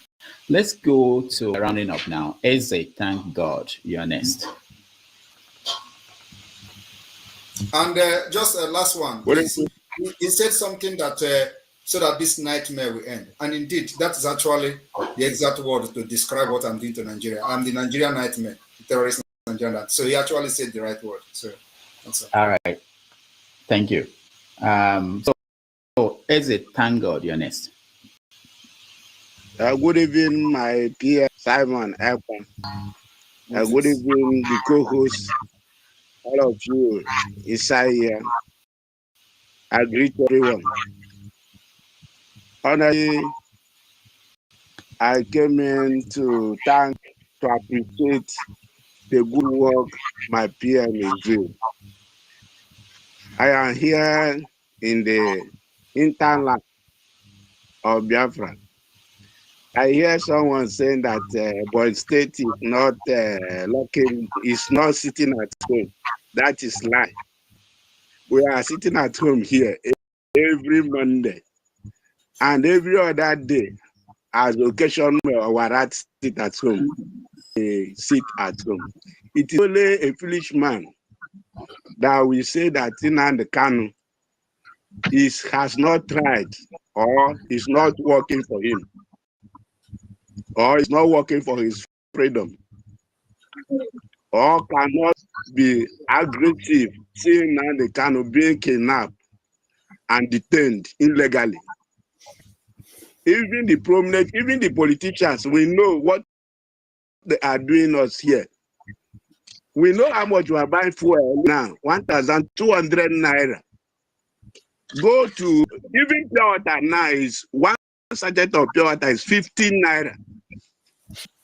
300 naira. We know the hardship we are in here. We know what Nigeria government has cost all of us here. So whoever is talking otherwise is an agent. For me, is an agent to Nigeria government. Is a even the politician advocating for Nnamdi Kanu release. Even as we see them as wicked as they are advocating for Nnamdi Kanu's release. So what about we that we feel that we have been marginalized? Those politicians who does not want us rich. Because one politician like this will be packing money. You will see him with how many kilo, with how many convoy. But you are not seeing, you are not feeding even a meal in the day. What are you just even saying here?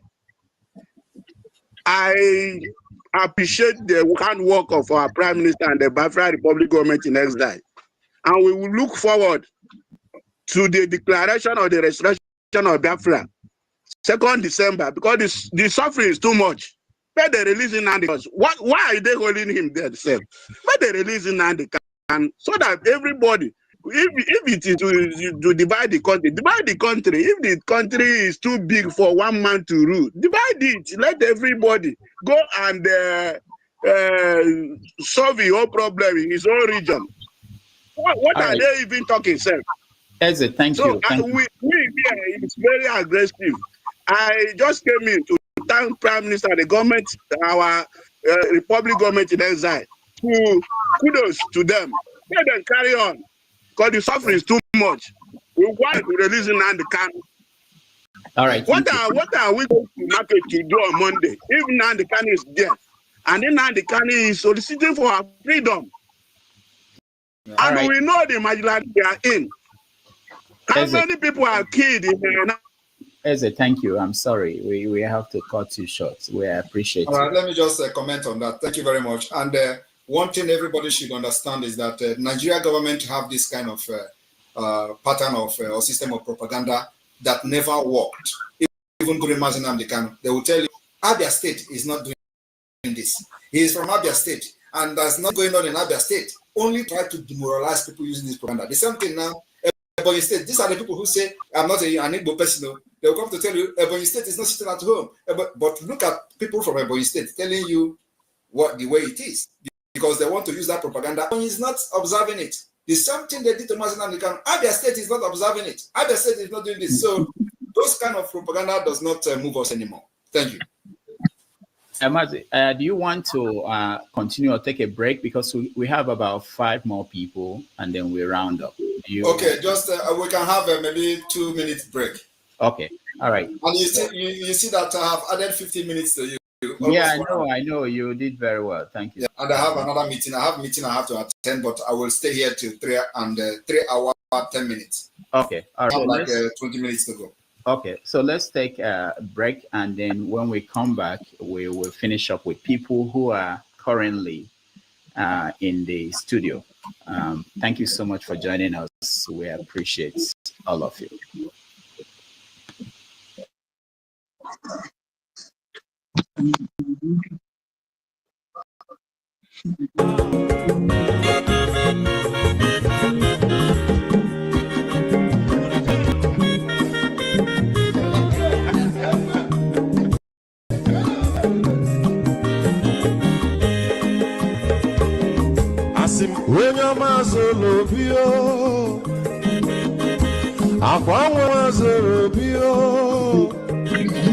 Max, if you bunye go kwanu mo no fube nazo olaga ni biazugo mmanwu olaga do ni biazugo akwa nwa wilo ji o biko rapuzuru kona bazia onyo mazuru biko abamba watara dasari ibya unyane gwana mo laga dori biazugo mo laga dori biazugo abamba wilo china biko rapuzuru kona bazia Mazi welcome up. Odokwere sunenka. Onyomo niga delemo. Mazi ni mazi ngamo. Ibu go with melody.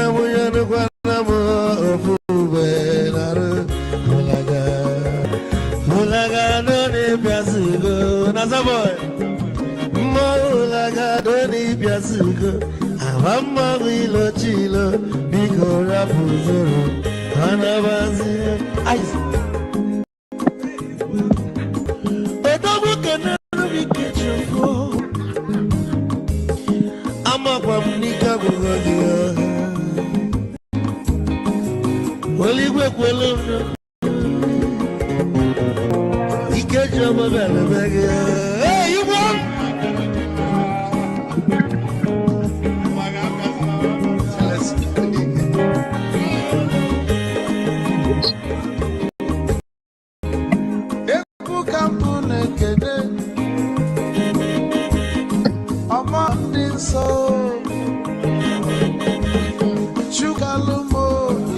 chukwu negaji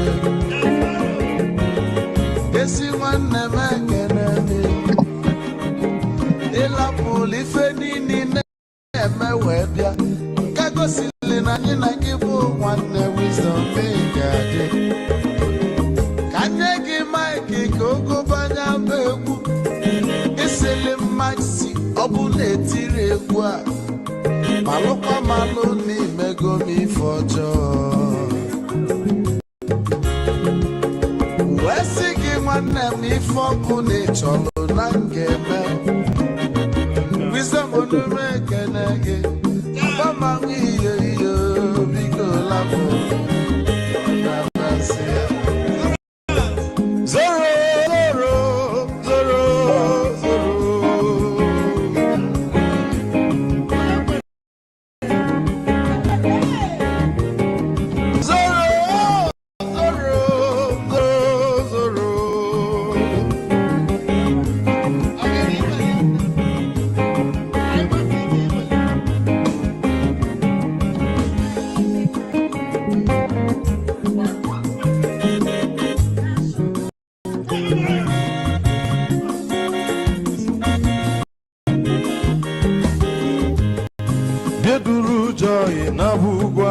Sokoto ujembe nwilo anụ solo nwe nwa n'ọfịa n'ara onye nwụrụ zuru ike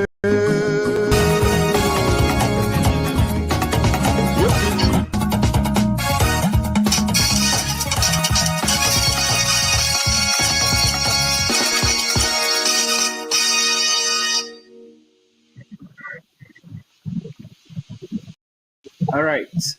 Welcome back, everybody, to our special conversation with Mazi Simon Ekpa, who is the Prime Minister of Biafra Republic Government in Exile. So we want to conclude with giving the people in the studio an opportunity to ask their question. So if you're in the studio, turn on your camera, otherwise we'll remove you. So let me go to you, Samuel Namdi. Go ahead. Dr. Damages, thank you very much again. And the over 4,000 people viewing us, please, if you have not subscribed to Dr. Damages' page, do that. Let's support our brother, for hosting this interactive session. Mazi, Biko Barum, I wanted to come back with a quick rebuttal, because I believe that before Biafran Orientation Agency takes root, you represent that agency. And you cannot, I do think it is wise answering question, pandering only to your base, because those who are not in your base might be larger than your base. So when I ask the question of a legitimate Igbo culture and honor system, and I said, Nnamdi Kanu ga-abịa kwute gị na Finland, maka na nnukwu anaghị agakwa obere, isi na manọhọ in the spirit. Now that answer didn't really give me the clarity I want, and that's why I'm bringing this rebuttal. I even suggested in my question that there could be a central place where you people will meet. I'm not the only one with this ideology. I believe there are many people. Biafra, by the way, exists both in ideology and in actuality. So how do you appeal to people with different ideology as your orientation agency? Get us involved, because there were many people, like I said, I didn't know you, if not for Nnamdi Kanu. Nnamdi Kanu promoted you, Nnamdi Kanu blew your trumpet. So if you have popularity today, it's in Nnamdi Kanu. How can you now say that he will come to Finland and meet you? That's not Igbo culture. Okay. That's not the principle. All right. If you are asking me a question about what I'm doing to restore Biafra and how I'm going to do it, and I did not answer you and address you, then you should be concerned that you want to know how I want to get your freedom. But here you are asking me a question about personal things, about individuals, a person who were leading the struggle before he was kidnapped. And I told you that this borders on security. And I don't expect me to come here and start telling you why I want Mazi Nnamdi Kanu to come to Finland. It borders on, it is the same reason I said I am not going to take instruction from him, from the DSS. The same reason is the reason I said he must come to Finland to meet me. And he understands. If he hear this, I said, why I said it. So you don't expect me to come here and start elaborating the reason why I said he must come to Finland. It borders on security and his own security as well. It does not mean that I'm disrespecting him or that I'm looking down on him as a leader or anything. No, it has to do with the interest of the struggle. It has to do with his own security and his own life as well.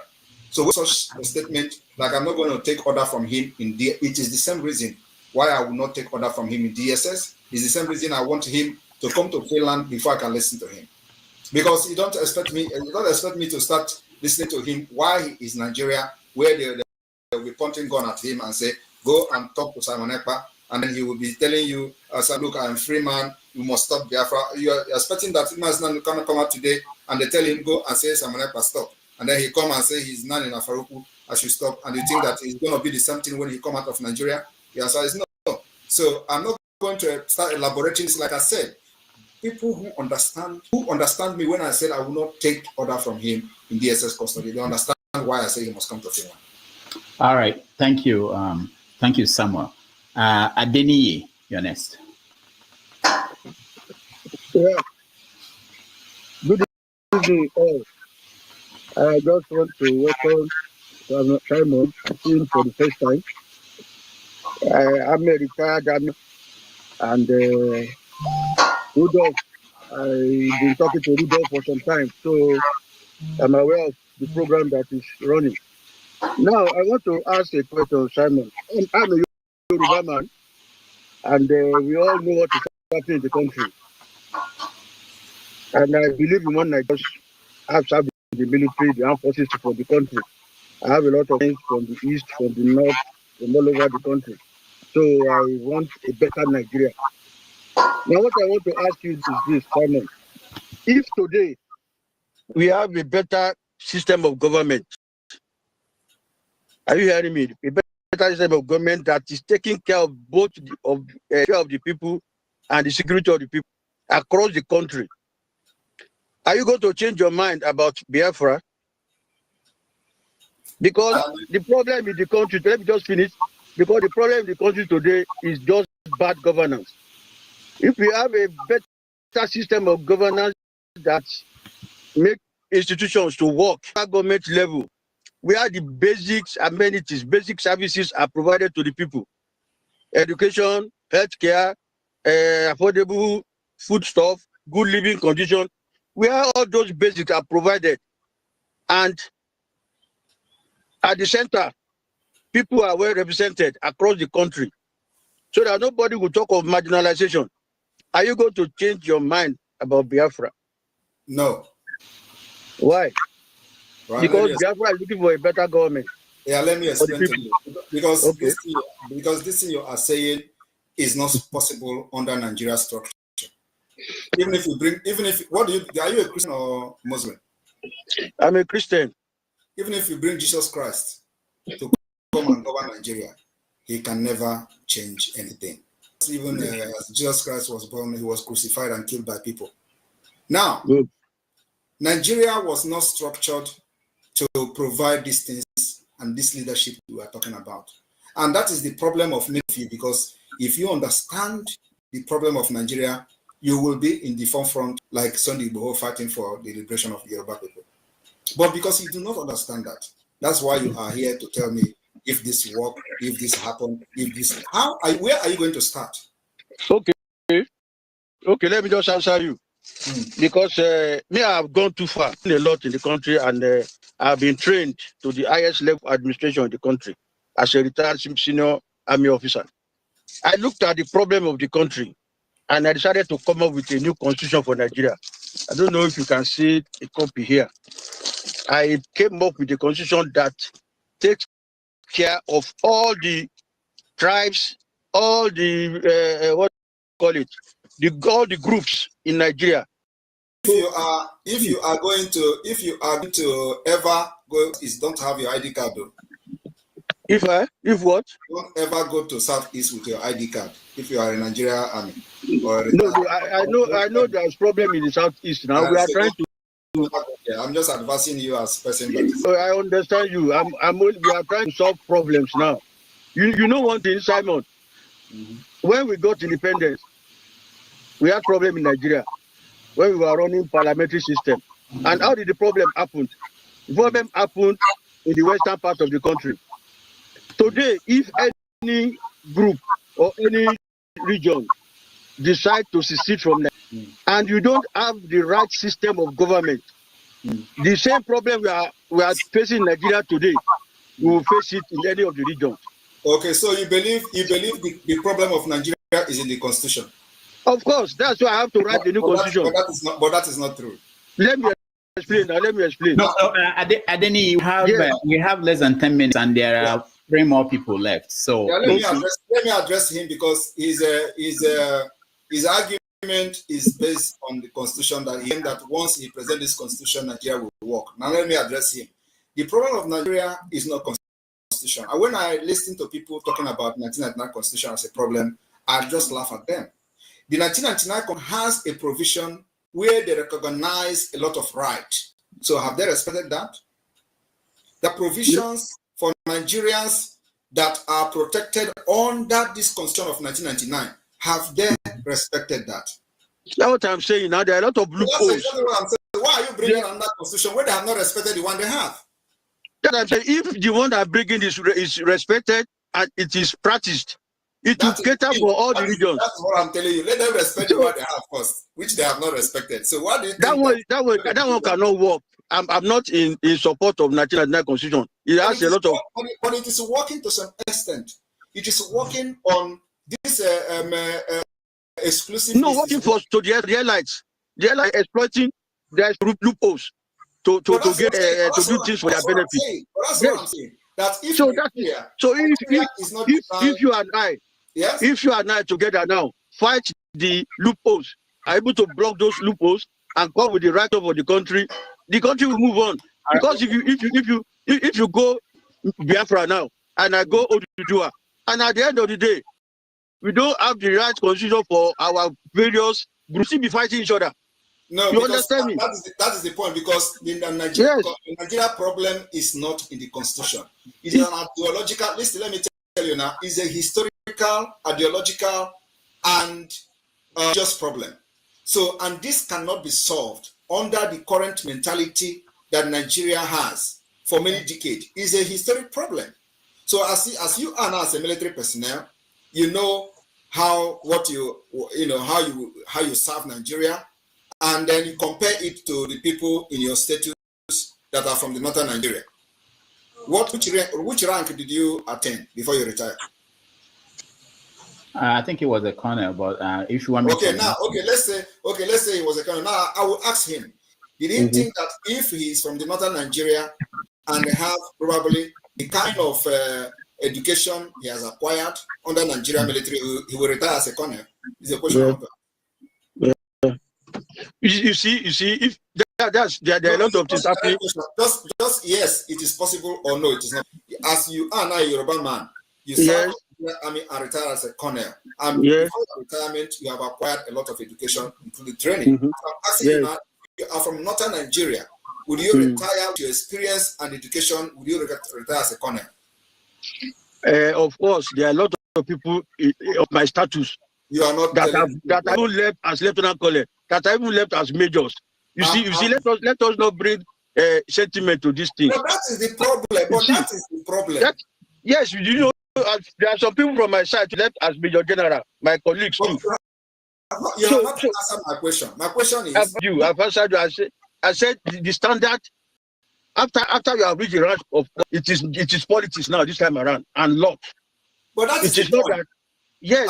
And you know that it is the something in the educational system that is what we call the quota system in Nigeria. So how do you address that? And how do you think that the northern Nigeria are going to agree to the quota system? Now, the president is from your own tribe, and they are trying to bring a tax bill. Do you know the people that are rejecting the tax bill? There is no single governor from the southern Nigeria. Only the northern Nigeria governors have rejected the bill, and they have dropped it. So how do you fix a system like that? You see, it is no point wasting your time, your resources, your energy, and your life trying to save a failing marriage. And this marriage is not marriage. It was a marriage that was forced by the barrels of the gun. So now we are saying we are not ready to try again. I'm ready to bring everything down. As you are looking at me, I'm ready to burn down Nigeria for the interest and the life of my people. And if I have the opportunity today, I will order the burning down from Aso Rock, because that's where the killings of my people are being planned. I will bring it down. And the luck they have is that I don't have a nuclear weapon or a ballistic missile yet. But if I have it, I will start from Aso Rock, because that is where the terrorism against my people are being planned. Once Aso Rock is down, everybody will rest. I will discuss the peace. All right, Denny, another chance to have this conversation. So please let me go to other people because he has to go. I want them to be able to say something. Chief Chukwemeka, you are next.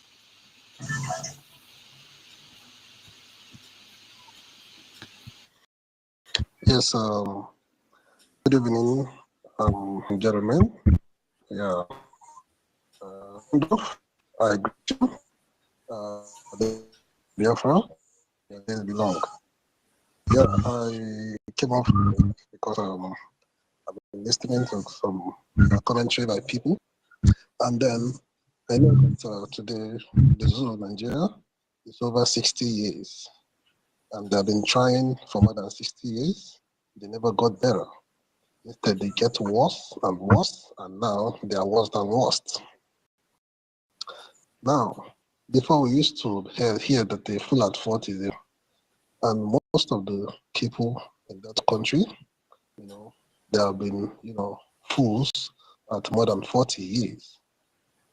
Now, I'll tell you, some politicians, they come to complain about the activities of the Biafran government. They complain about the sit at home. Chief, we can't hear you. We can't hear you well. If you have a question, just go straight to your question. Yes. What I want to ask first, I want to commend the Prime Minister and his cabinet for what they have been doing for the Biafran people. Yes, and I want to tell him to keep it up. That Biafrans are solidly in support of the Prime Minister and the cabinet and the entire Biafra government. And I want to tell him that the sit at home is not as worst as the economic terrorism that the government of Nigeria is meted on the people, where they cannot, afford to even have ordinary a square meal. It's not difficult. People that own cars in that country, we can no longer drive our cars because you can't afford fuel. You now walk a long distance to wherever you want to go. I now bought a bike to be able to navigate my way because terrorism economically is no longer bearable. So the solution is liberation. I will support. Chukwemeka, we have to leave it at that. Thank you so much. All right, let's go to one for Biafra. One for Biafra, go ahead. All right.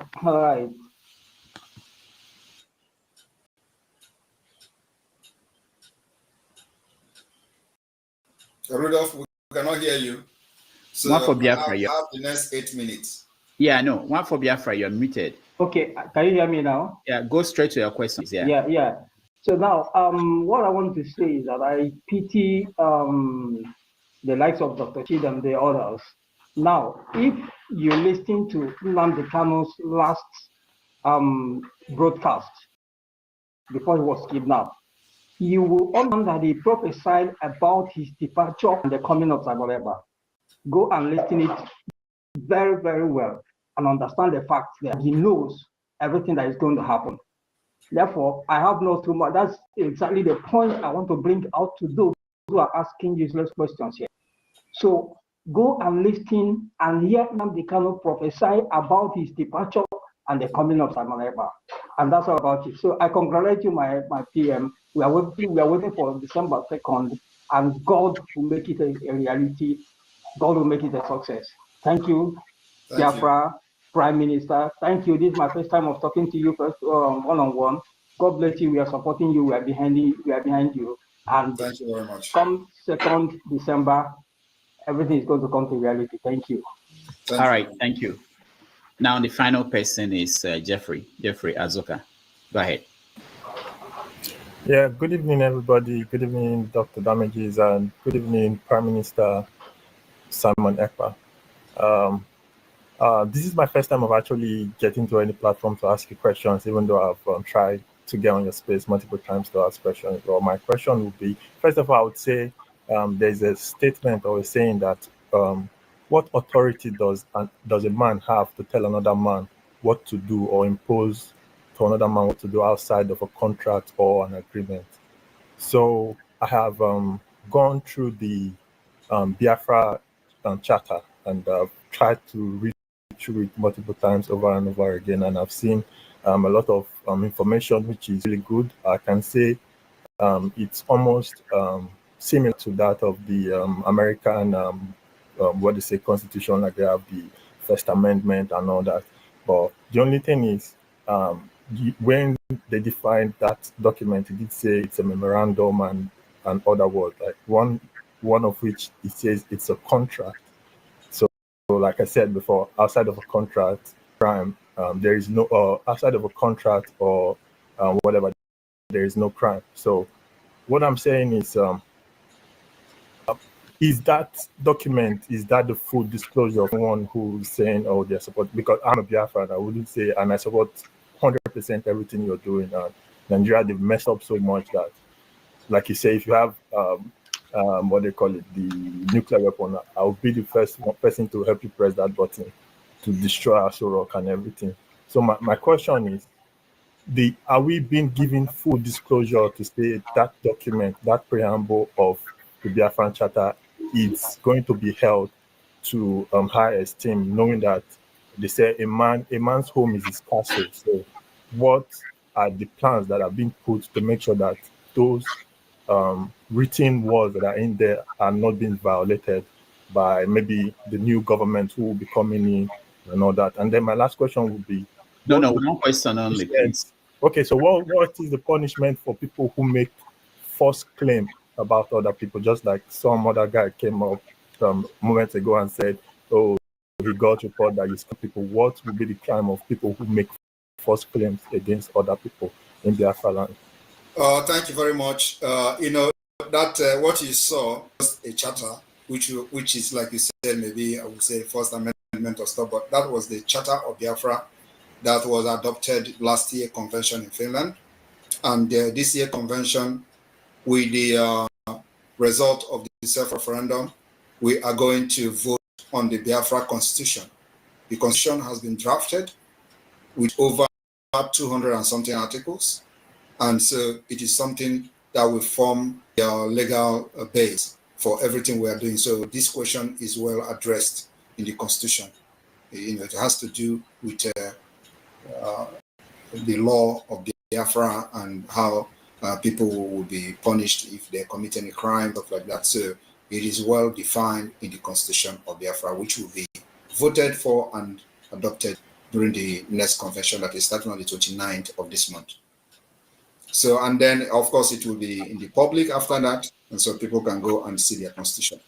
And that constitution is also subject to amendment. It must be upheld in addition to the treaties that Biafra government will sign in Finland. So, of course, what we are doing is to provide the opportunity that Nigeria never provided for our people: justice, equity, and fairness. All right, thank you, Jeffrey.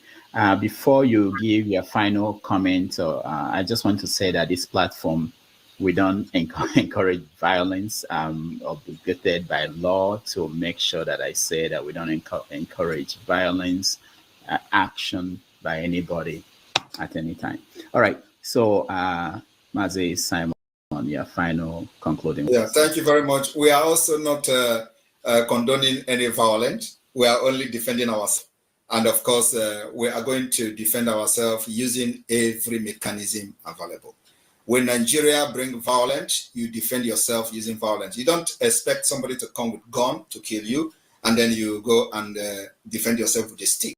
You go with gun. If they come with AK-47, we go with AK-47 to defend ourselves. If they come with the GPMG, we go with the GPMG. If they come with the RPG, with the RPG. The only thing we don't have yet is armor tank, which they come with armor tank. They come with aircraft. We don't have it, but we defend ourselves with whatever we have.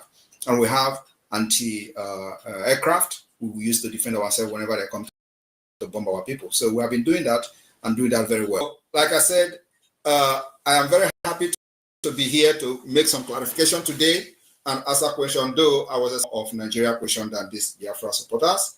But at the same time, I wish to be here next time so that those, and the next time if I'm coming here, Rudolph, make sure that you bring people that will really screw me with questions and difficult ones. It is good. I'm not for them because I know many of them will never, ever, ever agree with what I'm doing. But my target are those who may not even be here, but somewhere listening. Those are my target because I can never please everyone. So somebody have commented that I should sit at home. Sit at home is not going to stop.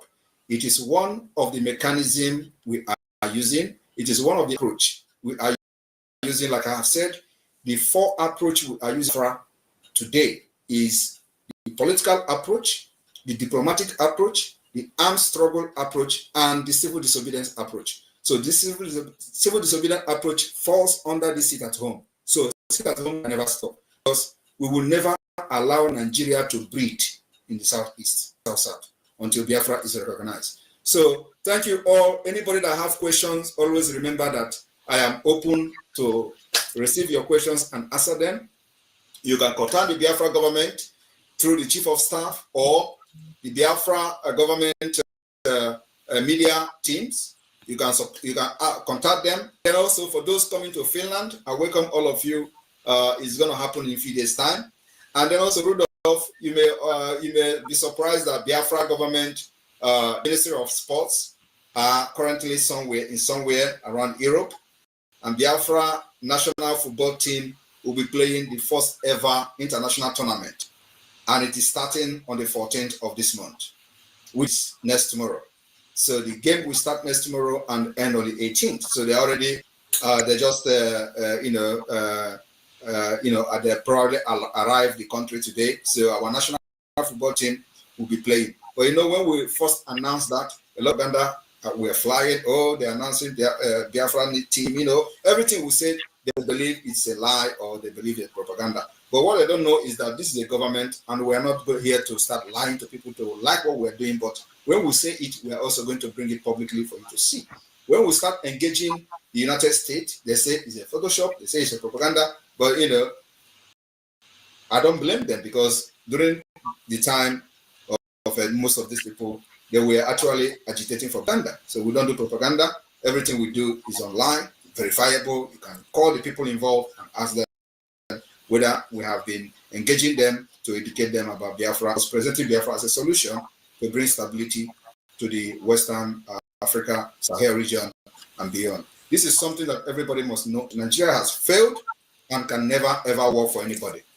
So the only thing you can do as a Biafran, if you are a Biafran, is to support or remain silent and watch how we will liberate you from Nigeria.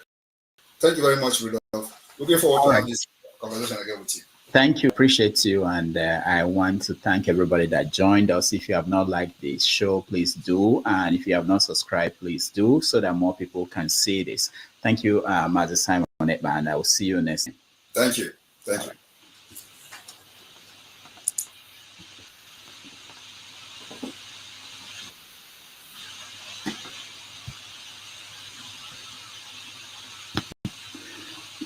All right.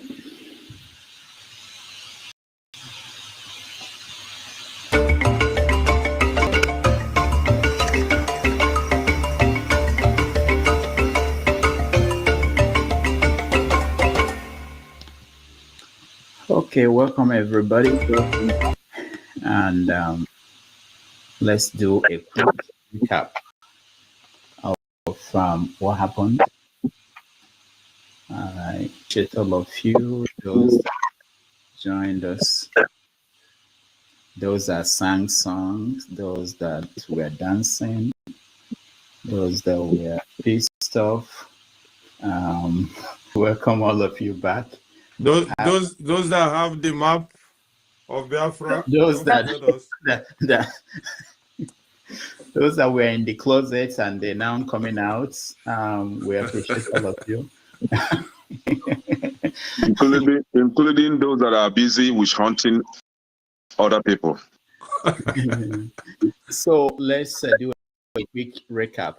We're not going to stay long. I want to start with the people that didn't get a chance to question or comment. So let me start with you, Tunde. Tunde, your comment.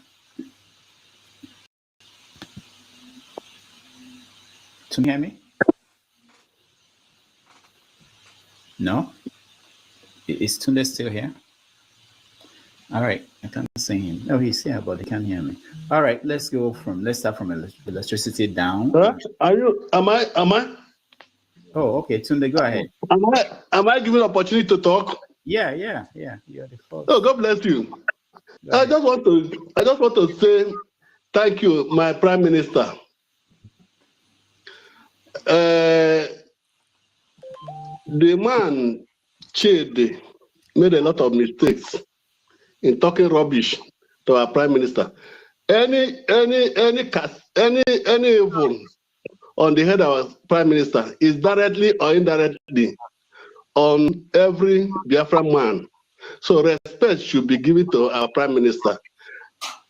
Mazi Simon Ekpa is doing a marvelous work. So any disrespect to Simon Ekpa is also disrespect to Mazi Nnamdi Kanu. I love Simon Ekpa, what he's doing, and I love Nnamdi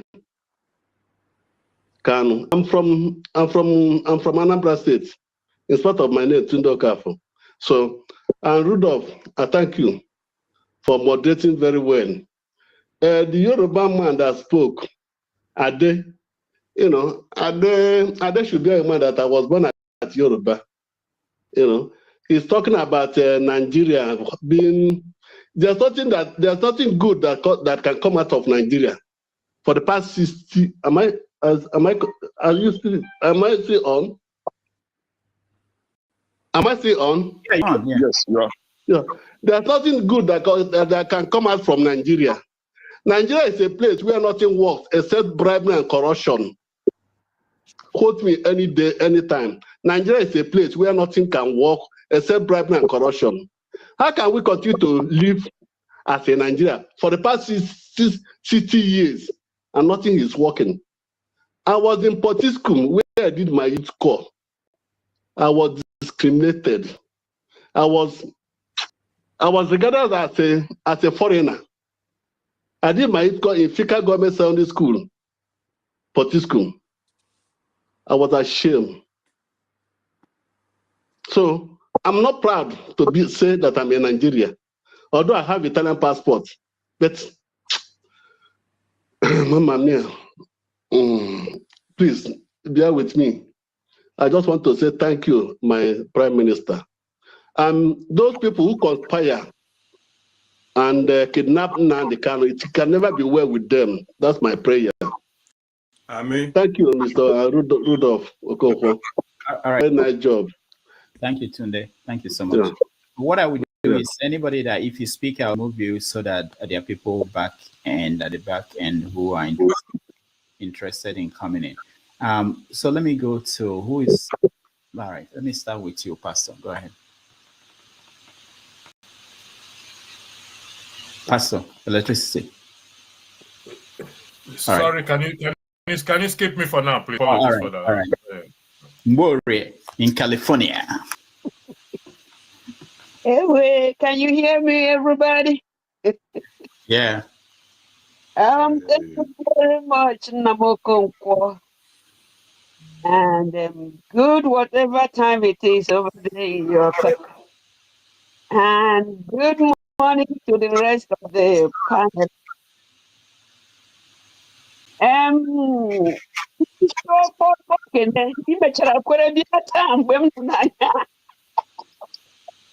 But let me tell you now, I don't know if you know, I'm a great grandmother. One of those children that made me a grandmother is just like you. What are you doing? You're wasting my time. Just start cutting. No. And for your unwavering support of what you believe in. Thank you. Yeah. Nigeria or whatever that is. Here they say, oh, you are from Africa. I say, I don't think so. What is the meaning of Africa? You are from Nigeria. That's if you know what Nigeria is, or you just answer to any concoction that is being stuffed down your throat. Nigeria will never work because it was never meant to work. Or I would say Nigeria is working the way they wanted it to work. It wouldn't work for people who know anything about equity, fairness, just no, because it wasn't meant to work that way. The people who are making sure that it doesn't work, whether it is the Fulanis or if they have addiction, they said from inception that they are not in a hurry. And they are so very much doing that, making sure that even if it is eternity that it takes them, they will kill, they will annihilate, they will pillage, they will, and they have continued. You know what is reading now, the newcomers, I don't even want to know their name. But the important thing there is, can we step out fearlessly? If we die, boy, we die. For somebody like this great grandma, life and death is the same. Just what did you do with whichever one you have? What exactly did you do? You are afraid your person will be changed. You are afraid Christ will do that. You are afraid. Or will you be afraid whether you are here or anywhere? So I am so proud of you, Kenneth. The way when you come out, you are not afraid of whoever is the so is CM and a few others.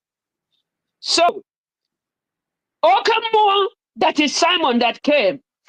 You all are asking, so how are you going to? So, has anybody get up and say where? Because I know whether you're in the north, south, west, wherever in Nigeria, you are not favored. What are you doing? You think it is a Makaranta book? It won't take you anywhere. It's because of your command of English. It don't mean nothing.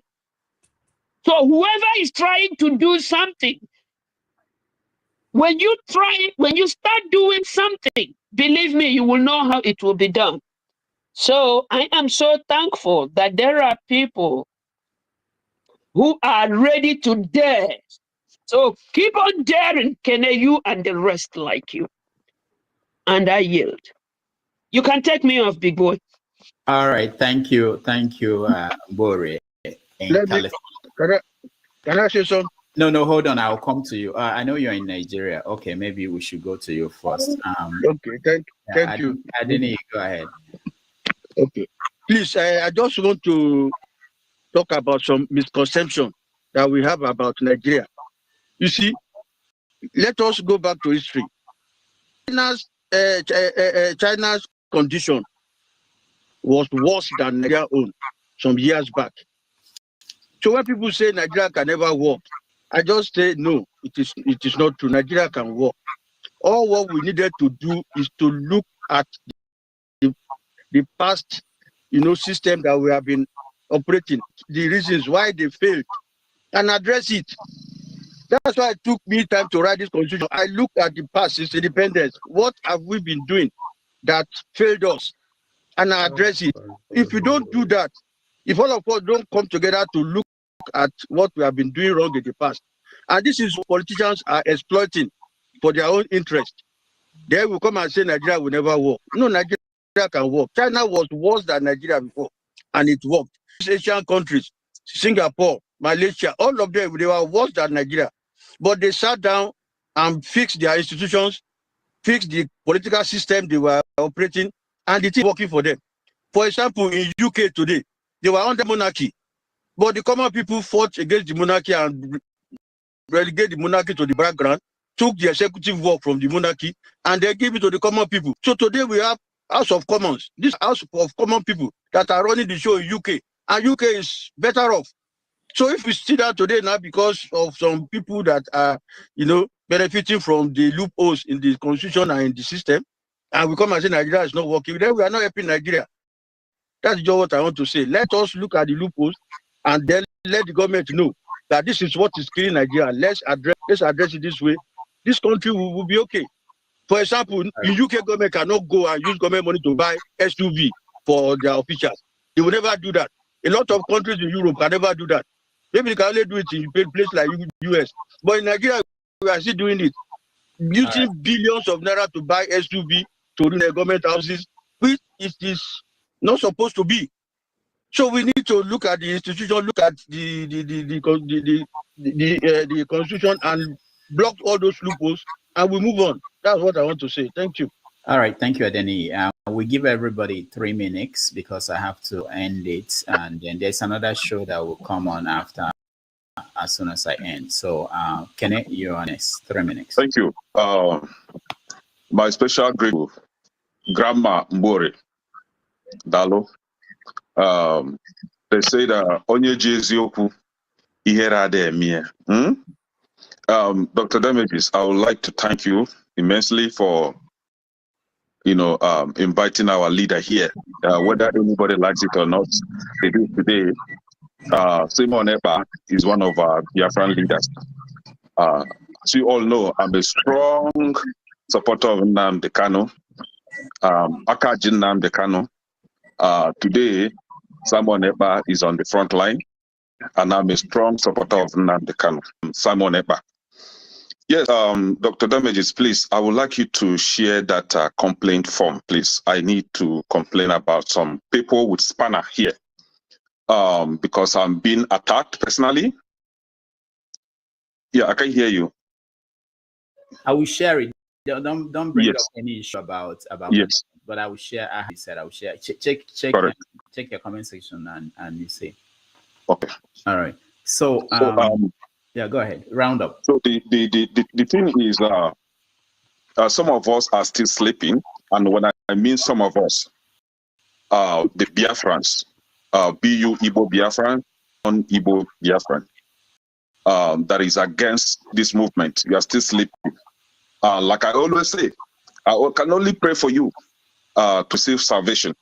The eyes will open. Maybe it will be too late for you.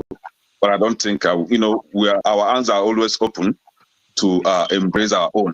And my brother, Revolution, special thanks to you for identifying with a fellow revolutionist. You are a good man, and I see that spirit in you. Gradually, we all will one day join hands together. BU, Igbo, Orobo, Ishekiri, Ishan, Bini, we are all same.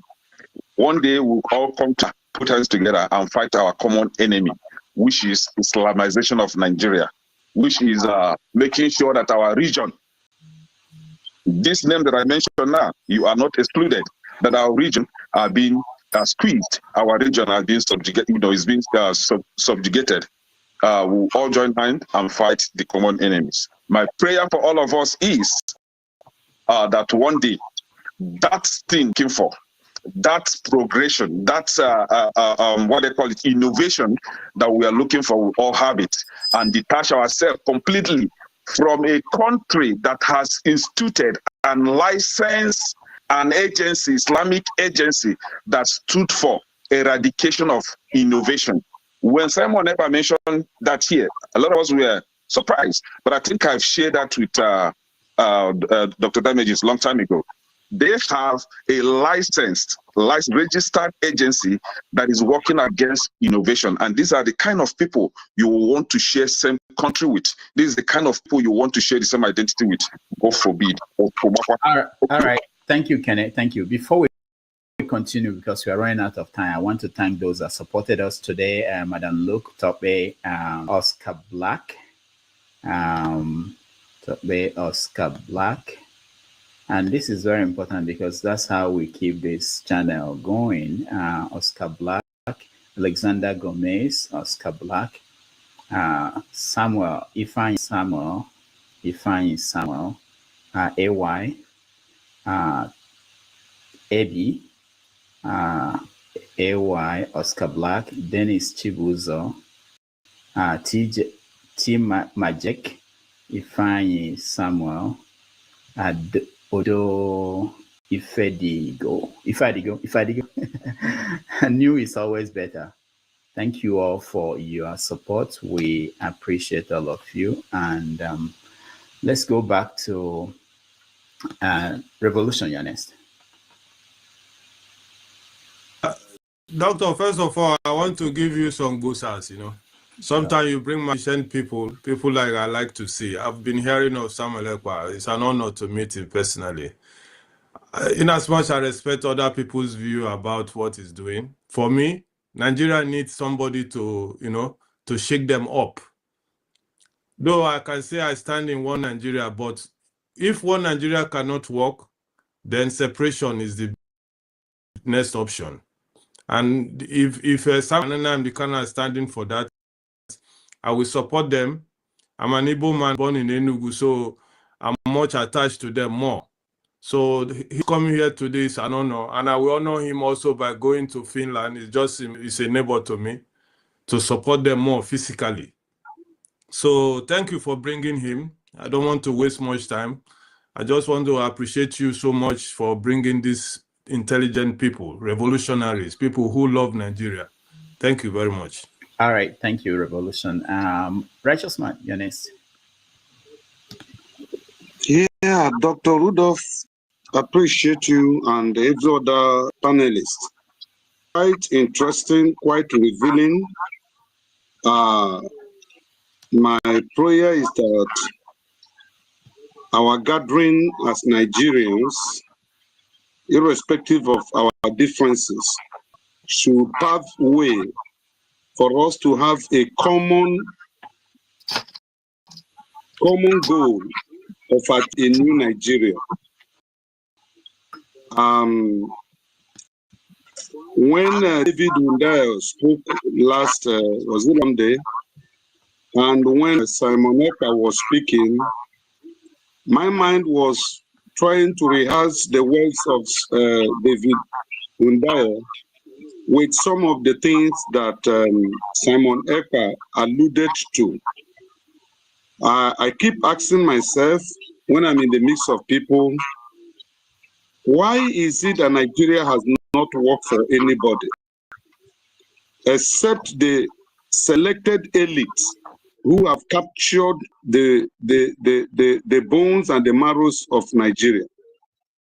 Because if Nigeria is working, there won't be Simon Ekpa, who have previously stood for Nigeria, got some people of Masop arrested when they were talking about Biafra. What suddenly changed that he now become a proponent of let's dissolve Nigeria?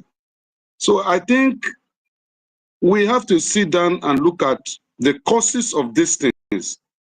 And I believe so much that if it is solved, there won't be tomorrow anyone that will come up to say he wants to break out of Nigeria.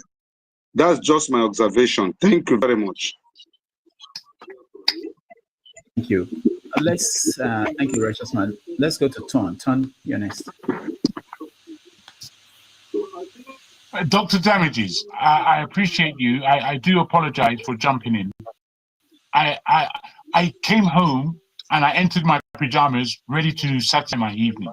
However, I've had a meeting this evening and I've got to run out for the next half an hour. So I just want to say I'll be off and I'll be back later if that's okay. All right, go ahead. I thank you and I thank the panel for considering. Or do you want to talk now, Jago? If you don't mind, Tom. If Damages allows it, yeah, you can go. And, thank you very much, Tom. Thank you, sir. Again, as everybody has said, I want to join them in speaking up for Rudolph in what he does on this panel. I understand Rudolph in certain ways in that he wants to keep things at a certain level. The individual that he has brought on as a guest again is kudos to Rudolph's platform and the way he thinks. And I think we all have to buy in to the way Rudolph himself is thinking. So bringing on somebody like Simon Ekpa, who I have a lot of confrontation with in terms of, ethics is wrong, in terms of point of view. I think it was Ekene that outlined that I could never challenge him a conversation or a debate. And I feel that that's not true. However, one thing I like about Simon Ekpa, what I've seen on this program, one day, one man went to Mo, or whatever he calls himself. He came on the show, and instantly, Simon Ekpa was able to call him out. He said, one man began speaking. Simon Ekpa then returned. He said, "Are you a Nigerian?" One man replied, "Yes." "I don't believe you're a Nigerian," he said. "I believe that you are fake. I think you have a fake accent, one, and I don't want to speak to anybody on this matter who is not a Nigerian."